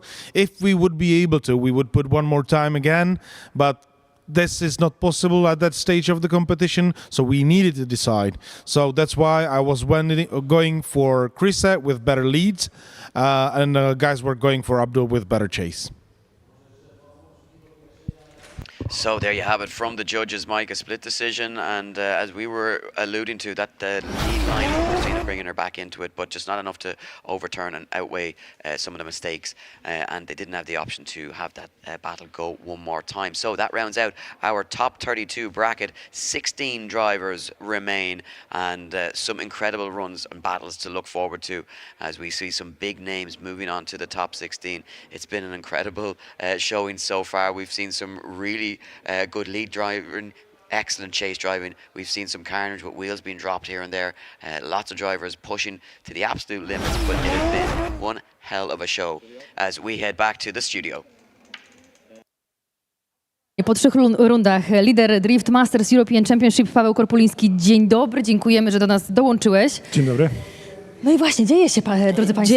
Dzieje się. I jak Ciebie już tutaj mamy wyrwanego z placu boju, co tam się na tym placu boju dzieje? Pod namiotami, w samochodach gotuje się? O, tak, przede wszystkim temperatura doskwiera. Jest to gigantyczne wyzwanie zarówno dla samochodów, ale przede wszystkim dla kierowców. Wytrzymać w temperaturze rzędu 70-80 stopni wielokrotnie w ciągu dnia, no bo w taki sposób przecież odbywają się zawody driftingowe, no jest nie lada sztuką, więc musimy dbać zarówno o kierowców, jak i o auta. Wiadomo, że nawodnienie, a jeżeli chodzi o samochody, to utrzymywanie wszystkich płynów w odpowiednich temperaturach, ale też i samego sprzętu, bo w takich temperaturach mieliśmy na przykład przygodę z wentylatorem i z układem elektrycznym samochodu, gdzie po prostu kable, przewody czy kostki wręcz się topią od temperatury, czyli to nie jest już sama kwestia olejów czy płynu chłodniczego, ale też i właśnie takich elementów, które są narażone na wysokie temperatury i mogą po prostu przestać działać. Także no, wielkie wyzwanie. Jest to runda naprawdę w tak trudnych warunkach, jakich szczerze mówiąc dawno nie było. i no, po prostu trzeba dobrze wszystko zaplanować i umieć się z tym, że tak powiem, oswoić i umieć pracować. Ja osobiście chylę czoła przed wszystkimi, którzy wychodzą na zewnątrz, bo siedzę tutaj w klimatyzowanym pomieszczeniu. Jak usłyszałam, że temperatura asfaltu dochodzi do 82 stopni Celsjusza, to nie chcę wiedzieć, jak to boli, nie chcę wiedzieć, jakie odczucia mają zawodnicy w autach. No i sam fakt, jak usłyszałam, to panowie komentatorzy użyli takiego sformułowania, że nawet układ chłodzenia wymaga schłodzenia, to wiele mówi o warunkach. Tak, dokładnie. Myślę, że taka temperatura, jak wspomniałaś, jeżeli chodzi o asfalt, rzędu 80 stopni, co najmniej tak samo ciepło jest w środku samochodów. No, to na pewno jest wymagające. Ty z kolei jesteś dzisiaj w roli nie zawodnika na torze, tylko wspomagasz jednego z kierowców. Rola spotera to jest w ogóle bardzo ciekawe zajęcie, bo tak zupełnie wygląda to z innego punktu widzenia, na to się wszystko patrzy. Co dokładnie robi spoter? Jak przekazuje te informacje i z którego punktu na torze wy jesteście w stanie dostrzec, jak wasz zawodnik się porusza? To z którego punktu, może zaczniemy od końca twojego pytania. To, z którego punktu obserwujemy, zależy od tego, co chcemy zobaczyć. Akurat ten obiekt ma to do siebie, że z jednego miejsca nie jestem w stanie zobaczyć całej trasy idealnie, tak bym sobie tego życzył, więc muszę trochę krążyć po tym torze. Dużo pracy, jeżeli chodzi o pracę spotera i kierowcy, jakby wykonuje się jeszcze w sesjach treningowych. W sesjach treningowych próbujemy wyrobić odpowiednią linię przejazdu, sprawdzić newralgiczne punkty trasy, czy sprawdzić jakieś elementy, gdzie będziemy mogli zbudować sobie jakąś przewagę, więc znaczna część tego, co trzeba przerobić, jest już wykonywane w treningach, a w parach, czy w treningach przed parami, w rozgrzewce, to już w zasadzie są takie ostatnie elementy, które trzeba dostroić, żeby być w pełni przygotowanym po prostu już do tego finalnego pojedynku, gdzie już wiemy, z kim będziemy się mierzyć. Tak samo częścią pracy spotera jest oczywiście przygotowanie strategii pod danego zawodnika, obserwowanie jazdy innych. Często mówię, że spoter jest oczami kierowcy z trybun. Oczywiście zadaniem spoterów jest też obserwacja innych zawodników, których potencjalnie możemy spotkać w następnych etapach rywalizacji. Musimy wiedzieć, czego się u nich spodziewać, jak przekazać naszemu kierowcy informacje, jak go przygotować na to, po prostu, żeby był jak najlepiej przygotowany do tego, żeby mógł dobrze sobie poradzić. I te informacje... przepraszam. Tak, bo chciałam jeszcze o bardzo ważnym wątku, o którym rozmawialiśmy poza anteną. Paweł, ty jutro wsiadasz w samolot i lecisz do Azji. Czemu akurat Chiny? Tak, dlaczego akurat Chiny? No tak się złożyło, że tak powiem. Uważam, że to bardzo interesujący kierunek, przede wszystkim jeszcze szczególnie przez Europejczyków nieodkryty. Driftingowo. Driftingowo, tak. No, ja mam to szczęście być pierwszym polskim zawodnikiem, który jeździł w Chinach i który startuje tam teraz w pełnym cyklu chińskiego czempionatu. I faktycznie tak, dosłownie jutro wylatuję na drugą rundę. Jest to bardzo ciekawa dla mnie przygoda. Jestem zafascynowany zarówno driftingiem w Chinach, jak i samymi Chinami. Gorąco polecam wszystkim. No jest to coś zupełnie innego, odmiennego, aczkolwiek wpadła mi teraz do głowy pewna analogia, bo na pierwszej rundzie, która odbyła się 3 tygodnie temu bodajże w Szanghaju, były podobne warunki pogodowe, bo było 37-38 stopni, ale z znacznie większą wilgotnością powietrza, więc było to jeszcze bardziej uciążliwe niż jest tutaj. Także są pewne plusy tego gorącego polskiego weekendu. Tak jest, gorący weekend, gorąco na torze, gorąco też w twoim kalendarzu, bo tak jak powiedzieliśmy o tym wszystkim, co robisz, to zastanawiam się, jak wygląda twój dzień, twój tydzień i tak naprawdę moment, kiedy możesz się zregenerować, bo podejrzewam, że kalendarz wypchany po brzegi. Tak, no, dużo się dzieje w tym roku, to oczywiście, ale ja absolutnie nie narzekam. To jest zdecydowanie miejsce, w którym chcę być i jakby, żeby być tutaj, długo na to pracowałem, więc mogę się tylko cieszyć. Kalendarz rzeczywiście jest wypchany i dzielimy w zasadzie ten taki najgorętszy okres na pewnego rodzaju maratony, można powiedzieć, bo na przykład mamy aktualnie 4 eventy, weekend po weekendzie, bo tak jak wspomniałyście, w poniedziałek, jutro wylatuję do Chin, w przyszły weekend mam tam zawody, we wtorek wracam do Polski, z kolei z Polski już lecimy w środę następnego dnia do Finlandii na Drift Masters. Pięknie. Napięty faktycznie harmonogram. Może nie tak bardzo my mamy napięty harmonogram, chociaż goni nas faktycznie czas. Paweł, bardzo ci dziękujemy. Dziękuję. Paweł Korpuliski był naszym gościem. Bardzo. Tak jest, trzymamy kciuki za Chiny, za Drift Masters, będziemy na pewno kibicować. A my dziękujemy Państwu na chwileczkę. Chwila przerwy i o godzinie około 15:30 wracamy. Top 16 to będzie jeszcze grubiej, naprawdę. Będzie się działo. Well, Paweł Korpelinski there speaking about his Drift Masters win at round 3 in Mondello Park. And so interesting, Mike, because we were there in attendance that weekend, and so much of the crowd was looking forward to, or was watching and had the attention on young Conor Falvey, who was trying to make his first top step finish at Drift Masters. But crucially, what people forgot was that Paweł Korpelinski was also trying to win a round for the very first time, and managed to do so on Irish soil, a track where he normally and self-proclaimed not had a whole lot of success, but such a huge moment for him. I followed his career since 2017 in Drift Masters. He's an incredibly talented driver, and it just goes to show the level of competition in Drift Masters that the Polish man was only able to get his first win just a few weeks ago in Mondello Park. Yeah, absolutely. As you said, he's a long-term competitor in Drift Masters. He's a good guy. We've all been following him for quite a while. Anybody who's been, familiar with the Drift Masters series, and although obviously we're on Irish side, we're rooting for the Irish guys. Conor Falvey and Tomas, his dad, are good friends of mine. I was still very glad to see Paweł getting the win, because if anybody deserves it, he does. He's spent a long time in the sport at the top level, and finally he took that all-important win.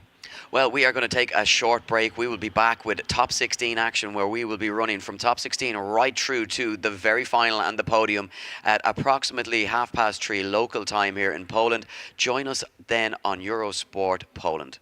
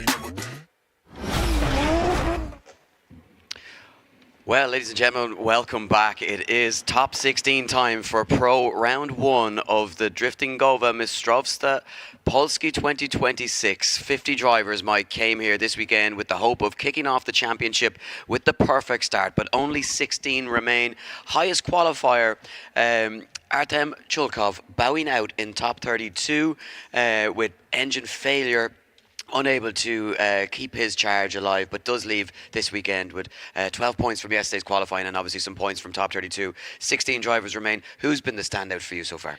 Oh, Eddie, it's very hard to pick out a standout so far, to be honest. I have seen maybe 5 or 6 drivers who I would pick early in the battle bracket who could actually take the win today. To pick out any one of them, I couldn't really, to be honest, pick out any one massive standout driver, but I think there are a pool of about 6 in there who I would tip to take the win today.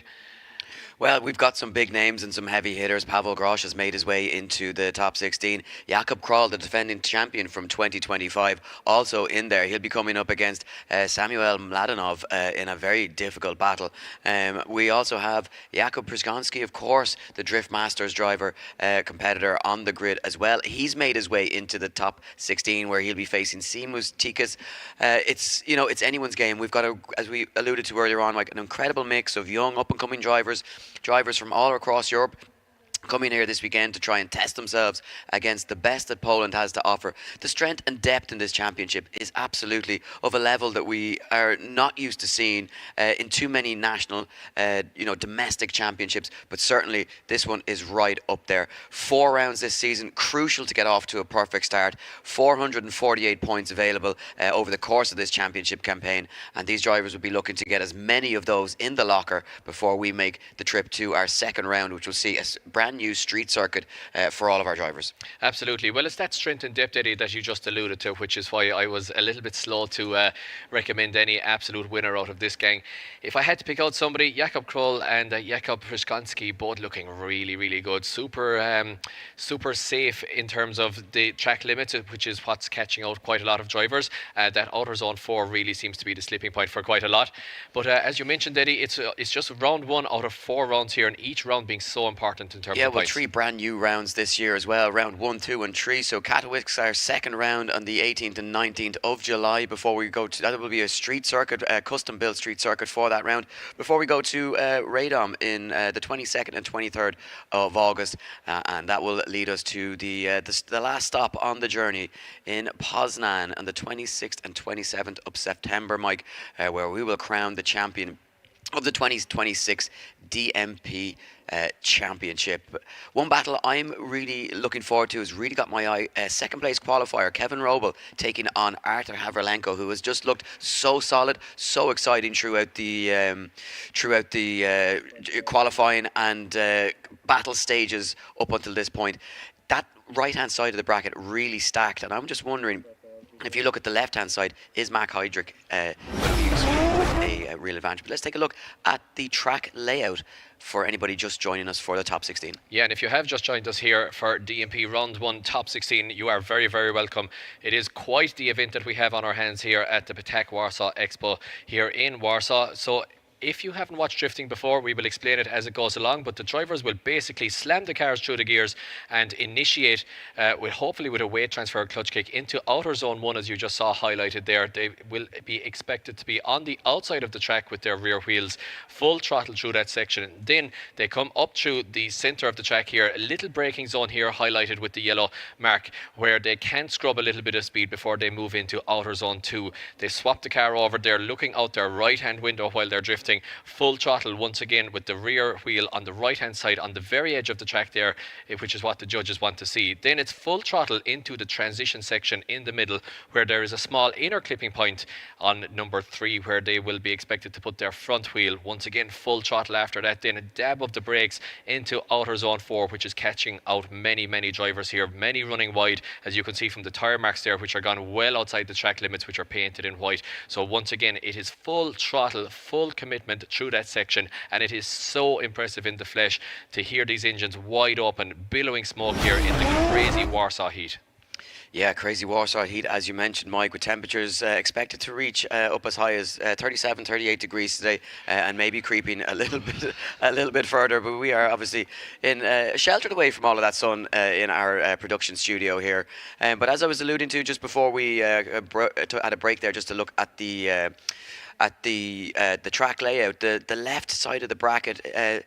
Less known names. I don't want to say less talented, but certainly less known names. Max Heidrich, probably the most well-known driver and most decorated driver on that side of the bracket. And I'm wondering, does he have a good run here to make his way in, make a charge towards a final and potentially a podium here today? But he's got some heavy hitters to deal with as well. And Valery Shevelov, who he's going to be battling in the top 16, is certainly no shout. So we will move to our judges to find out exactly what it is the three judges will be looking for from our drivers in the top 16 in order to get that big win today.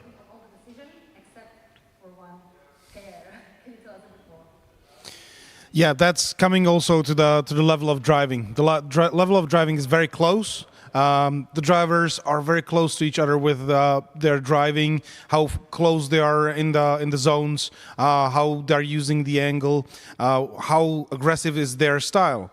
And sometimes it happens that the decision, it is so hard, the driving was so close that it can happen that we can disagree on that. And that was the last battle of top 32, where we saw that the driving was very close. We would like to put one more time, but there was no possibility of that because it was already one more time. And that's why we saw those small differences slightly different, and that is coming to a split decision. So there you have it. Yeah, obviously a very difficult job the judges have, and sometimes it does lead to split decisions when things can get very close, and they're obviously having to make a decision because there's no option to run the battle one more time. And we had a quick chat with the judges in the break, Mike, and obviously them saying that in that situation where in that battle that they were speaking about with Karolina and Johan, it was the lead run of Karolina that really brought her back into that battle and kind of outweighed some of the mistakes that were being made in the first half of the run. So we will keep you guys as up to date as possible, and if we need an explanation from the judges throughout the course of the remaining 16 battles, we will certainly do so for them to give that expert opinion and rationale as to why they made their decisions. Absolutely, Eddie. I believe we are about to post another question to the judges, and we are about to go to them just for another quick explanation as to exactly what they are looking for. Of course, we do have three judges: Mateusz Dziedic, Karol Jabłonski, and David Callas, who is our head judge here at DMP Round 1 this weekend in Warsaw. Tak, jeżeli chodzi o linię, takim idealnym miejscem, które chcielibyśmy widzieć, to jeżeli przednie koło jest na wysokości drzwi kierowcy, czy też drzwi pasażera. To jest takie fajne miejsce, gdzie wtedy linia goniącego powinna być bardzo dobra. I ogólnie jeżeli chodzi o linię, zawsze jeżeli chodzi o lidera, to lider ma za zadanie robić dokładnie to, co robi w kwalifikacjach, czyli jechać idealną linią po krawędzi toru w wyznaczonych miejscach. Natomiast ten chase idealnie powinien być właśnie w tej samej linii, co lider. Natomiast czasami dopuszczamy delikatnie spłaszczenie linii, żeby chase po prostu mógł być troszkę bliżej. Ale tak, te drzwi, koło to jest takie najprościej, uproszczając, miejsce, gdzie fajnie jest widzieć kierowcę goniącego. So there you have it, Mateusz, our line judge, just I suppose giving an insight, Mike, as to what it is the judges are looking for, in particular who's focused on the line of the drivers from both the lead driver and obviously the chase driver as well. And saying a lot of guys in the chase not following the line of the lead driver, shallowing up quite a bit, and that is nie naruszając jakby linii ani przejazdu goniącego, to wtedy tak, to wtedy jest super. Takie lubimy właśnie takie smaczki, jak znaki ślady opon na drzwiach. Szybkie pytanie jeszcze, Karol, do Ciebie. Karol, kąt jest również bardzo ważny. Oczywiście wygenerowany jest trochę przez tego uciekającego. Natomiast czego Ty bardziej oczekujesz od zawodników w klasie top 16? Zdecydowanie płynności. Tutaj chcemy widzieć, żeby na trasie, zwłaszcza która jest w ten sposób skonfigurowana, te przejazdy były maksymalnie płynne, żeby ten kąt, który oni zadają na każdym zakręcie, był utrzymywany dokładnie w taki sam sposób przez całą jakby całe trwanie jednego zakrętu i oczywiście jak najbliżej siebie, żeby jechali. A chcemy zobaczyć, żeby lider jechał maksymalnie czysto, co tylko ułatwi sprawę dla zawodnika z tyłu, by jechał on możliwie jak najbliżej, żebyśmy widzieli najbardziej ekscytujące pary. Yeah, well, there you have it from our three judges. Lastly there, but not least, Karol Jabłonski, our angle judge. Judging, of course, is split between different sectors. Mateusz Żydić is on line, which is 40 points throughout the run. Then Karol Jabłonski on angle, which is worth 30 points to the drivers. And David Callis, last but not least, is the style judge, which gives 30 points, which is split between 15 for fluidity and 15 for commitment. So once again, guys, if you are new to drifting, we'll be running you through all of those rules according as the runs go on, and they kind of tend to explain themselves a little bit. It's not all that complicated. If you try to explain it before it kind of gets a little bit complex, but as the runs progress, they will be played out right in front of us, right here live on Eurosport. So, ladies and gentlemen, it looks like we are set and ready to go with our Pro Top 16, and what a battle we have to look forward to here. Right to kick it right off, it is going to be Timur Lipski to take on Łukasz Kalewski. With my favourite car, Eddie. With your favourite car, Mike, that incredible A90 Supra, owned and driven in Drift Masters by none other than Peter Vincek. And you know what, it's Łukasz doing a really incredible job of piloting that car around this circuit this weekend. He's looked pretty strong, but we did say, Mike, certainly could have been a little bit deeper into some of the outer zones in his top 32 battle. He got away with that due to, you know, the poor line by Artem Hufshva, but I don't think he's going to get away with it here from Timur Lipski. I think he's going to really have to be at his very best here and aim for that perfect, almost perfect lead run here. Well, he's got the perfect car, Eddie, and you know what?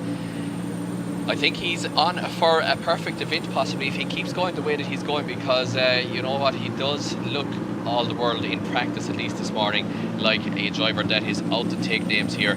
However, across the way he has a driver, of course, in the form of Timur Lipski, who has come through after winning a battle as well, of course, as all have in this all-important top 16 here, DMP round 1, and I hear engines revving, Eddie. That means that we are ready to go for the main part of the show, the top 16 here in Poland at DMP round 1. The drivers are ready, the marshals are ready, we're ready. Guys, are you ready at home? We leave the line. We leave the line, and it will be Kalashevsky to lead in.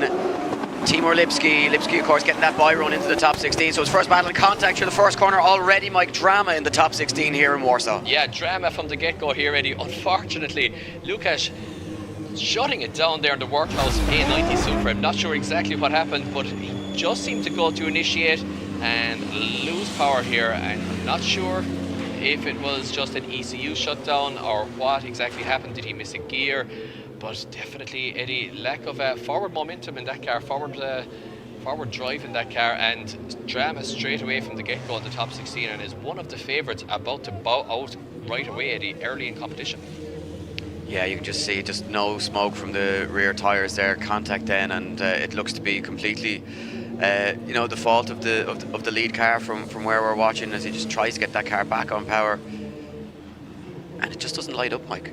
Just doesn't seem to light up. Yeah. And you know, Timur Lipski with that by run after engine failure from the top 32 into the top 16 now has you know, a lead car with what appear to be some issues, and maybe fortune really on his side here this weekend. Of course, we will still have the second half of this battle if Łukasz can get this car back online, as judges just want to look at this again, and you know, maybe not clear cut. They will be watching. Is he trying to get back on power as those wheels just start to light up? But you can see a correction of the front wheels as well, just before, or just around the time of that contact to the rear quarter of that A90 Supra. So yeah, it's going to be interesting. The Polish driver, I think they're just lost drive, Eddie. It was a pretty obvious one from where I'm standing anyway, or sitting in fact. And yeah, it just looks like all 950 brake horsepowers of that Supra left the chat there, and just didn't come to play when they were really needed on initiation. So Kalashevsky there not having the ideal start here to his top 16, where the drivers really want to start gaining those championship points. A 4-round championship, each round counts for so much. It's a quarter of your whole season here in from DMP. So it looks like the Supra is running again, but bear in mind here, guys, if you're watching at home, that essentially it will be a 0. We will confirm this, but it will be a 0 for Lucas if he can make it even back to the line. Yeah, so assuming that the judges have allowed a competition timeout for Timur Lipski just to go and check over his car. Yeah, because there was a big contact on the rear wheel we saw there. Yeah. We move it along to the next battle, Eddie. In the meantime, no time to wait around here at DMP. No, and it's onto one of your favourite drivers, Mike. Yeah, it's DJ Lucky Boy. It's Lucas Serrada to take on Mikołaj Zakrzewski, excuse me. Yes. So Serrada and Zakrzewski. It's Czech Republic as well versus Poland here, so lots of nationalities here. I believe 15 or 16 in total over the course of the weekend, and lots of those international drivers still in competition here at DMP. One of the best, if not the best, domestic championships in the world at this stage, Eddie. Yeah, and you know there can't really be a whole lot of argument against that, Mike, because the talent that we're seeing here this weekend so far has been nothing short of incredible, and it's really the strength and depth of the championship more so that we speak of. And I think from where we come from in Ireland, certainly very similar levels of talent, but maybe over the course of the two championships, maybe just tipping the scales on the Polish side. But what I'd love to see is the two championships go head to head. But here we go. Yeah, big horsepower deficit here, exactly half of the horsepower in the spare car of DJ Lucky Boy here, Lucas. Yeah, well, it hasn't phased him at any stage throughout the competition so far, as he absolutely blitzes his way through the circuit here and looking really strong, as Zakrzewski now in the chase position tries to find the line that's going to bring, but just shoots onto the door, but he gets too far up the front wheel of that 350Z and needs to back out of it as they cross the line. Yeah, well, that's the horsepower deficit, Eddie. Zakrzewski has that car really hooked up. You can see the grip levels that he's running in the chase car there. So watch this now as he really tries to just stay off of the door of DJ Lucky Boy, which is a great DJ name as well, from Lucas Serrada. So watch this as Lucas now navigates the course pretty much perfectly on the outside line, which is exactly what the judges want to see. Beautiful line there from the Czech Republic driver. Nice transition. Wheels exactly pretty much where the judges want them. Now watch it here. You just picked out the moment that things got a little bit heated in the battle, Eddie. A lack of angle there from the chase from Mikołaj, and he's in the wrong part of the track as well. He's struggling. He's caught on the inside of the track, Eddie, and he's struggling not to illegally overtake Lucas there. So definitely bleeding off a couple of points by being in the wrong position at the end. Yeah, so we switch them around, and it will be now Serrada in the chase position as Zakrzewski takes up that line for the lead run, and Serrada looks to jump the line a little bit here and try and keep with the higher horsepower car as they almost make contact on initiation. But Zakrzewski now into that perfect pocket of the outside zone at outside zone 1 and fills that zone as Serrada now falls away. Needs to try and cut the circuit to try and gain some proximity here, get back up on the door of that S15, but he shuts it down a little bit, gets back into it. Zakrzewski now onto that perfect line as it comes around outside zone 4 and across the line. Yeah, much nicer finish there that time from Zakrzewski, excuse me, as he's still struggling with the pronunciation here in Poland. But you know what, Eddie, the action is keeping us going, and DJ Lucky Boy there, Lucas, in the incorrect position. If you watch, just as he comes around the first corner here, didn't fulfill any of the outer zone. The judges still want the chase car to be in the correct position. So a little bit offline there in the 350Z from the chase car. Now Mikołaj doing everything right in the lead here, pretty much on that outside line, just as Lucas was on the first run. So this one is going to be close, Eddie. Keep an eye on the judge's decision for this. Now a big gap opening up, that horsepower deficit, that grip deficit really showing here now towards the end where the big horsepower comes into play. Full throttle right here on the outside line, tire smoke everywhere, engines opened up absolutely to the limits and across the line. And yeah, it's going to be a tough call for the judges, Eddie. Yeah, well, let's see, do they have a decision early on this one, or are they going to continue their deliberations as both drivers out of the cars and out of the fire into the furnace, and it is an all unanimous decision. It is going to be Zakrzewski that moves along. The Polish driver moves into the grade 8 and will be the first driver to step foot in that grade 8 as we unfortunately say goodbye to Lucas Serrada, who unfortunately, Mike, that's the last we're going to see of that underpowered hero for the weekend. Yeah, well, he made it quite a long way, Eddie. in a championship that seems to have 700 horsepower as the lowest powered car, he's made it quite a long way, and he can hold his head up high with a great run into the top 16 here. DMP round 1. Now here's my old friend from Drift Masters, Max Heydrich, a man who I battled I think 9 years ago at this stage in Ireland when Drift Masters was still a new championship. The German driver getting his engine working Thursday night, then making the long drive here to Warsaw in order to compete, and just getting out for practice on Friday morning. Now across the way from him, Eddie, it's a tough competitor. Yeah, it really is. It's the Ukrainian driver Valery Shevelov, and you know, we said Max probably the most decorated driver on this side of the bracket, but he's certainly going to come up against some heavy hitters here, and Shevelov is one of those. And in the top 16, maybe a driver that Max would have liked to avoid it, but will we see the flair that we saw from Max Heydrich in qualifying yesterday? Now as he leaves the line in that lead position, ready to go, fires into the first corner, and Shevelov is right there with him. Two S13s go head to head here as they go door to door through that first corner. Quick dab of the foot brake, settles that car for Max Heydrich into that outer zone. But look at this from Valery Shevelov. He's all over Max Heydrich as they come down into that final zone. Wheels lifting off the surface here from Max Heydrich as he puts foot to floor, and almost a straight and there across the line for Shevelov. Yeah, that's a top 16 battle to be proud of, Eddie. That is a fantastic first run for our fourth battle of the top 16, in fact. And yeah, really loving this from Max Heydrich. What I really like is he fires the car into the outer zones, and you don't know whether it's going to stick or not. Is he going to run off? Is he going to spin? But every time he makes it stick, which is what drifting, the essence of style of drifting is all about. That absolute on-the-limit driving style that Max displays is what we all want to see. However, a man who wasn't fazed by all that angle and whether he was going to crash or spin or whatever was Valery in the chase position, and that was a great run from him as well. So two top drivers here going head to head with pinpoint accuracy, pinpoint precision, and pinpoint proximity as well. Look at this from the Ukrainian as he puts it right on the door of the German driver here around the big power alley section, and as they cross the line once again, Eddie putting on a huge show for the crowd here, who are bearing 38-degree heat now outside here. Yeah, it really is heating up. So we go back to the start line, get the thumbs up from our start line marshal, who illuminates those lights on the traffic light system, red to green. Here we go as Shevelov leaves the line now in that lead position. The Ukrainian taking on the German driver Max Heydrich as we lose body panels down the stretch, and a big gap opens up here as Shevelov is up and gone through that first section. But now Max Heydrich looks for the door of that 180SX. He tries to find some proximity and fight his way back into this. He thought it was going to be plain sailing, but he's not having it his way here as Shevelov just launches away into that zone, outside zone 4, across the line. Yeah, 1900 brake horsepower on track here combined. 1000 brake horsepower under the bonnet of the Ukrainians S13 here. And as you said, Eddie, double S13 battle. Max Heydrich, the German, unusually for Max, with no answer here for the sheer grip levels of Valery Shevelov in the lead position. And Max doing everything he could, Eddie, including almost cutting the track towards the end of the run in order to find the door. Yeah, just look at the angle that Shevelov pulls as he comes from outside zone 1 into that outer zone 2. Really nice, and it's a notable difference in proximity throughout the course here. And I think for Max Heydrich, it's going to be a worrying time as he and the team were chasing a big run today and a good start to the 2026 DMP campaign.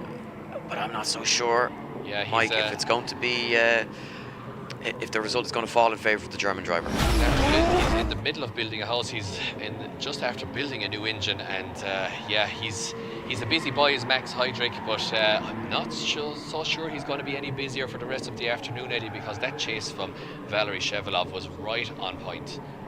As Max gets out of the car, a very warm Max Heydrich, I would say, enjoying himself though as we wait for the judges' scores to drop in. And indeed, Eddie, it's Valery Shevelov, the Ukrainian, takes the win from the German Drift Masters Supremo. And yeah, definitely causing an upset there in terms of experience. But the Team HPS Performance 2016 UA champion takes the win there, the 43-year-old, progressing straight into the Great 880, taking names here at DMP. Yeah, absolutely. We lose 4th place qualifier Max Heydrich in the top 16, Mike. Not something that I was expecting, but of course we did say there are some heavy hitters on that side of the bracket, albeit maybe not some household names. So we move it back to our battle between Łukasz Karolina versus Timur Lipski. Of course, Łukasz shut it down at the halfway through outside zone 1. So what can Team Orlipski do now as we reverse roles? Obviously had that bye run on in the top 32. Nice and smooth through that outside zone. No problems this time around for either driver as they make their way into outside zone 2. Look at the proximity here and the aggression, the chase position from Lukáš as he tries to force a mistake. He knows that he needs, oh, big contact again, but they stay in it.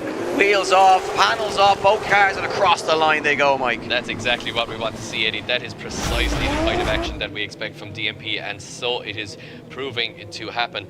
I mean, we were all expecting this crazy Worthouse car to just progress through the battle brackets, but you know what? That is drifting. It is never predictable, and that is the beauty of it. He's doing everything he can here in the chase position in order to make the lead driver make a mistake. But you know what? I don't think that Lukáš just had enough there, and look at him, he's trying to distract the lead driver by showing him the bonnet, letting him hear that crazy engine under the bonnet there, the 2JZ screaming, but it wasn't enough, Eddie, to put off the lead driver, and Timur here looking good. Yeah, I won't lie, Mike, the two drivers on the left hand side of the bracket that I expected to see progressing and perhaps meet in the final four, you know, Kalashevsky and Max Heydrich. Well, we've already lost Max, and are we about to lose Lukáš as well? As he looks a little bit dejected, Mike. I think he knows his fate as the score drops in, and it's another Ukrainian driver moving on into the Grade 8 is unanimous from the judges. Yeah, I think the remaining Polish drivers here, Eddie, are going to be out to take names here because they are falling very quickly here in the top 32 and now the top 16. And, what's interesting, Mike, is now we have the 32nd place qualifier into the top 8, and we also have 24th place qualifier into the top 8, and they will go head to head. Yeah, absolutely. Very, very good point there. And Valery Shevlov, 13th place qualifier, which you might expect to see in the Grade 8. But we move it along down to the line, and we have the very man Simon Swevma. Yeah, Simon Swevma, the Estonian driver. And he's going to be coming up against Stavros Grillis from Greece. It really is a feeder series for Drift Masters, Eddie, isn't it? It really is, Mike, and you know, it's becoming very apparent. Some incredible machinery on show on the start line here. We've got you know, this awesome GR86 and the M2 then of Stavros. Watch this guy in the chase position, guys. He put in an absolutely crazy chase earlier on. Let's see if he can repeat it, Eddie. So here we go, yeah, nicely through those first couple of sections here. Quick dab on that foot brake as you see drivers utilising that just to control those cars and steady them as they enter into outside zone 2. Now Swevma looking really fast through the circuit. Big lift as he just pulls into the outside zone, and nicely onto the door goes Stavros Grillis as he hunts them down as they cross the line. Yeah, great proximity there from the Greek driver in the chase, especially over the finish line. Exactly what we want to see from the BMW driver. Simon Swevma in the lead position. Beautiful GR86 there, 700 brake horsepower under the bonnet of this. And you know what though, the Greek driver definitely found the door. Let's see if he did it online or offline. Yeah, I mean, he's pretty much in the pocket there, sacrifices a tiny bit of angle maybe, but starts to match it then through the end of zone 2. Full throttle now in the beautiful slow motion drone shot. Nice line from both drivers through 3, and now no such mistakes as we saw earlier on through zone 4 for either. And interestingly, a wider line almost there from the Greek driver, but still finding the grip to put it right on the door of the Estonian driver as they cross the line and put on a huge show here for the crowd in Warsaw.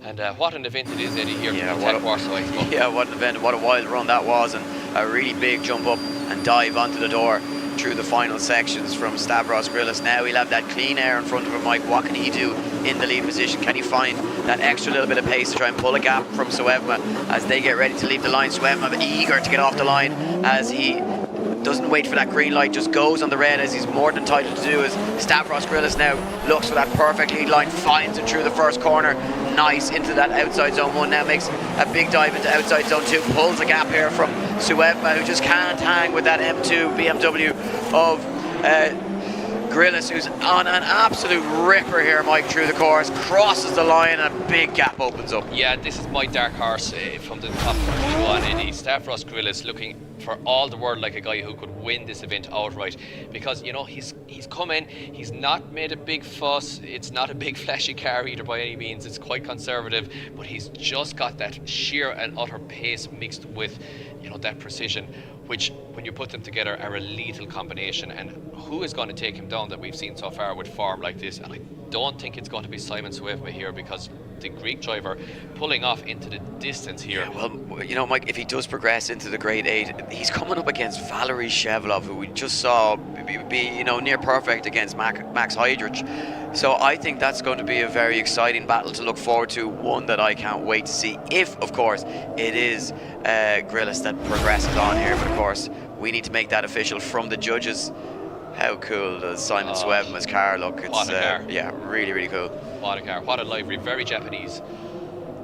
And yeah, both drivers out of the ovens that are their cars, expected to hit 55-ish degrees in car temperatures this afternoon, by the time all the engine and exhaust heat are in there. Yeah, so here we go. Judging decision is in. Will it be unanimous? It looks as though it certainly will. With Stavros Grillis, the Greek driver, progresses on to the grade 8. Yeah, much to the delight of the crowd here, Eddie. Hear the cheers going up for Stavros there. Absolutely great stuff to see all these international drivers coming over and making that huge trip, Eddie. Once again, super tired. Yeah, well, Mike, you know, it's certainly been a top 16 for the lower qualifiers so far.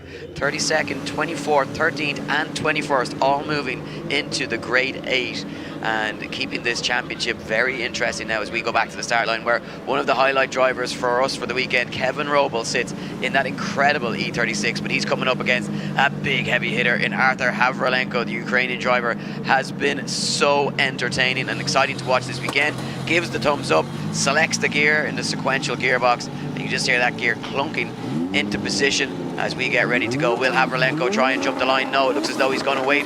He's going to try and land a knockout blow on Kevin Roble, who'll be looking for a knockout blow of his own, as he's been so quick through this circuit.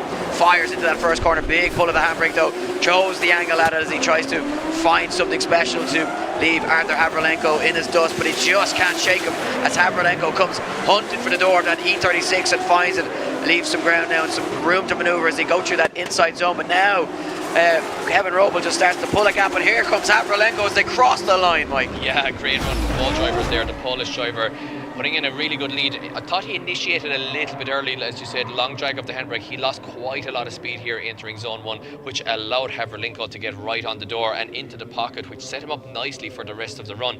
Now Kevin Roble puts foot to floor here, tries to get away once again and really powers through that transition in order to try to put some daylight in between himself and Havrilenko. However, Havrilenko had different ideas all the way through zone 2 here. Really puts foot to floor and puts the front wheel of his 800 horsepower GT86 right on the door of the E36. Now, you know, Roble did get away there a little bit, and Havrilenko made the first slip up of the run here, going very shallow into zone 4 in order to find the door again. He was just looking for the proximity, kind of sacrificed the line a little bit. So I think that our line judge, Mateusz Jedic, might mark him down quite a lot for those 11 points that are available for zone 4.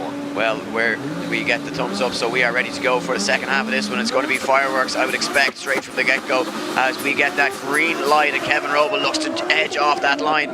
Can he find, as we say, that perfect chase run here, or will it be Havrilenko? Oh, Havrilenko comes offline, in and out of inside zone or outside zone 1 as he tries to find that perfect line. He just can't do it. Kevin Roble now looking to find that proximity as Havrilenko pulls away, but he does so by cheating the circuit and not getting into outside zone 2. Can he find that perfect line into the outside zone 4 as Roble finds the door and he drops some wheels and they cross the line? Yeah, super exciting run once again. Full throttle action here at DNP round 1. Absolutely loving this as we watch this run back and start to scrutinise it now a little bit along with the judges watching the replay. So Havrilenko leads us in. Kevin Roble is pretty close to him but not matching the angle, and crucially is not on that outside line either. So cutting the track a little bit and a little bit shallow angle while he does it. Now Havrilenko rotates the car, gets it into outer zone 2, but just about, and in fact doesn't make it all the way into outer zone 2, which upsets Roble's run a little bit as well here. So you know what, all the advantage he has gained might have been thrown away just there. They rotate through 3, very good transition from both drivers, which Roble uses to get right on Havrilenko Haverlinko's door once again. Haverlinko's back on that correct line, maybe tiniest bit of contact there as Robel pushes a little bit too hard. Haverlinko then just accelerates away and across the line. And you know what, Eddie, if you're watching there just by the fencing there, how spectacular did it look this morning in practice? Yeah, it's such a great viewing point, great vantage point to watch these cars really pick up pace as they cross that line, as they come through that outer zone at 4. It really is a big pull, very fast as the guys get out of the car. It looks like we have a decision. All 3 judges, yes, unanimous in favour of Kevin Robel. If there was ever any doubt, he has looked solid, qualifying in 2nd position yesterday. He's made his way into the top 8 unscathed, and could he be the man to take down some of the big Drift Masters names that he has a possibility of facing if he's to progress into the final later on this afternoon? Well, I wouldn't doubt against him, or bet against him rather. I wouldn't doubt it, Eddie. Yeah, I mean, he's been impressive from the get-go of this competition, as you said, in the Adam LZ-esque E36, and I mean, to the delight of the Polish crowd there, you heard the cheers going up when the Polish driver took the win.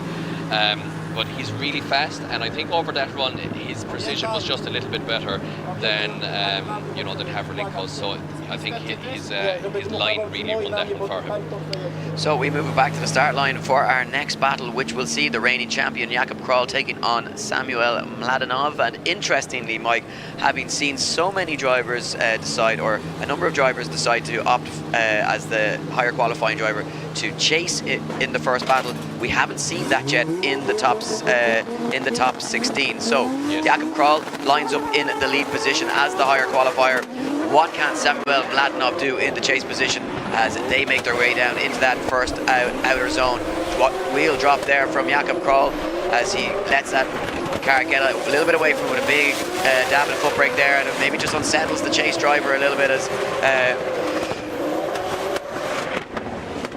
Mladenov tries to deal with that. Sorry, I got tongue-tied, but yeah, nicely through the final section, and yeah, just that really nice run from both drivers. But there was that little bit of a dab of the foot brake going into outside zone 2, and it did seem to unsettle Mladenov in the chase position. Yeah, really early initiation there from Mladenov as well. Jakub Kroll doing Jakub Kroll things. He's really consistent. He's a Drift Masters driver at this stage. Super consistent, even though Mladenov is looking for the door there and he's right on that outside line. Jakub Kroll is on the perfect line. Almost hangs on a little bit too long even to zone 2 there, but gets foot to floor and makes the car leapfrog through the transition, putting big daylight between himself and Samuel Mladenov as they make their way down into zone 4. Jakub Kroll then once again on the outside line. We see the smoke starting to appear then as he puts foot to floor and uses all the 920 horsepower there in the HPS Performance Sylvia to good use. And yeah, I mean, he's looking good, Eddie. He's my pick to take the win here, but he's got a long way to go yet.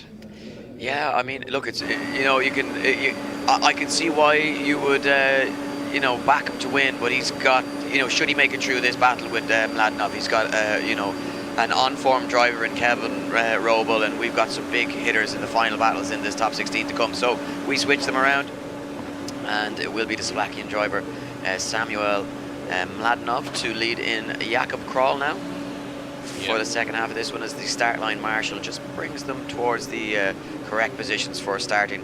E92 versus S14.9.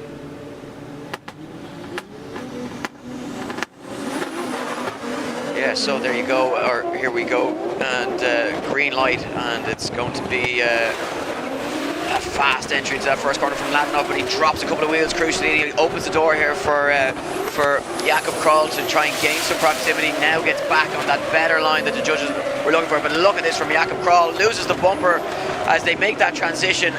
Look at the precision as Mladenov gets deep into outside zone 1, and whatever advantage he may have got, Mike, from the mistake from Kroll in outside zone 2 when the roles were reversed, I think he may have lost by dropping wheels numerous times throughout the run. Yeah, absolutely. Well, we'll touch on that as we pass that zone as well. Once again, let's see what happens between both drivers. Kroll is right in the pocket there, exactly where he wants to be. That proximity here in the crazy Warsaw heat, so good to see. He's right there on transition as well, and then pops from the right hand side to the left hand side of Mladenov's car here now, where Jakub Kroll hung on to the line much too long here and possibly caused that separation. I think he was very hard to chase as he came out of 2. He leaves no room around this time. There is nothing between both drivers in in fact they lose some bodywork in the transition. Now Madlinov gets into the very tricky outer zone 4, which was catching everybody in the top 16. He too drops 2 wheels here, Eddie. So once again, 2 wheels off for quite a while. So we are going to go to the judges quite a lot of things. Yeah, we're going to go after the result here, but quite a lot of things going on here in these runs between Kroll hanging on to zone 2 in his lead there, and perhaps causing maybe a little bit of a difficult chase, and then also of course Mladinov then hanging on to that outside zone way too much on 4 and in fact dropping wheels. So let's have one more look here at outside zone 4. The judges want to have a look back at the transition where Mladinov lost his rear bumper from the nose of Kroll and then dropped 2 wheels. But I think, Eddie, I don't think it upset his line a lot. I know he would have felt it in the car, but to be honest, I don't think it upset him a lot. Well, going to be interesting to see here what way this decision goes. As we say, it certainly looked to be problems at outside zone 2 on the first run with Jakub Kroll, and then some mistakes from Samuel Mladinov, but it is going to be Jakub Kroll who progresses to the grade 8, top 8 for Jakub Kroll, and he continues that run as you expected him to do, Mike. And I do believe we are going to go to the judges to get an explanation. What a battle. It looked very interesting on the first glance, but we saw some mistakes which were maybe not that visible for the audience. And that is coming to slight slowing down of Kuba Król coming from outer zone 2, which is second corner.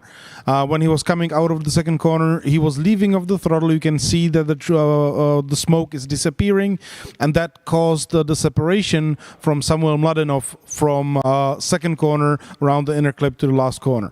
So we were not counting it as a big mistake from a chaser. However, then came the second run, and in the second run, unfortunately, Samuel was able to make quite a bit, many mistakes in his lead run. He was putting wheels off in 2 zones. He was not able to fulfill correctly in zone 3. So those mistakes at the end were bigger than the mistakes of Kuba in his lead, and the chase of Kuba Król was pretty tight. So there you have it from head judge David Callis. Pretty clear cut, Mike, and very much some of the things that we had picked out on the runs as well. So pat on the back for us, and a pat on the back for Jakub Kroll. No, I couldn't deal with the abuse. Well, we move back to the start line where it's going to be a big run or a big battle here, because we got Pavel Grosz sitting in the chase position coming up against Abdul Karim Yahan. And once again, as the higher qualifier, Pavel Grosz choosing to chase first. Yeah, watching for those mistakes in the lead position from Abdul Karim Yahan, no doubt. Watching to see if he goes off in zone 4 like everybody did in the top 32. But you know what, Eddie? They might have learned their lesson and they're into the track. Yeah, so here we go into this one. Abdul Karim Yahan nice and deep into outside zone 1 as he looks for that perfect line. But Pavel Grosz choosing to chase first and finds the door of that 1 Series BMW. Nice on the transition as they touch the noses into outside zone 3. Oh, 2 wheels off though for Abdul Karim Yahan, and a shutdown for Pavel Grosz. Yeah, what's happening, Eddie, here? I'm not sure. Did Pavel Grosz just back out because he thought Abdul Karim was gone off? But I don't think so. I think he just shut down under his own power. Maybe choosing to chase first because in these crazy temperatures that the tyres have become too hot to produce grip, and that he wanted to lead in the second run. Not sure if that's the case, but you know, tyre fires, backfires happening. It's all happening here at DMP, and let's see now if it's just maybe an ECU issue with the crazy temperatures that we have here. These ECUs once again can be set to cut the engines if temperature or pressure parameter is exceeded. So if they have low oil pressure or very high boost pressure, etc., or very high water temperatures or very high oil temperatures, it can cut the car out. Yeah, for me, I don't think you could. It does look like the lead car is washing, but I don't think you could. There's no reason for the chase car not to stay in it there. You know, you're supposed to follow the lead car, and you can see we've got some recovery and potential recovery, and Marshall's just looking over that car. Pavel's out of the car, so this does not look good, and I'm wondering. Yeah, a quick handshake there, nod of the head. I think, Mike, we're waiting just to make it official. He gives the car a little bit of a pat on the roof, wave to the crowd, and is that rope going to take slack? Yeah, it certainly is, and unfortunately that seems as though Pavel Grosz is going to bow out of competition. Yeah, well, we might see him We won't see him returning, Eddie. There's no 5-minute rules actually in DMP this season, in the interest of keeping the show going. So that means that Pavel Grosz, unless he can get that car started right now and get back to the line, he has 2 minutes after the first run to get back to the line. But I don't think he's going to make it, Eddie. That 2 minutes has probably expired already. So as you said, Pavel Grosz there, another Polish driver falling to the Switzerland driver in the form of Abdul Karim Yahan this time. Unfortunately, mechanical issues ruling Grosz out of competition. Yes, well, that does leave us with one more space available in our top 8. Mike, hard to believe we've made it to the top 8 already, and it will be the final battle in the top 16 to decide that place. Jakub Przygoński to take on Simos Tikas, and this one, as you can see that clock just counting down there, 20 seconds left for Pavel Grosz to try and make it back to the line. Yeah, absolutely. And watch the speed of this S13 through the course, guys, and watch the body kit as well. It's an absolutely beautiful looking car. I presume that the guys built that body kit themselves, but we'll have to find out after, Eddie. We might do a quick recce through the pits after the podium celebrations later. So just confirmation on this one. Yeah, so looking just to make this official, and two of our judges pointing in the favour of Abdul Karim Yahan, and he will progress to the grade 8. So, as I say, we turn our attentions back to the start line, and a huge opportunity now for Simos Tikas to try and take down one of the legends of the sport. But Mike, it's an incredible PS13 that he's behind the wheel of, but he hasn't found that perfect lead line yet throughout the competition. Yeah, absolutely, Eddie. He definitely has that car set up what we call super tight. It's very, very fast, but very difficult to drive. When it works well, it works really well, and it worked out for him in the top 16 because his chaser could not live with him. However, he's up against one of the best in the business right here. He certainly is. So we are ready to go. Starting orders, red lights to green, and look at the big jump here off the line from Simos Tikas as he tries to get as much of an advantage here down the run end, but he's very deep up onto the front quarter of that GR86 and now tucks in to the pocket as he tries to find the groove here. But Jakub Przygoński is on an absolute ripper in the lead position, flies through the circuit here in that Red Bull powered Orlen Motorsport GR86. Look at the line, he absolutely just hooks up as he gets on the throttle at the start of that outside zone 4 and across the line. Yeah, you can see the S13 was trying to just go there constantly in the hands of Simos Tikas, but he gets right into the pocket here from the get-go, a little bit on the inside line here, maybe even in front of Kuba Przygoński, but you know what, I think he got back into formation round about here pretty much perfectly, allows Przygoński to make the initiation, and a really nice line once again from Przygoński, who is going over his own tyre marks, Eddie, you will agree, all day long. We've watched him in practice, we've watched him in qualifying. He is hitting the same marker every single time he makes a pass of this course. Well, certainly renowned for his consistency and his steady driving.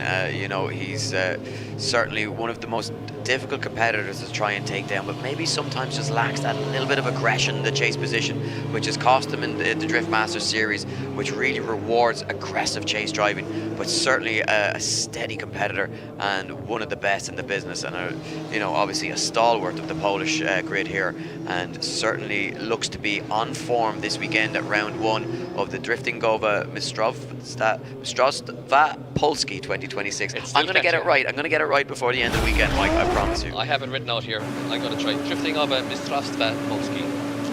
I think that was... Mistrzostwa. Yeah, I think that was all right. Driftingowe Mistrzostwa Polski. There. We should probably be able to say the name of the championship we're commentating on, to be honest. Certainly should, Thank you very much once again to the guys from DMP for having us over to just Irish drifting guys who love the sport and get to commentate on it back in Ireland. Fantastic to be out here in Poland, in Warsaw. Beautiful city, beautiful location here. And we are ready to rock for the second half of this battle here. And look at these two cars on the grid, Eddie. What a fantastic sight this is in the beautiful Warsaw heat here.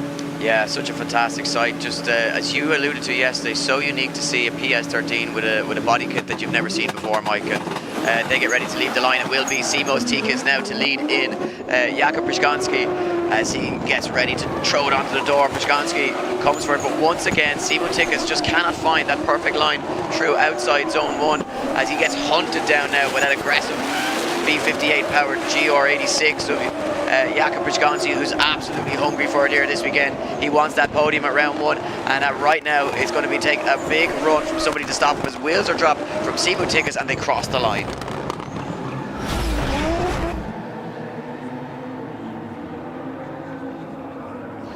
Okay, so let's have a look at this run a little bit closer once again.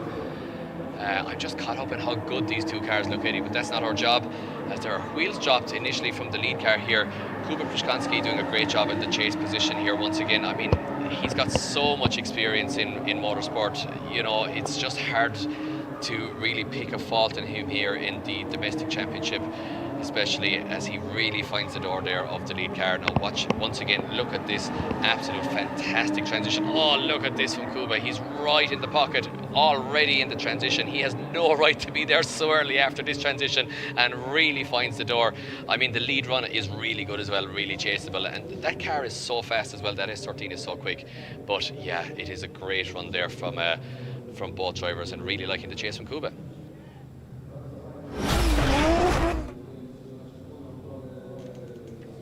Yeah, so just to say, obviously, a mistake on my behalf. It is Marek, of course, in that PS13. So apologies for the mistake with the names. And yeah, we wait to see who will take the win. It will be Jakub Przygoński, unfortunately for Marek. Marek will bow out of competition. But what a weekend it has been for him, and just couldn't find that perfect line when he needed it. But I do apologise for the error in the names. We're going to go down to the grid, and Victoria will have an interview with Jakub Przygoński as we hear from the Polish legend.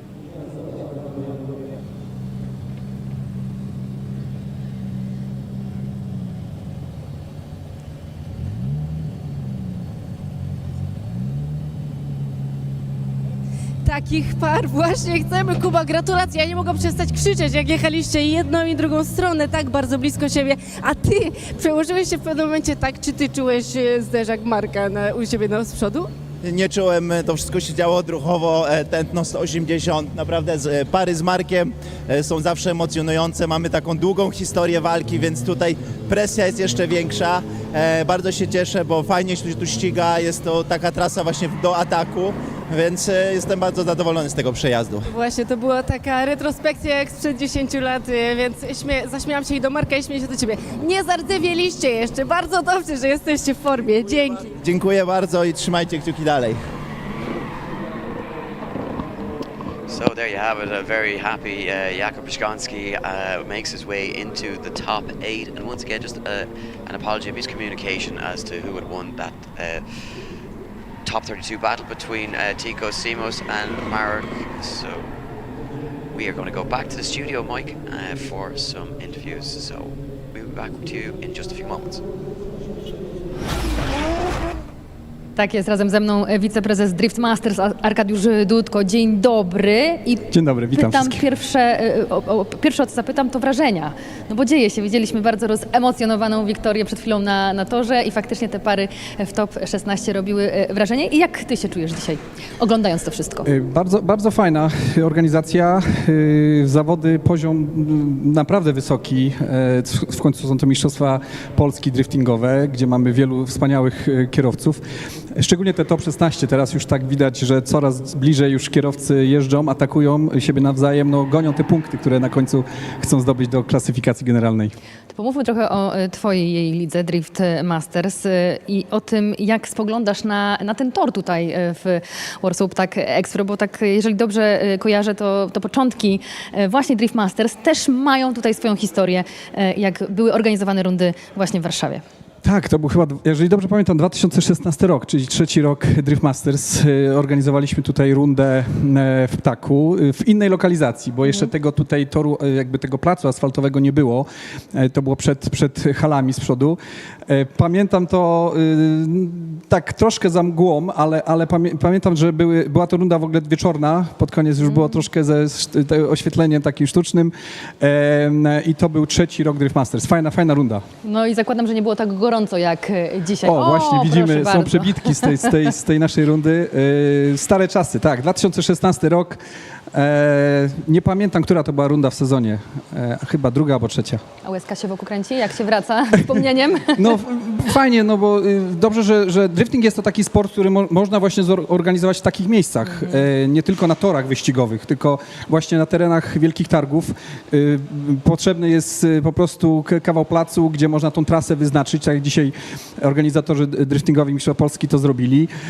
I tutaj jakby my mieliśmy troszeczkę, pamiętam, mniej tego miejsca i jeździliśmy na kostce takiej brukowej, ale no da się i właśnie taki jest drifting, da się go wszędzie zrobić. No właśnie, też chciałam zapytać z punktu widzenia organizatora, promotora, z jakimi wyzwaniami trzeba się mierzyć, żeby taką rundę zorganizować, bo podejrzewam, że wiele elementów takich, chociażby jak wyznaczenie toru, to czasami nie jest łatwa sprawa.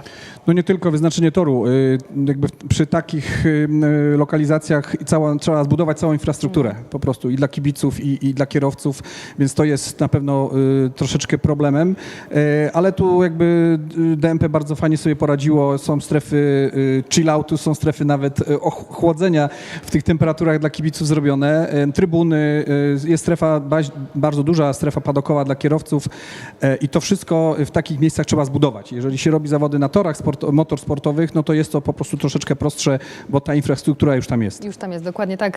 No, patrząc też na rozwój dyscypliny, coraz więcej podejrzewam elementów jest implikowanych do driftingu, do takich zawodów. Jak teraz nawet spoglądamy na to, co działo się tutaj 10 lat temu, prawda? Bo 2016 to by tak wychodziło, że to już 10 lat. No to też widzimy, jak ten sport ewoluował, jak się zmieniał, jak to wygląda z twojej perspektywy. Ja w driftingu jestem już od 22 lat, więc widzę to, co się dzieje i jak to się rozwija. Nie tylko u nas, ale na całym świecie, więc jakby staramy się promować i rozwijać ten motorsport, który na samym początku był troszeczkę po macoszemu traktowany przez wielu ludzi, którzy byli związani z prawdziwym, powiedzmy, motorsportem. Obecnie już jest to oficjalna dyscyplina motorsportowa, bardzo popularna, którą młodzi ludzie bardzo kochają, oglądają, dynamiczna, takie jakie jest obecne czasy są dynamiczne, więc to się podoba, więc jakby to ewoluuje bardzo szybko, no i my jako Liga Drift Masters staramy się rozwijać jakby już globalnie, pokazywać ten największy, ten kunszt prowadzenia samochodu, bo to jest drifting na całym świecie. Wspieramy Ligę Driftingowych Mistrzostw Polskich razem tutaj w naszym kraju, bo jesteśmy polską organizacją też. No dokładnie. To tak jeszcze a propos tego wzrostu popularności sportu. Wy nie macie problemu, żeby zapełniać stadion narodowy. Tam ta popularność rundy Drift Masters jest na pewno bardzo widoczna i w tym roku również czeka nas tam właśnie rywalizacja. Tak, nasz wielki finał na stadionie PGE Narodowy w tym roku, we wrześniu, na którym nie będzie tylko drifting, bo dzięki sponsorowi tytularnemu sprowadzamy prawdziwe bolidy Formuły 1, które nie tylko będą stały w padoku, ale również będą jeździły po stadionie PGE Narodowy, więc to jest takie coś, pierwszy raz w historii tego obiektu kibice będą mogli usłyszeć bolidy Formuły 1, nie tylko jeżdżące same, ale również rywalizujące między sobą, bo to nie one będą też takie specjalne, przygotowane dla nich rywalizujące segmenty, więc zapraszamy wszystkich kibiców na wielki festiwal, wielkie show na finał na PGE Narodowym we wrześniu. Jednym słowem, PGE Narodowy to jest dom motosportu, bo oczywiście drifting, oczywiście tak jak wspomniałeś, Formuła 1 i bolidy. Tak jest. Ale także żużel, bo w żużel tym sezonie również odbywa się na stadionie PGE Narodowy. Tak jest. Bardzo Ci dziękuję. Arkadiusz Dudko, wiceprezes Drift Masters, był moim Państwa gościem, no a my już szykujemy się na rywalizację w top 8. Wracamy do komentatorów. Dziękuję. So there you have it from Marek Dudko, the Vice President of Drift Masters. In here this weekend, Mike, taking it all in, enjoying himself, watching on, and getting an opportunity just to talk about how far Polish drifting has come. Obviously, huge Polish ownership and influence in Drift Masters, but also now at the national level, you're really starting to show the level of talent and organisation that's coming through the ranks in this country, and it's a really credit. It's a credit all the hard work that's been put in from the teams, and the experience that's gained in Drift Masters has been used now at the national level for the Driftingowe Mistrzostwa You'll get it, Eddie. the You'll DMP. The DMP. So let's take a look at that top 8 bracket. Well, it will be Timur Lipski in that first battle to take on Mikolaj Zakrevski. before we see Valery Shevelov take on Stavros Grillis. But the one that all eyes are on, Kevin Robel to take on Jakub Kroll. Can Kevin Robel take down the defending champion, or will it be the 2025 champion to take the win? Before we go to our final battle, which will see Abdul Karim Yahan take on one of the biggest names in Polish drifting and in Polish motorsport, Jakub Przygoński, for that final spot in the final four. Four more battles before we go to our podium battles, Mike. I'm excited. The atmosphere is building, the temperatures are rising, the drivers are ready to go. They're ready to put on the biggest show and kick off the season in style with these final 8 battles. It's 38 degrees here in Warsaw. Timur Lipski in that lead position now gets ready to lead in. Mikołaj Stawczewski, the Polish driver. Can the Polish driver make his way into that final 4? Here we go. We wait for the starter's orders. Red lights on the traffic light system.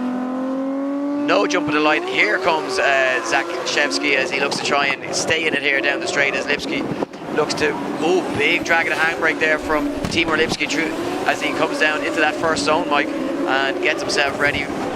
But here comes Zakrzewski as he looks to hunt down the door and find that perfect proximity as he manages his way. He loses some ground as they come through that inner zone, but now gets back into it as Lipski puts foot to floor and starts to pull a gap, almost drops a wheel as they cross the line. Yeah, all action battle there, very, very heavy commitment from the get-go from both drivers. We heard Lipski there with the engine revved really high, ready to rock from the line from the get-go.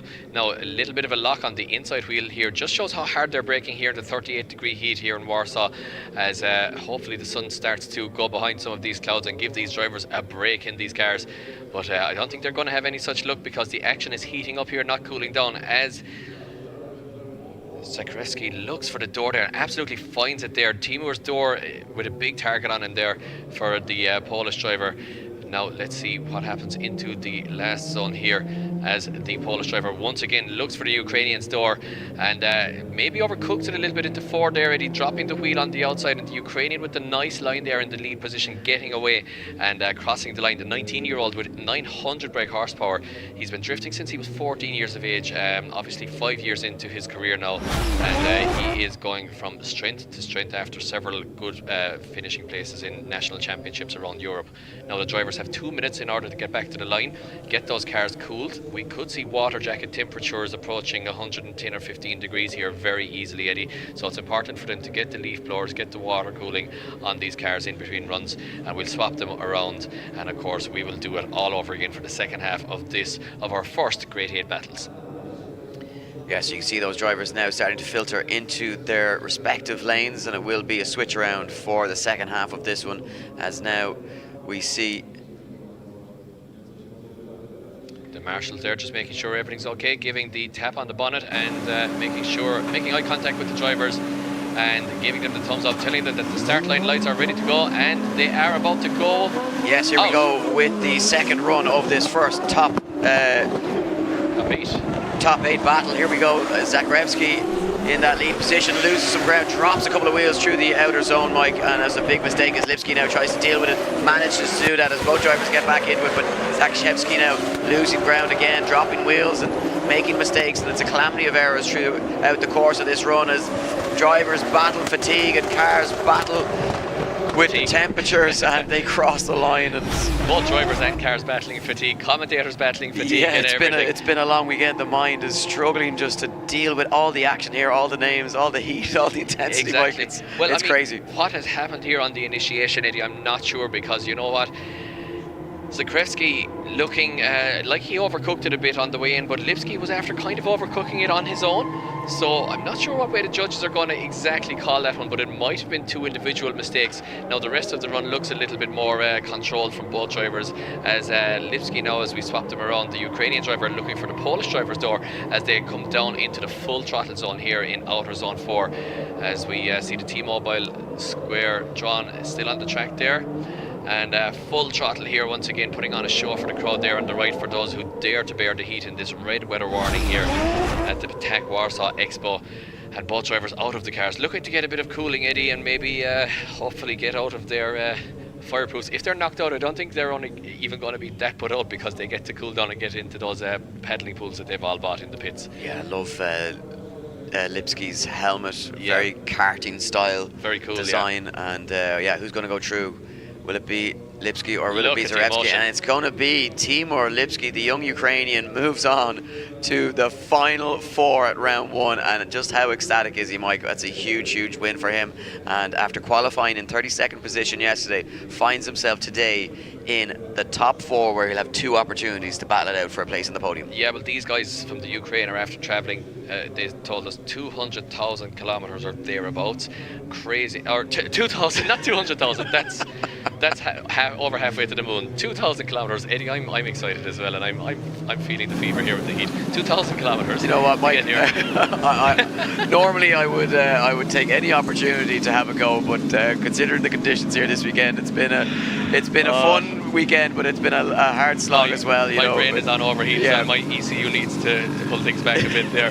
We move to the line, a guy who's well used to heat. It's Stavros Grillis from Greece. He is under no pressure. 22-year-old in the M2 with 800 horsepower, having the Marshall jet. Yeah, but I don't car. like this, Mike. I do not like these eagle-eyed start line marshals. Well, it's a Greek versus Ukraine battle here. Valery Shevelov taking names earlier on there in the form of Max Heydrich.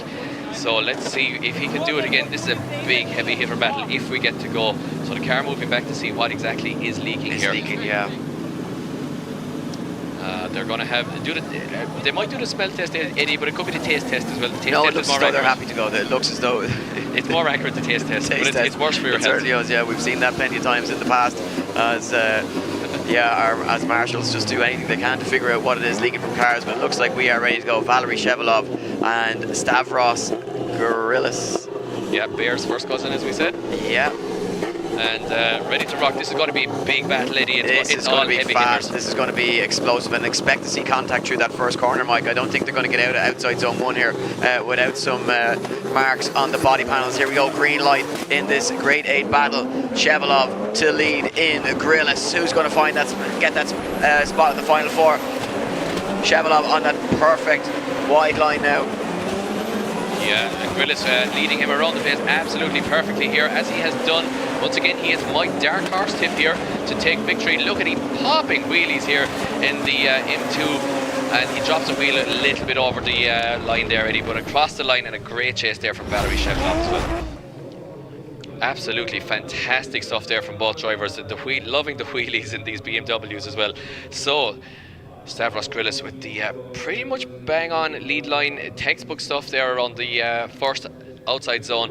Look at you can see in the window there Shevelov feeding the steering wheel through his hands, setting up the transition, but unfortunately for him, he does it very much to the left hand side of the track. It wasn't going so perfect for him right there because he just found himself a little bit outside of zone 2. Now Stavros really puts foot to floor through the transition. Early transition then from Shevelov in the chase to try to get on the door early and make the mark all the way outside zone, or on the outside zone 4. Now let's see. Okay, it's really good. It's really good from Shevelov, pretty much all the way to the finish line there. But if we have seen one thing that Stavros is good at, it is in the chase here, Eddie. Yeah, Stavros very good in that chase position now as he moves into that trap, as we see Valery Shevelov now with that clean air in front of him. And can Shevelov find something special here? Can he find that secret sauce? Gets hard on the power, but drops a wheel through outside zone 1 here. Opens the door here for Stavros Grillis to jump up the side. And jump up the side is exactly what he does as he takes the cone with him. Oh, big transition for both drivers as they lose wheels off the circuit, and across the line they go. Yeah, massive aggression from both drivers again, which is exactly what we want to see here in DMP at round 1 here at the Ptak Warsaw Expo. A little bit of separation on the way in there from Stavros. Could have been a little bit tighter. Drops a wheel in, looking to find the door of the Ukrainian. However, from about middle part of zone 2 on, I think it gets really tight, so let's see what happens. And yeah, it is pretty much right on the door then from Stavros as he finds the door. Didn't cut the zone really in order to find it either, crucially, so the judges won't be marking him down, but he does collect the cone on the inside of zone 3, so he will be losing some line points at zone 3. Contact in between both drivers, huge transition from Stavros in the chase, and makes contact and goes off track, so it came in a little bit too hot there at 4, and they crossed the line. And you know what, Eddie, I think Stavros might have had the extra bit of aggression, but I think he might have also been a tiny tiny bit messier, not as precise as Valerie. So it's going to be a very tough one for the judges. Both drivers out of the cars having an absolute time of their lives in the 50 to 60 degree interior heat of the cars. And yeah, they're having the universal drift chat after, pointing up and, you know, saying, I did this and you did this, and, you know, having the laugh. And I just sometimes wish I was driving again, Eddie, because these lads are having the, as we say in Ireland, they're having the crack. They're having the crack, and you can see Stavros sporting the Drift Masters logo, you know, stitched into the race suit. So obviously good memories there of competing. So we're about to see who's going to go through. The judges all in favour of Stavros Grillis.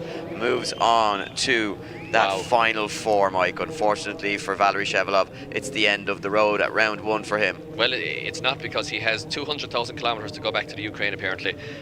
So we are going to go to the judges to explain this result really quick. On the first glance, it looked that this is quite obvious call. However, there were some problems of Stavros' lead, especially coming from outer zone 2, that's the second corner, where he was over-rotating and losing the pace. That's the place where we did not count the separation from Valery, that he was not able to catch up in that section with two fast transitions.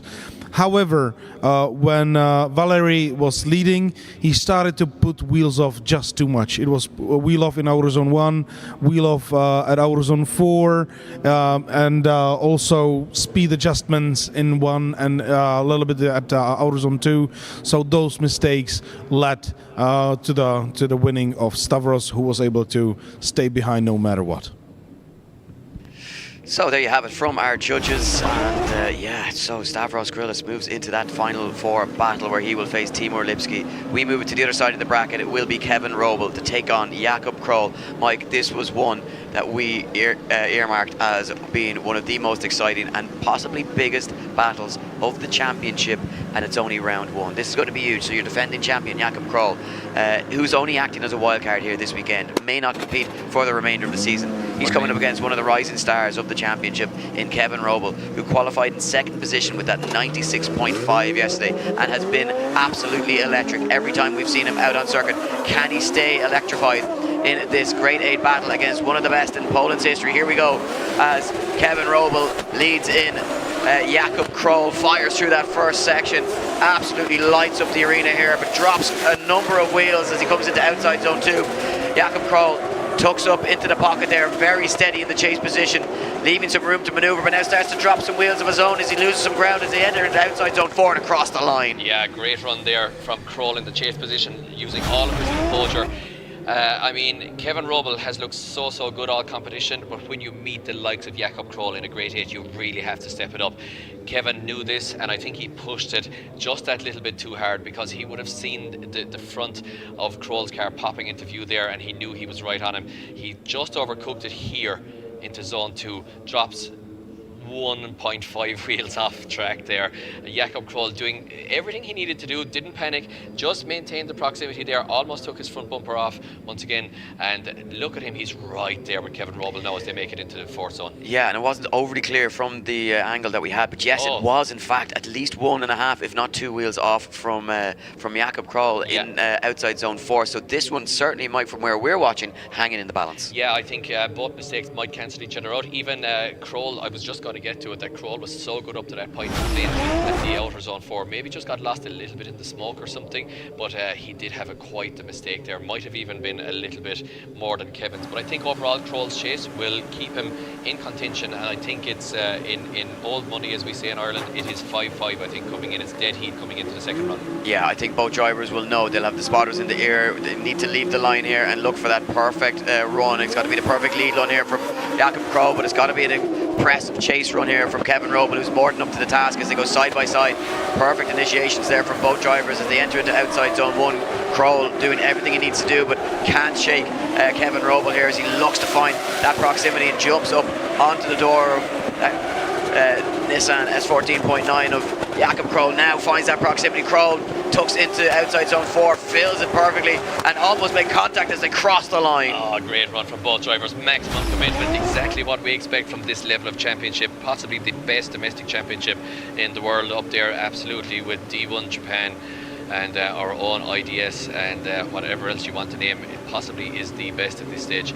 Look at this from Kevin Robel in the chase position, opting to do his transition really early and over on the right hand side of the track in order to give him that springboard to find the door.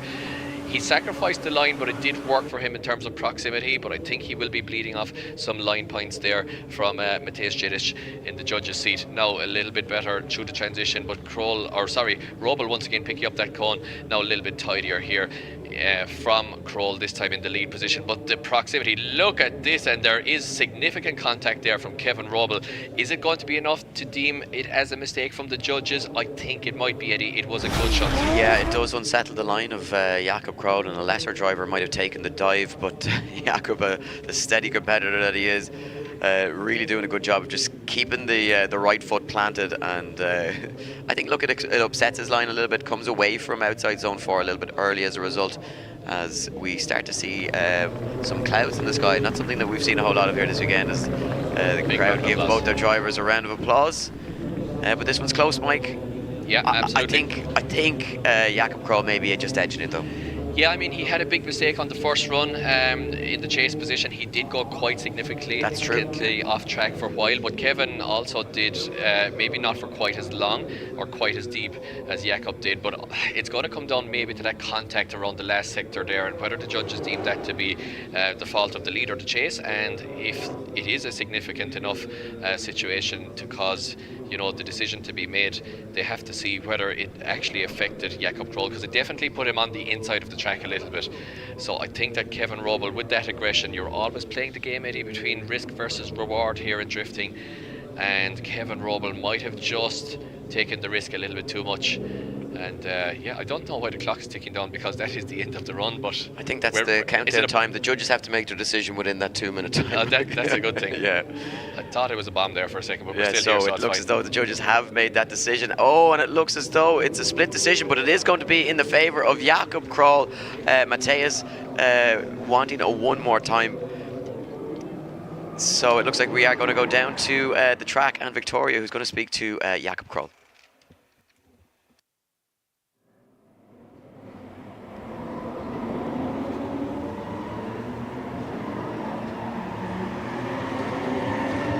Okay, so as we see Jakub Kroll making his way back into the pits, it looks as though that interview may not happen. He said he's going to leave the driving to the talking, Eddie. Yeah, exactly. We're going to go to the judges. So for this one battle, again, another one which is not easy at all, but it all comes to the leading and chasing. There is no good chase without good lead, and the lead is a very important one, and Kuba was able to win it. We were a lot thinking about putting in one more time. However, the contact in the last corner, where Kuba Król was very stable in the last corner, and then Kevin Wrubel just came to him and hit him and caused him to go too early from Autozone 4. That was the point which at the end decided. Otherwise, we would go for one more time. Well, Eddie, we should be judges, because that's exactly how we saw it as well. And just that over-aggression there from Kevin, knocking him out, but a Polish driver still advancing to the Final Four. Yeah, well, that leaves us with one final spot in that Final Four, Mike. And again, we go back to the start line, where it is Jakub Przygoński sitting on the line in that lead line position, ready to try and take down Abdul Karim Yahan. 11th place and 14th place in qualifying yesterday. So on that basis, this should be a very close battle. But it's safe to say that since that qualifying session yesterday, Jakub Przygoński has certainly upped his game a little bit. And I think Abdul, who isn't on the start line, we see, look at this, Mike, red lights and starters orders. So we didn't hear if there was an issue with Abdul Karim Yahan's car, but obviously not able to make it to the start line in time, and Jakub Przygoński gets a bye into the top 4. Which means, Eddie, that either way now we are going to have a Polish driver in the final, actually, because the semi-final, believe it or not, the two guys that we picked out at the start, it will be Jakub Kroll versus Jakub Przygoński in the semi-final on the right-hand side. Yeah, we'll definitely have a Jakub in the final. And the question here, Mike, for me is Abdul out of the competition altogether, or will he be able to contend the 3rd and 4th place playoff battle? Well, the third, fourth place will be in the next one. Yeah, from the next one. Sorry, exactly. excuse me. From Yeah, so he's either Jakub. Yeah. We'll have a Jakub in the heat final. is really getting to me here today, Mike. You're overheating. I'm really struggling with the. Yeah, I'm overheating massively. The final will consist of a Jakub either way, and the third, fourth place will consist of a Jakub either way. I'm just not sure if it's going to be Jakub Kroll or Jakub Przygoński, but we will see. So it is all Polish on the right-hand side of the bracket, and on the left-hand side it will either be the Ukraine or Greece contending a final. How exciting, Eddie? Yeah, very exciting. It's an all-international affair here, and you know, it is nice, guaranteed to have a Polish finalist, like as you say, Mike, and very possibly two Polish drivers on the podium for round one, which would certainly be a fan favourite, as we get an opportunity to see another demonstration run of the circuit as we allow our drivers time to prepare for those final four battles. Yeah, absolutely, and what a treat we've been given all weekend here at DMP Round 1. Great championship, one of the top championships that I've ever seen domestically, of course. I think Drift Masters is now the best championship in the world. Formula Drift, of course, up there as well, but the Drift Masters guys have been just pushing the limits in terms of showmanship and, of course, the cars, builds and drivers. You know, so DMP very much tied in with Drift Masters and almost, you know, a feeder series for the European Championship at this stage. So fantastic to be here, and very, very happy to be part of the show, and hope you guys are very much enjoying it home. And if anybody is watching back home in Ireland, get in the comments, give us a shout and give us a message, and I'm sure you will all be mocking us on our own Instagrams later on, but that is what is expected as we move to the track, Eddie. Yeah, so it will be Alexander Peliskansky making this demo run pass of the circuit. Doesn't get into outside zone one, Mike, as early as the judges would like to see, but of course this won't be a fully judged run.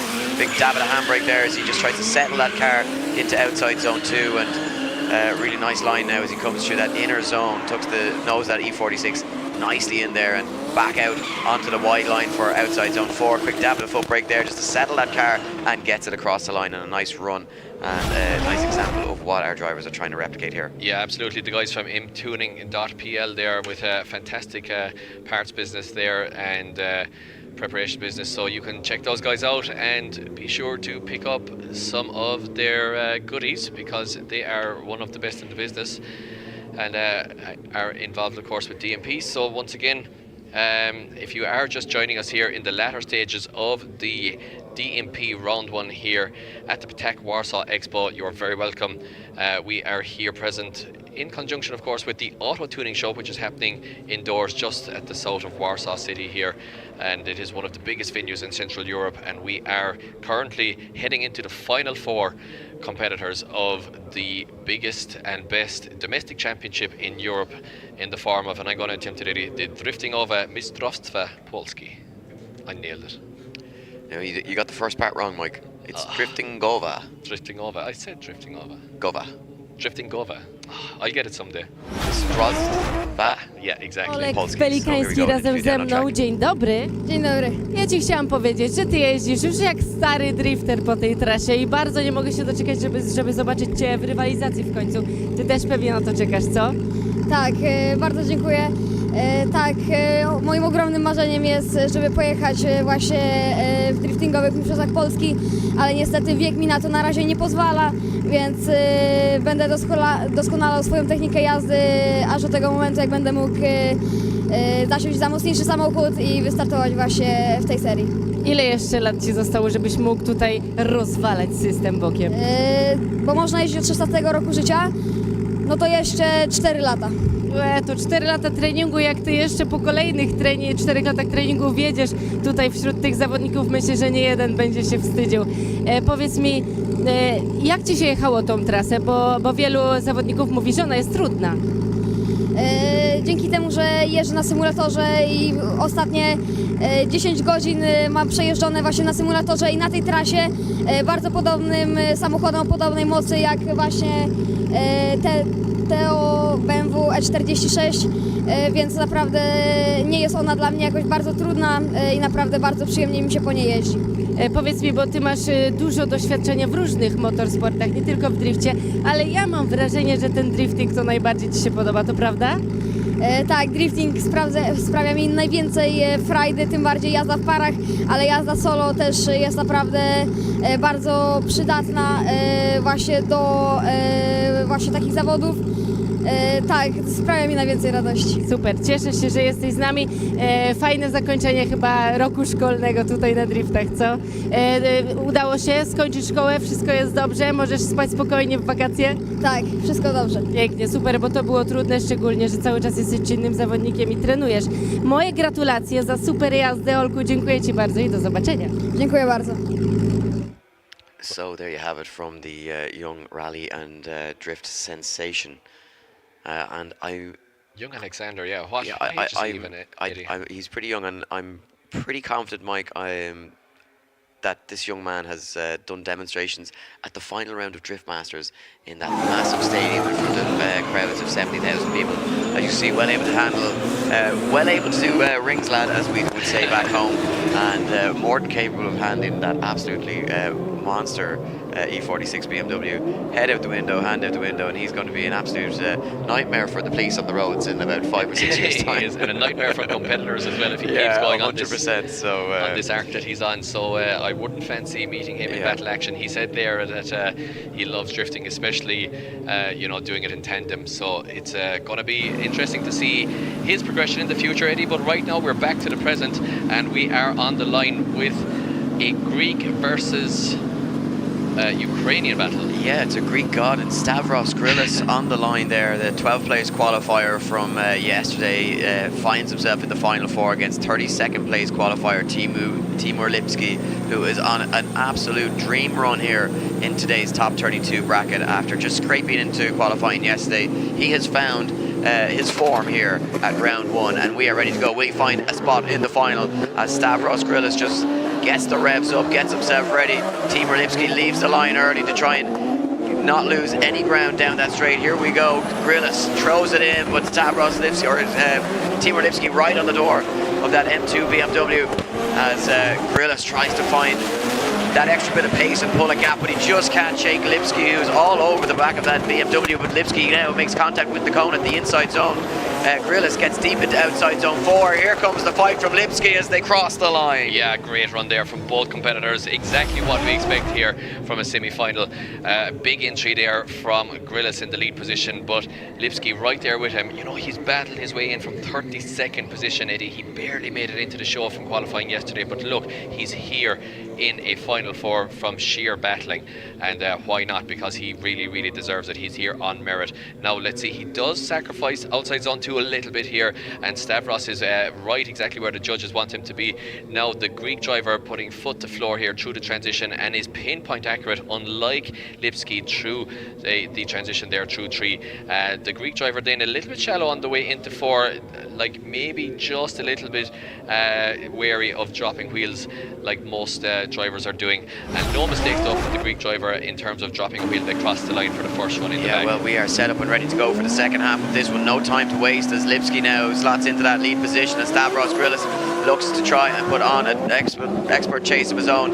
Lipski now with that nice initiation, very wide as he enters outside zone 4, almost drops a wheel but stays in it and makes it work as Grillis now looks for the door of that Nissan S14. Can he find it? He certainly can. More than the match here for Lipski, as Lipski much better through inside zone 3 here as he throws it on angle, 3 wheels into outside zone 4. But look at the proximity from Grillis, who's all over him as they cross the line. Wow, Mike, what are we witnessing? This is a semi-final in DMP, Eddie. That is exactly what we're witnessing. Watch this from Stavros, the Greek god, as you said, from the get-go. Now, I'm not sure if there was contact here early in the run.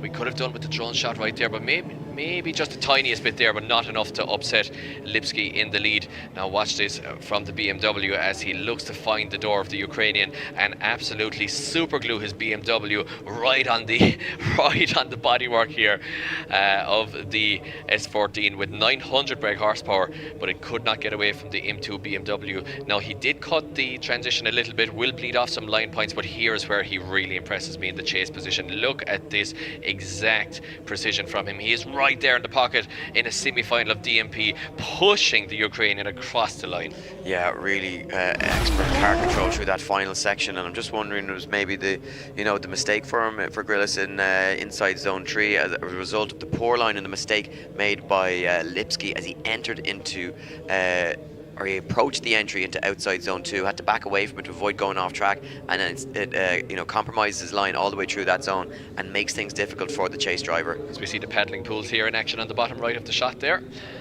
Told you it was hot. But it's going to be like a Monaco dive into the water for the winner at the end.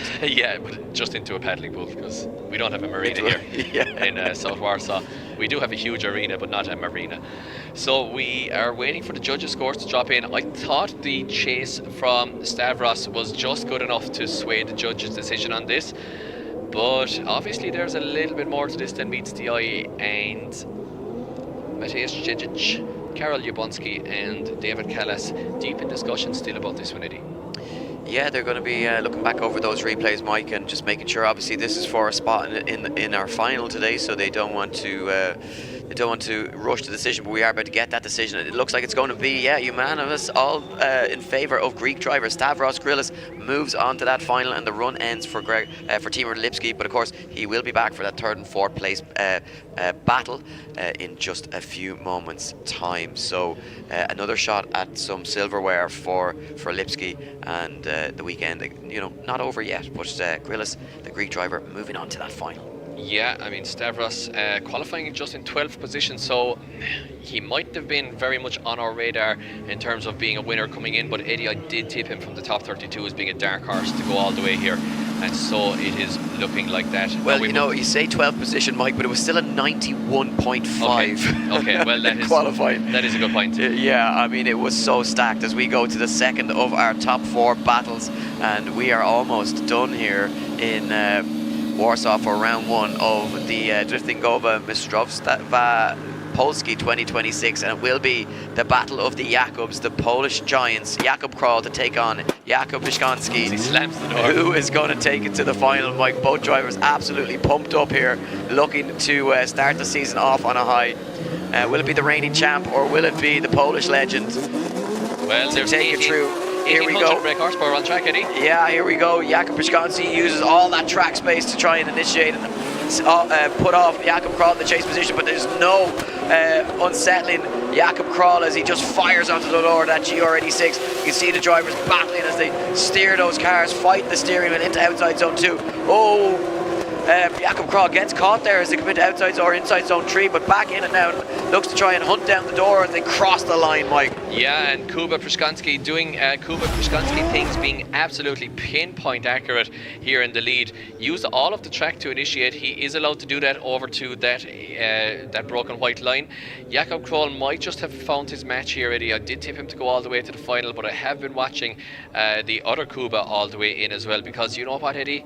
Kuba Przygoński is just not knocking himself out. He is not making the mistakes. You have to beat him fair and square. Now, Jakub Król was doing everything he could right here to do that, to give the judges something to think about in terms of sheer proximity. Let's watch to see if there's anything funny here in the transition. Did Przygoński hold on a little bit long? No, I think Król just very much got caught in the pocket there a little bit too long, was maybe too aggressive, didn't allow the space for the transition. Yeah, I think you're right, Mike. It just looks like, over-aggression, knowing that he has to push it to the absolute limits to try and take down Przygoński, and stays in it too long. As a bit of one of the tires gets on the camera lens of the drone here. Fantastic shots. Fantastic drone operators as well, as we see the Strongflex engine mounted there. And it is definitely still all to play for, but I'm going to say that it is a big advantage to Jakub Przygoński coming into the second half of this semi-final lead. Yeah, well, at the end of this run, they're going to compare it lead to lead, chase to chase, and the big thing for me is Jakub Przygoński's lead run was so steady, so solid, so reliable from the start of the scoring zone all the way through to the finish, and that's what Jakub Król is going to now need to replicate. It's going to have to be perfect. Give the opportunity for Przygoński to put it on his door. Look how far back Przygoński is to get that wall shot. I would imagine we're going to see him, looking to jump the line here as well to try and avoid losing any ground. But there was that mistake from Król as they came out of outside zone 2. But this is where Przygoński really needs to up the level of the aggression and the chase drive? Will we see him go super aggressive onto the door of that S14.9 of Jakub Kroll straight from the off? Watch him jumping we're about to find out as we get the start line. Green light, we are go. Jakub Kroll leads us in. Here comes Kuba Przygoński though, going very aggressive. Contact through the first corner. Wheels dropped from the lead driver as Jakub Kroll. Oh, more contact as they enter into outside zone 2. Kuba Przygoński coming for it here as he tries to take down Jakub Kroll. He's trying to force a mistake and he's done so through the first couple of sections. Now Kroll gets onto that deep outside line for outside zone 4 and across the line they go, Mike. Crazy stuff. Eddie, do I or do I not have goosebumps right now watching that? That is crazy stuff. I mean, you said you wanted to see more aggression from Przygoński. Well, that is exactly what you got here. Did Kroll slow unexpectedly? He certainly was washing off track a little bit, but watch here now, Przygoński, as Kroll was off track, Eddie made contact. The judges might actually say that this was Kroll's fault here for going off track, forcing the contact. Yeah, I think you could be absolutely right there, Mike, in that, you know, the lead car was washing off track, so he's already on a wrong line there and making mistakes, so very hard to penalise the chase driver for that. Look at the precision as they make that transition back for the inside zone there, and such accuracy. But of course these guys more than used to this with their experience in Drift Masters, but this is where Przygoński just tries to move up onto the door here, and you know, steady proximity throughout, but it just wasn't the perfect lead line from Jakub Kroll, who didn't make it easy for Przygoński in the chase position. Yeah, I mean, has the last year champion finally found his match here in the semi-final? Yeah, so just looking back at the screen that the judges have here, and you can see very clearly that Kuba Kroll just slows down in that first section, trying to avoid going off track. So I'm wondering, Mike, are they going to award the contact to as the fault of Jakub Kroll? I think they are. We're about to find out. Yeah, there we go, and it is Kuba Przygoński moving on to our final. And Jakub Kroll, well, he still has an opportunity to take up some silverware in the 3rd and 4th place playoff battle, but he's going to have to tidy up that run, Mike, because it started to get a little bit scrappy just when it didn't need to. Yeah, indeed, and I mean, Jakub Kroll has been pinpoint accurate throughout the day, but unfortunately for him, as we often see in drifting, he had to push that extra 10% against a guy who he knew was going to be absolutely just as accurate as him. And Jakub Kroll, unfortunately, then pushed a little bit too hard on entry, and I think he knew that he was under pressure as well after that little mishap on the transition from the first run. So Kuba Przygoński, the legend of Polish motorsport, making his way all the way to the final with a little bit of a beat up GR86, Eddie. It's not as good looking as it was this morning, but you know what, it's still out there, it's still running, and even in this 39 degree Polish temperatures, it is still doing the business. And look here, we have, once again, we saw this machine on the track yesterday, Eddie. How crazy is this? The drift truck. Yeah, the drift truck with the wing borrowed from Marek Wartałowicz. Yeah, this is an incredible feat of engineering, and we were hoping to see a top 32 for these trucks, but unfortunately only one of them arrived here this weekend. And Madrex, the Madrex drifting truck, check them out online. Look at this, absolutely love it. Yeah, beautiful truck, and wait till you guys see what it's about to do. If you like trucks and you like drifting, you're about to be in for a treat.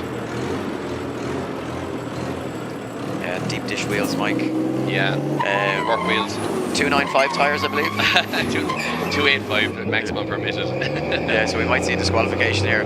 Look at this with the rolling burnout. I'd probably take half of the concrete or tarmac surface with him here as he sets that car up on the horn. And does he have a passenger with him? Nicely navigated around that section. Of course, he's going to try and stay away from the scoring zones, just not to destroy the line. Well, he's in the clip. He's in the clip. He's in the whole track here, Mike, because yeah, wow. You can see how hard he's having to steer this thing. It's it was a bit quicker through the course yesterday, but more of a rolling burnout that we're seeing from him today.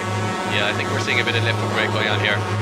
See, tooting the horn here, and in opposite lock on the Matrix drift truck. What a fantastic sight to see, Eddie. Yeah, now what I would give for a spin on that, Mike. Yeah, that would be a good. I want to see a twin battling.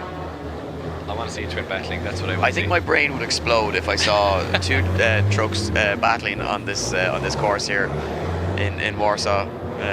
it's been an overload for my brain here this weekend. There's so much going on. It's been amazing. It's been so exciting. It's been a lot. It really has been a lot, but lots of new drivers, lots of new vehicles to try and to learn and get to see and experience, and so much going on. But in fairness, our Polish hosts have been absolutely so kind all weekend. We have been looked after like kings, Mike, and we've had an absolute blast.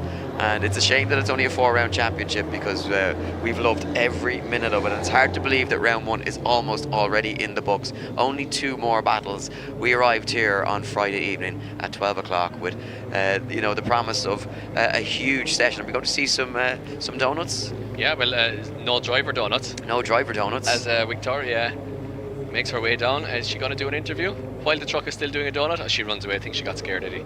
I think she's made the right decision. She's in the I think so too. Yeah, she's in the blind spot, essentially, is what they'd refer to for those trucks. So dangerous place to be.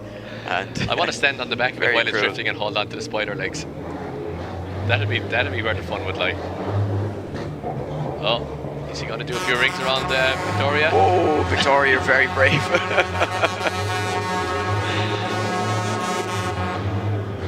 Yeah, brave woman to be down there on track with that monster pumping out tires. We can hear the audience absolutely loving this. There's lots of wolf whistles, and he pulls up to get the judging decision. Mike, I'm not sure if it was the most technically correct run that we were ever going to see, but it looks like we may have an interview now down at trackside with Victoria and the Madrex truck driver.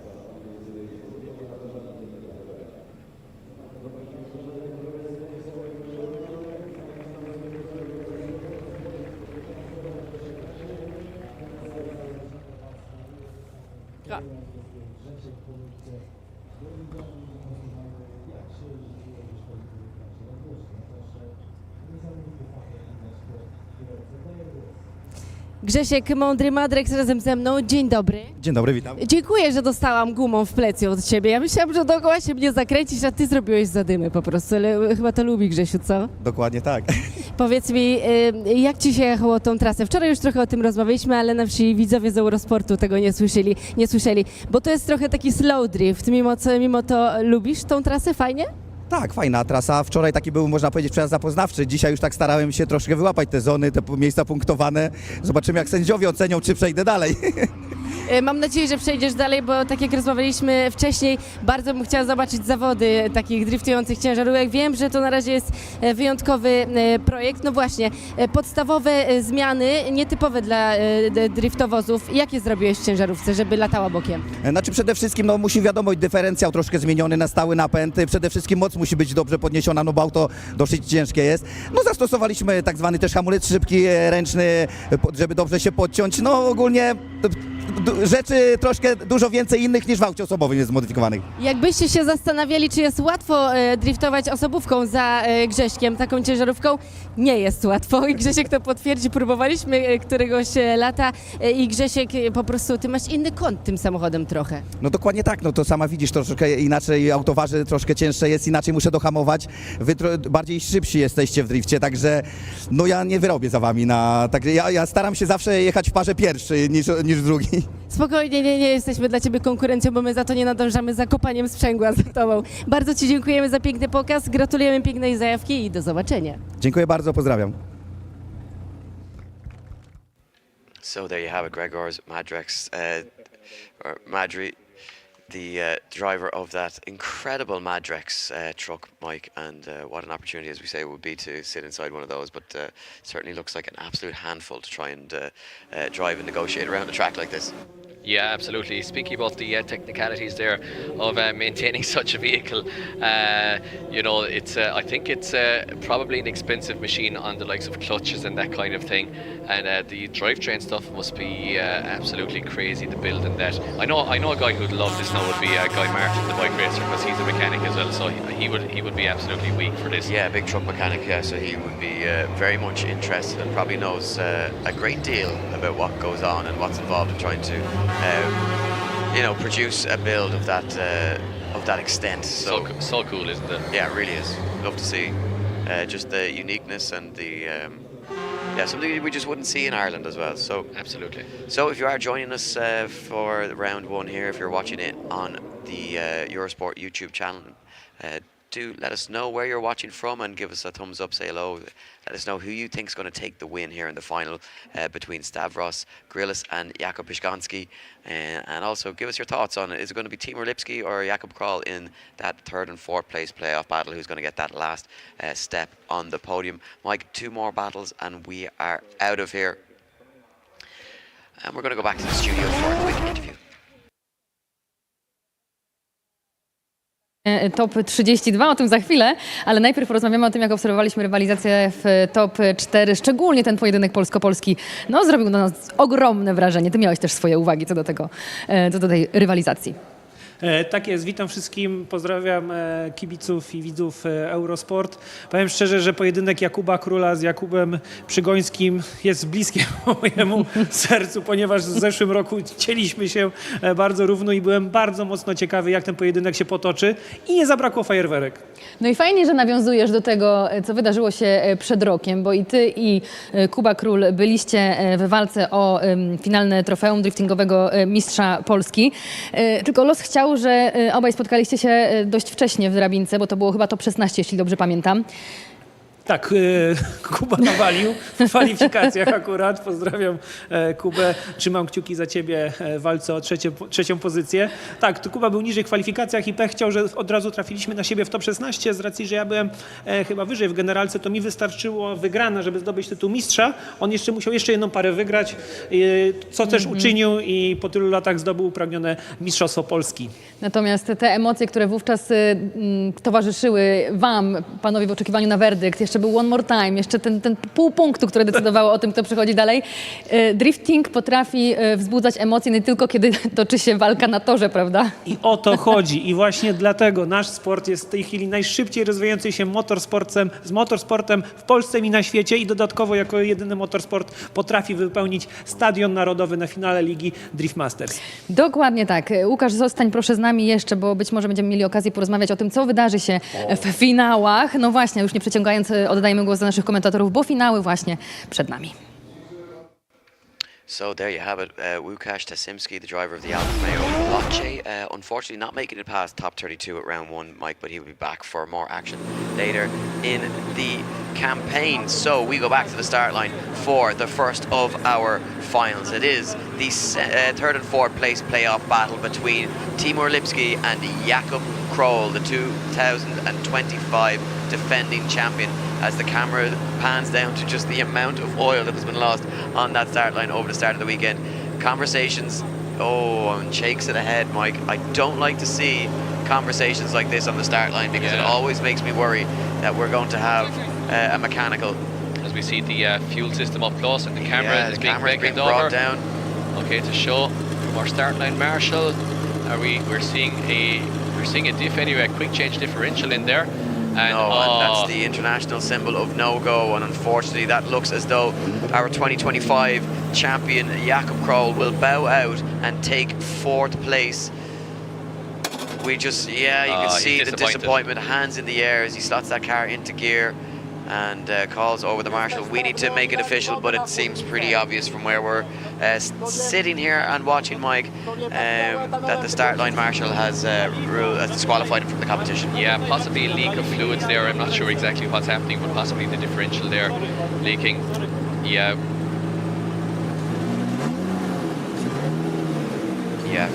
So we're hearing, Mike, that the fuel is leaking from the rear end of that vehicle, and obviously the concerns, particularly in this heat, but obviously just in general anyway, that could catch fire, and obviously for the driver's safety and for the safety of the competition, we don't want to run the cars. So Timur Lipski now just needs to make a by run, initiate into that first corner, and he will take that 3rd step on the podium. After qualifying in 32nd position, I believe. After qualifying in 32nd position. So what a feat that has been, and what a start to the championship. Yeah, really low down with the tyre pressure. Have seen lower, so disappointing there for Jakub Król, for a driver who came here this weekend as the defending champion, but also with the with a wild card entry for the round, but this is all about Timur Lipski now, who, as you say, qualified 32nd, finds his way all the way to the podium, and he's having an absolute blast out there right now. Yeah, he's having fun. He's just throwing caution to the wind and absolutely nailing the Sylvia through the track there, which and spins it out off the line. He's just having fun, delighted with his podium after just about scraping into the main show in the top 32. But Timur Lipski, all the way from the Ukraine, not 200,000 kilometers, just 2,000 kilometers, Eddie. As what we were told earlier by Ivan. It's a 200,000 kilometer round trip, Mike. Yeah, you go 100 times exactly. So it is a big ask to transport car and crew across halfway across the continent like that. And Timur Lipski being rewarded with a third place here at DMP round 1 in Warsaw, and very deserving of it, Eddie. He battled his way through the competition and he took on all comers, and you know what, he just fell at the final hurdle in the final 4, but he really deserved to get that far. Yeah, well, we mentioned it as well yesterday in qualifying, Mike. It's we often see it.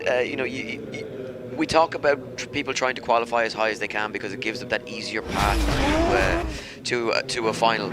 As we go down trackside to Victoria, who is with Timur Lipski is with me. Timur, congratulations. You said that it's a bit luck, but I would say it's not luck. It's your 5 years of drifting. You started at age of 14, so it's not luck, Yeah, maybe. Anyways, I am super happy. This has been a pretty tough weekend for me, qualifying 32nd. Honestly, I thought it's over there. Yes, I did get a bit lucky. I think I still proved myself, so yeah, I am very happy. Thank you to everybody, thank you to my team, to the family, everybody supporting. This has been amazing, and I'll be back for sure. We are waiting for you. Look at him, like a professional, standing, grabbing the microphone. This is it. Good job, Timur. Thank you. Take care. Yeah, great to hear there from all around. Yeah, sorry, Mike. Yeah, great to hear from Timur Lipski. The emotion, at the end of the weekend in drifting is always something fantastic as we get near those podium spots. And Timur Lipski, as he said, thanking the team, thanking his family. It is such a hard thing. But I love the modesty. Calling it luck. Yeah, maybe a little bit of fortune just on the line there. In the 3rd and 4th place playoff battle. But he had to put himself there, and he fought tooth and nail all the way from qualifying yesterday, scraping in. But then he's been exceptional today, and has made his way through. Did have a little bit of luck in the top 32 with that bye run, but that he's taken down some big names as well on his on the road to this this 3rd place on the podium today. And often, Mike, that's the little bit of confidence that a driver needs, and it's a good start to the championship after probably a disappointing start to qualifying yesterday. A positive start to the championship, vital points on the board, and he'll be coming back for round 2 with a completely different mindset. And don't be surprised to see him back on the podium, because he's in the hunt for a championship now, and that can, if we've been there in the past, that can change a driver's mindset. It can, absolutely, and it gives you huge confidence going into the rest of the rounds. But Eddie, it is time. We have come through practice sessions, we have come through long qualifying sessions in the crazy heat, we have come through all today in the battles. It has come down to this. Several drivers have fallen by the wayside in qualifying alone. We have lost 30 drivers alone today now in pro competition through the battles, and it is down to these final 2 gladiators who have battled their way through, taken on all comers, and found themselves facing off against each other in the final. Well, Mike, talk about 2 drivers that are evenly matched. Both of these drivers qualifying in 11th and 12th respectively, both with a score of 91.5 in yesterday's competition. Well, they have been unbeatable in their respective brackets here today, and they finally meet in our final. It's our final 2 runs of the day. Will it be the Polish legend Jakub Przygoński, or will it be the Greek god Stavros Grillis to take the top step up the podium at round 1 of the DMP 2026? We are almost ready to go as we await for those start line marshal orders, as we see Stavros Grillis laser focused. He gives a nod of a head, says he's ready to go, he is ready to put on a show, and he is ready to try and take out Polish's very own Jakub Przygoński. But Przygoński, Mike, he's been there, he's done it all from Dakar to Rally, he's been through it all, and he's one of the biggest names in European drifting. Here we go, the final of the DMP 2026. Przygoński to lead in Grillis. and Grillis looks for the door nice and early, but Przygoński on that perfect lead line through that first section. But here comes a big dive here from Stavros Grillis as he hunts the door of that GR86 with the B58 underneath the bonnet. And right now, Jakub Przygoński not putting a foot wrong. Lights it up as he goes into the outside zone 4, but a huge mistake from Stavros Grillis as he tries to find proximity but drops wheels off the circuit, Mike. Yeah, absolutely. Big mistake at the end there. But Jakub Przygoński actually dropped the wheel first, Eddie. So let's have a look at this in a little bit more detail as we actually see a little wheel drop there from Stavros on initiation. We won't worry too much about that in the big scheme of things. Stavros has been so good in the chase all weekend, all day. But you know what? He's coming up against one of the fastest cars on the grid. Jakub Przygoński has that GR86 absolutely dialed. Now Stavros, the Greek god, as you said, looking for the door here of Jakub Przygoński, looking for the big bull on the side of the door, the Red Bull big target there. And you know what? He does find it through zone 2. But it's here after 3 now. It all starts to unravel for one of the two drivers. I'm not going to call it yet till I watch this back. Jakub Przygoński Jakub Przygoński does go wide first, but I think Stavros still just came in a little bit too hot. Yeah, you know, it's possibly a wheel off for Przygoński, but I think it's an independent mistake. I think, as you say, too hot there from Stavros Grillis and overcooks it ever so slightly, Mike, and I think that is... yeah, hard to say that it's the fault of the lead driver, but thankfully we don't need to make that decision. We have 3 judges who will certainly be looking at that and watching it very closely, and they are doing so as we can see the screens and the monitors and the angles that they're looking at, and they are paying very close attention to what has happened and what has transpired through that section 4 of the circuit. Well, Eddie, it still could be the fault of the lead car. Judges are watching this very intently because the lead car did slow quite a lot here, Eddie. Yes. And, you know, I'm not saying this for drama. I'm not saying it for, you know, commentator speak. Watch this again at the replay. Yeah, well, obviously we're looking at the replay, judges' replay, but it does look like, Przygoński a little bit late to light up those rear tyres as he, after slowing the car down from outside zone 4. So this one maybe not be as clear-cut as it might have looked, Mike, and it's all going to hang in the balance. And the spotters will be in the radios. They'll be telling their drivers, you've got to push hard. This is not a foregone conclusion. Absolutely. So I don't think it's as clear-cut as it looks. Genuinely not building drama, but we are back to the line, Eddie. We certainly are back to the line where it will be Stavros Grillis now in that lead position. He's got to be perfect. Can he find that near perfect 100-point run in the lead position, and can he find something to try and off-put Jakub Przygoński in the chase position? Big angle from Stavros Grillis as he fires through that first corner, but he can't shake Przygoński. As Przygoński comes on the chart, they dive down into outside zone 2. Wheels drop from Stavros Grillis, but he stays in it, makes it work as they look for that inside zone. Perfect through there from both drivers. Now can they find the wide line in outside zone 4? More wheels drop as they go door to door and across the line in our final. Oh, what a run, Eddie. What a run from both drivers, especially the chase from Przygoński. I'm absolutely loving this from the Red Bull driver. But look at this from Stavros, giving him that really good lead line to just follow very easily and get into the pocket with. What a final. And it was a run worthy of a final with drama, Eddie. And we don't know what way this is going to go. I mean, on paper, we're going to have to say it's Przygoński. But did he slow excessively on the first run? We'll have to see.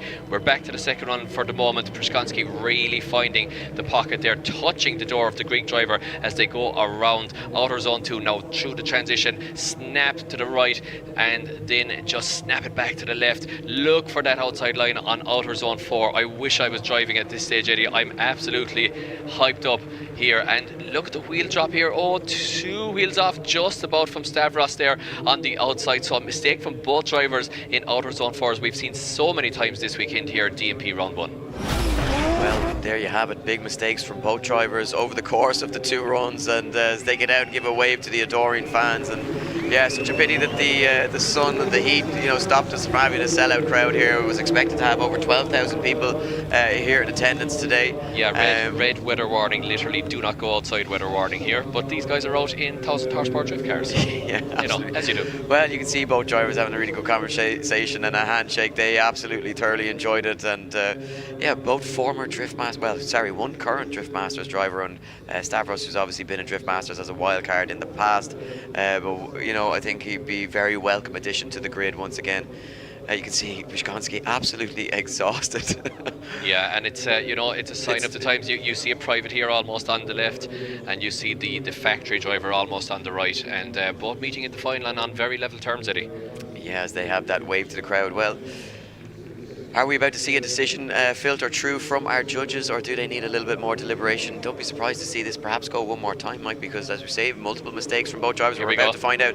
Slide them left or slide them right, and it will be Jakub Przygoński taking the win at round 1 here of the Driftingowe Mistrzostwa Polski 2026, and Stavros Grillis, Mike, will take second position. And look at this. Oh, be careful where you stand, Jakub, because, you know, at your age, the bones aren't as nimble as they were when we were in your 20s, as me and Mike know all too well. And the crowd goes wild here. But what a start to the campaign, and a dream come true to defend, well, a former championship win here in the past, as we make our way down to Victoria, who is down with both of our finalists, and we will get a word with both of those. Stavros Grillis, Jakub and Victoria.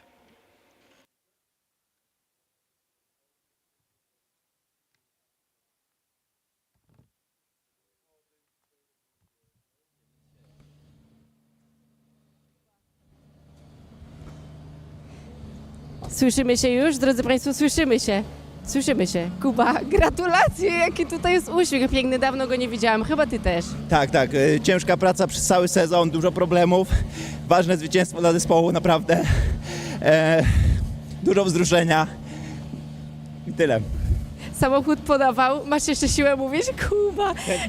Tętno 180, naprawdę serce bije, bo bardzo agresywne przejazdy, trzeba się mega skupić, żeby nie popełnić minimalnego błędu, w którym na przykład zawodnik przed albo może od razu mi uciec. Od samego momentu po prostu pełny gaz. Bardzo się cieszę, no bo ten tor wydawał się, że może być skomplikowany, a okazał się bardzo fajny w parach, więc cieszę się, że tu jesteśmy.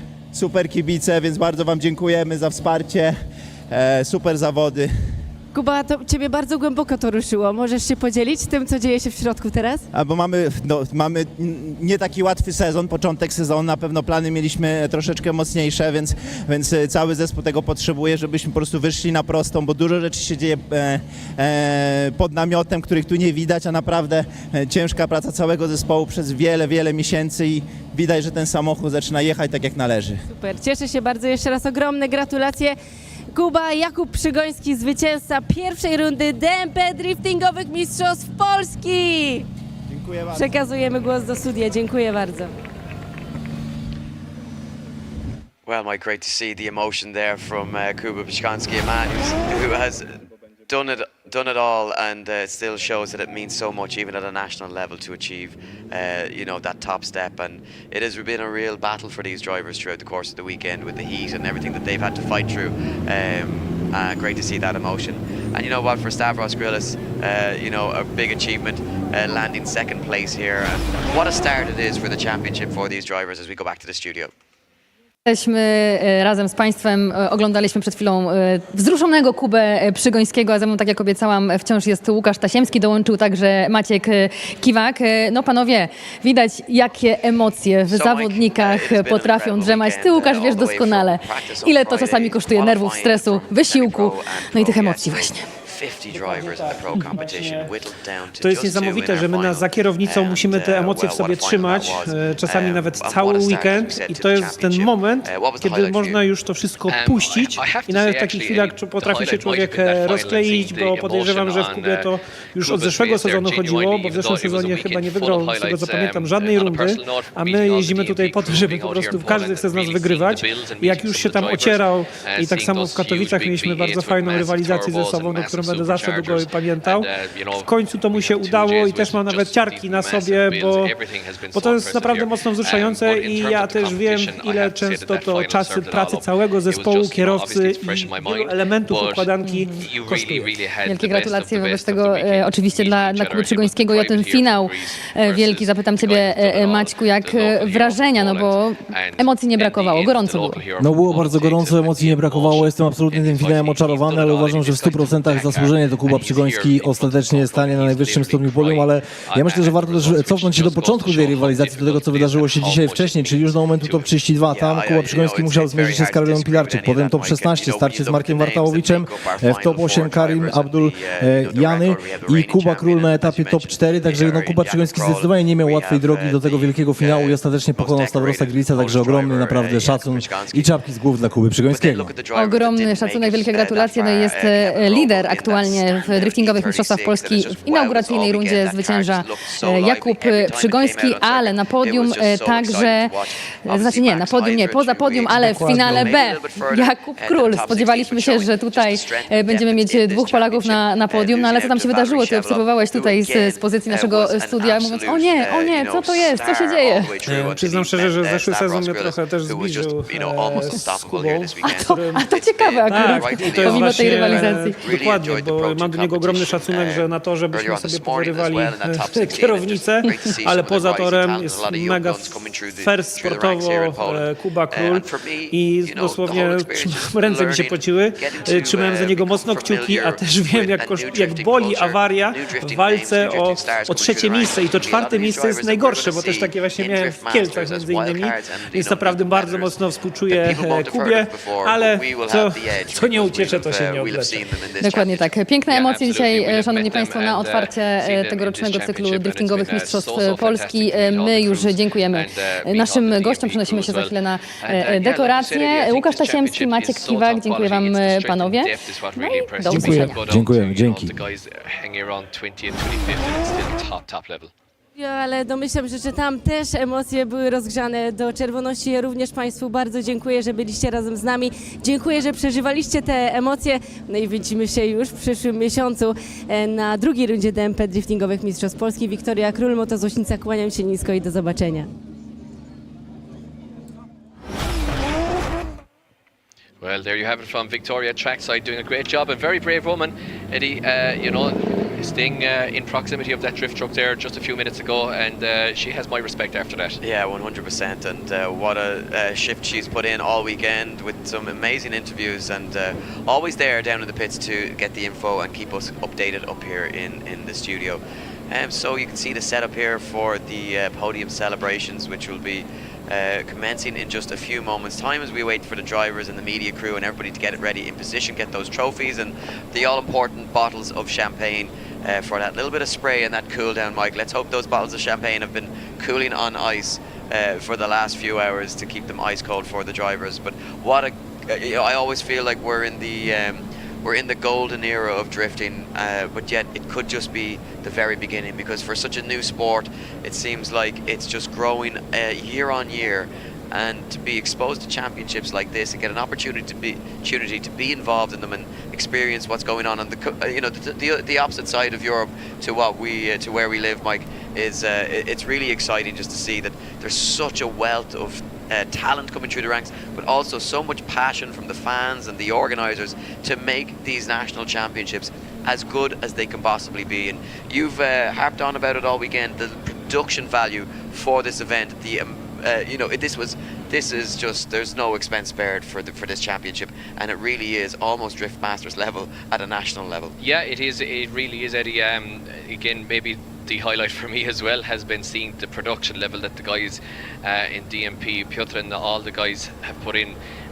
Unbelievable amounts of work, especially for a national championship, and I'm not just saying that as well. I will take these stories home to Ireland, to all of us in the Irish Drift Series as well, of course, and I think it's an inspiration genuinely, and that's from a guy who started drifting in 2007. It's an inspiration to see the work and the commitment that these guys put into their national series. They obviously have huge pride in it. They obviously have huge investment in it, and I'm really, really, delighted for them, and I'm proud to have been a little part of it this weekend. And very much enjoying it and very grateful to have gotten the chance. But I will be bringing home quite a lot of inspiration from the production value of this event from start to finish. So as you can see down there, our head judge David Callas just shaking hands and with the drivers, and Victoria doing Trojan work down there again, back on the mic interviewing, and another interview for our round one winner, of course.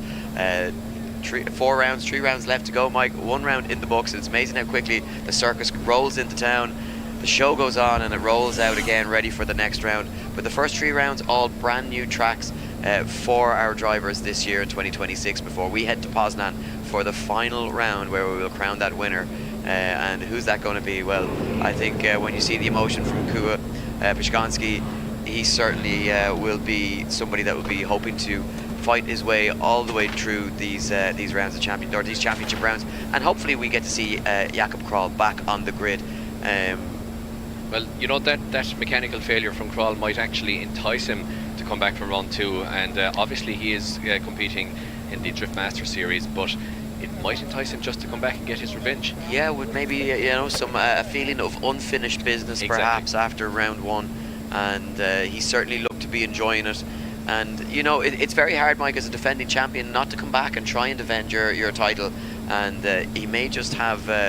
May just be a little bit of blood in the water now as he sees his Szanowni Polish rival Państwo, Jakub witam serdecznie przy podium pierwszej rundy driftingowych Mistrzostw Polski. Za chwilę na naszym podium pojawią się najlepsi zawodnicy w klasie semi-pro i w klasie pro, a także w klasyfikacji zespołowej.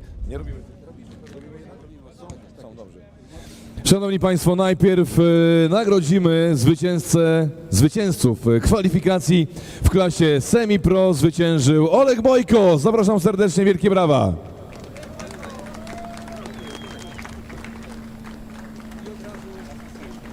Semi-pro. Od razu drugi? Od razu go wyłaś? A w kwalifikacjach w klasie pro zwyciężył Artem Czulkowy. Wielkie brawa, zapraszam. Jest Artem? A, dobra. Powiedz, kiedy mam powiedzieć o sponsorach nagród, fundatorach. Nie. No, Piotr mówi, że tak. Tak? Nie wiem. Sponsorzy nagród w streamie? Wielkie brawa, dziękujemy serdecznie. Stawiamy nagrody teraz, Semi. Stawiamy nagrody. I proszę Państwa, za chwilę zobaczymy raz jeszcze najlepszych zawodników w klasie semi-pro w pierwszej trójce. Podium już jest dla nich przygotowywane. Co mówimy o tym? Tak. Teraz? Teraz mam powiedzieć, że robimy. Mam powiedzieć teraz? Tak. Fundatorami nagród są Orlen Oil, Prime i Warter czy Warter? A fundatorami nagród są Orlen Oil, Prime i Warter. No i drodzy Państwo, klasa semi-pro, miejsce trzecie, Oliwier Ozdoba, zapraszam serdecznie. Jak tylko wejdzie, to drugie. Tak. Tak jak temu, żeby to było dynamiczne. Miejsce drugie, Adam Gomoliszek, zapraszam. Tak. I miejsce pierwsze, Iwan Baby. Panowie. Szampany? Będą chlapać? Ja nie chcę, żeby chlapali na mnie. Najpierw zdjęcia, tak? W zimę robiłem zawody narciarskie i mnie tak zali, że zamarzło. Najpierw będzie dobrze. Szanowni Państwo, wielkie brawa raz jeszcze.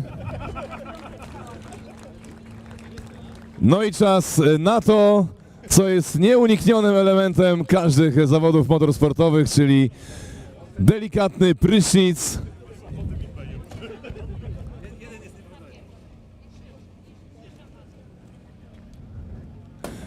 Proszę Państwa, można klaskać. Iwan Baby, Adam Gomoliszek, Oliwier Ozdoba, najlepsza trójka pierwszej rundy driftingowych Mistrzostw Polski w klasie semi-pro.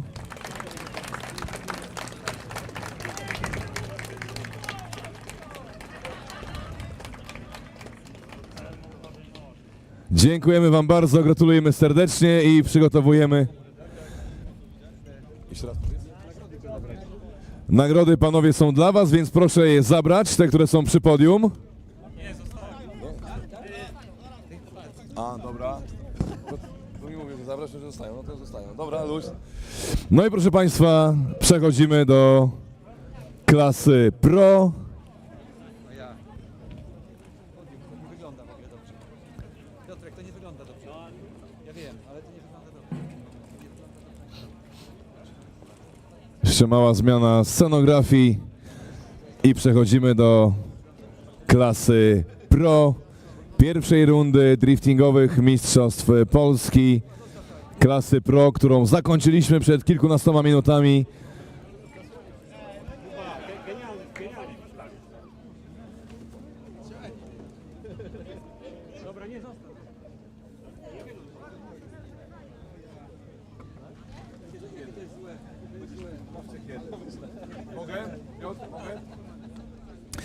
Panie i panowie, miejsce trzecie w klasie pro pierwszej rundy driftingowych Mistrzostw Polski. Timur Lipski, zapraszam.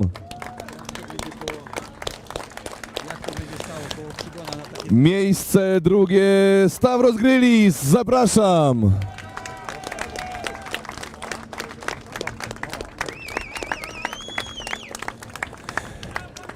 I miejsce pierwsze dla najmniej gościnnego Kuba Przygoński!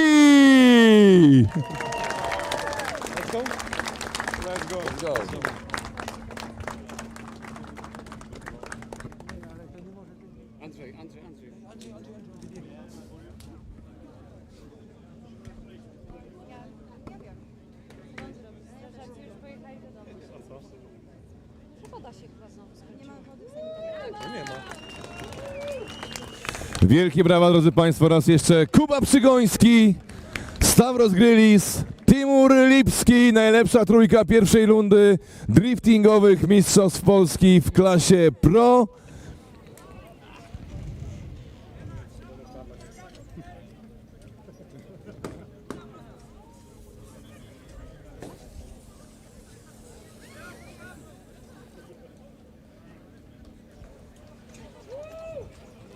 Wielkie brawa, drodzy Państwo, raz jeszcze gratulujemy serdecznie.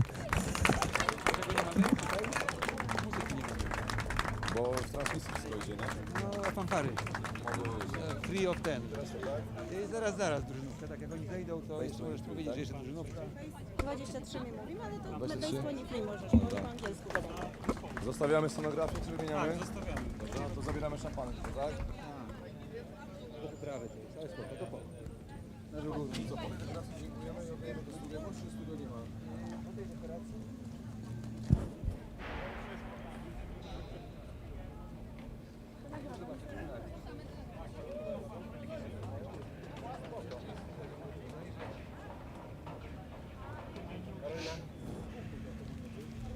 Jeszcze jest studio.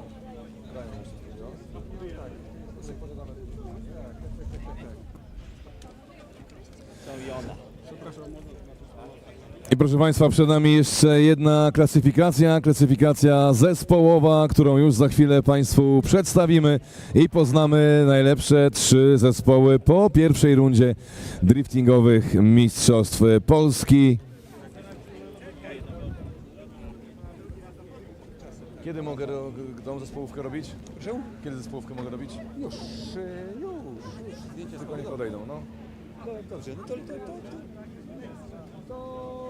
5 zespołówka, 5, 4, 3, 2. Szanowni Państwo, czas poznać najlepsze zespoły po pierwszej rundzie driftingowych Mistrzostw Polski. Na miejscu trzecim Base 23. Zapraszam serdecznie.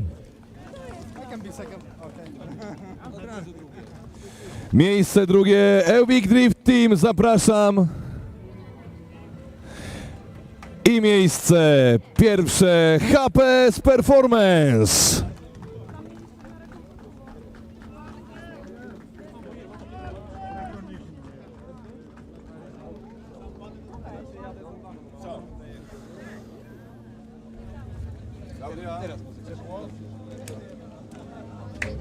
Pierwszy dnia w cieniu mój wiatrak mi pokazywał 42 stopnie. Ja w pewnym momencie poszłam do łazienki, nie mogłam sobie stopy walczyć w zimnej wodzie, bo nie dawałam rady. Nie było aż tak strasznie, ale w pewnym momencie czułam się jak na samochodzie, wiesz, tym wiatrem. Najlepsze zespoły w klasyfikacji zespołowej HPS Performance, Epic Drift Team i Base 23. Wielkie brawa i gratulacje, drodzy Państwo. Tak. Dziękujemy serdecznie za dekorację, a w imieniu swoim Macieja Kiłaka dziękuję bardzo serdecznie za obecność i oddajemy głos do studia.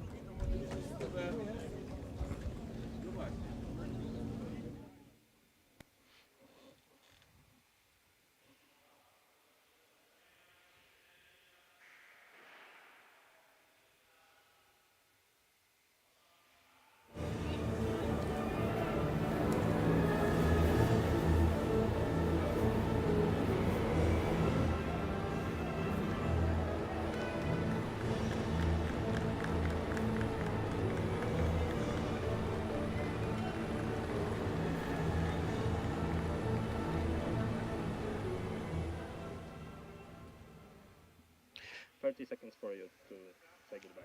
Well, Mike, great scenes from the podium ceremony there, and yeah, what a way to round out round one of the Driftingowe Mistrzostwa Polski 2026. Nearly got it in. Nearly got it, Mike. Well, I just want to say a final congratulations to our final pony finishers, Jakub Przygoński, Stavros Grillis and Timur Lipski, who have been absolutely on it. But from we'll be back on the 18th and 19th of July in Katowice, the custom street circuit. But from me, Eddie Power, and from you, Mike Fitz. thank you for joining us, and we'll see you guys then. Cześć.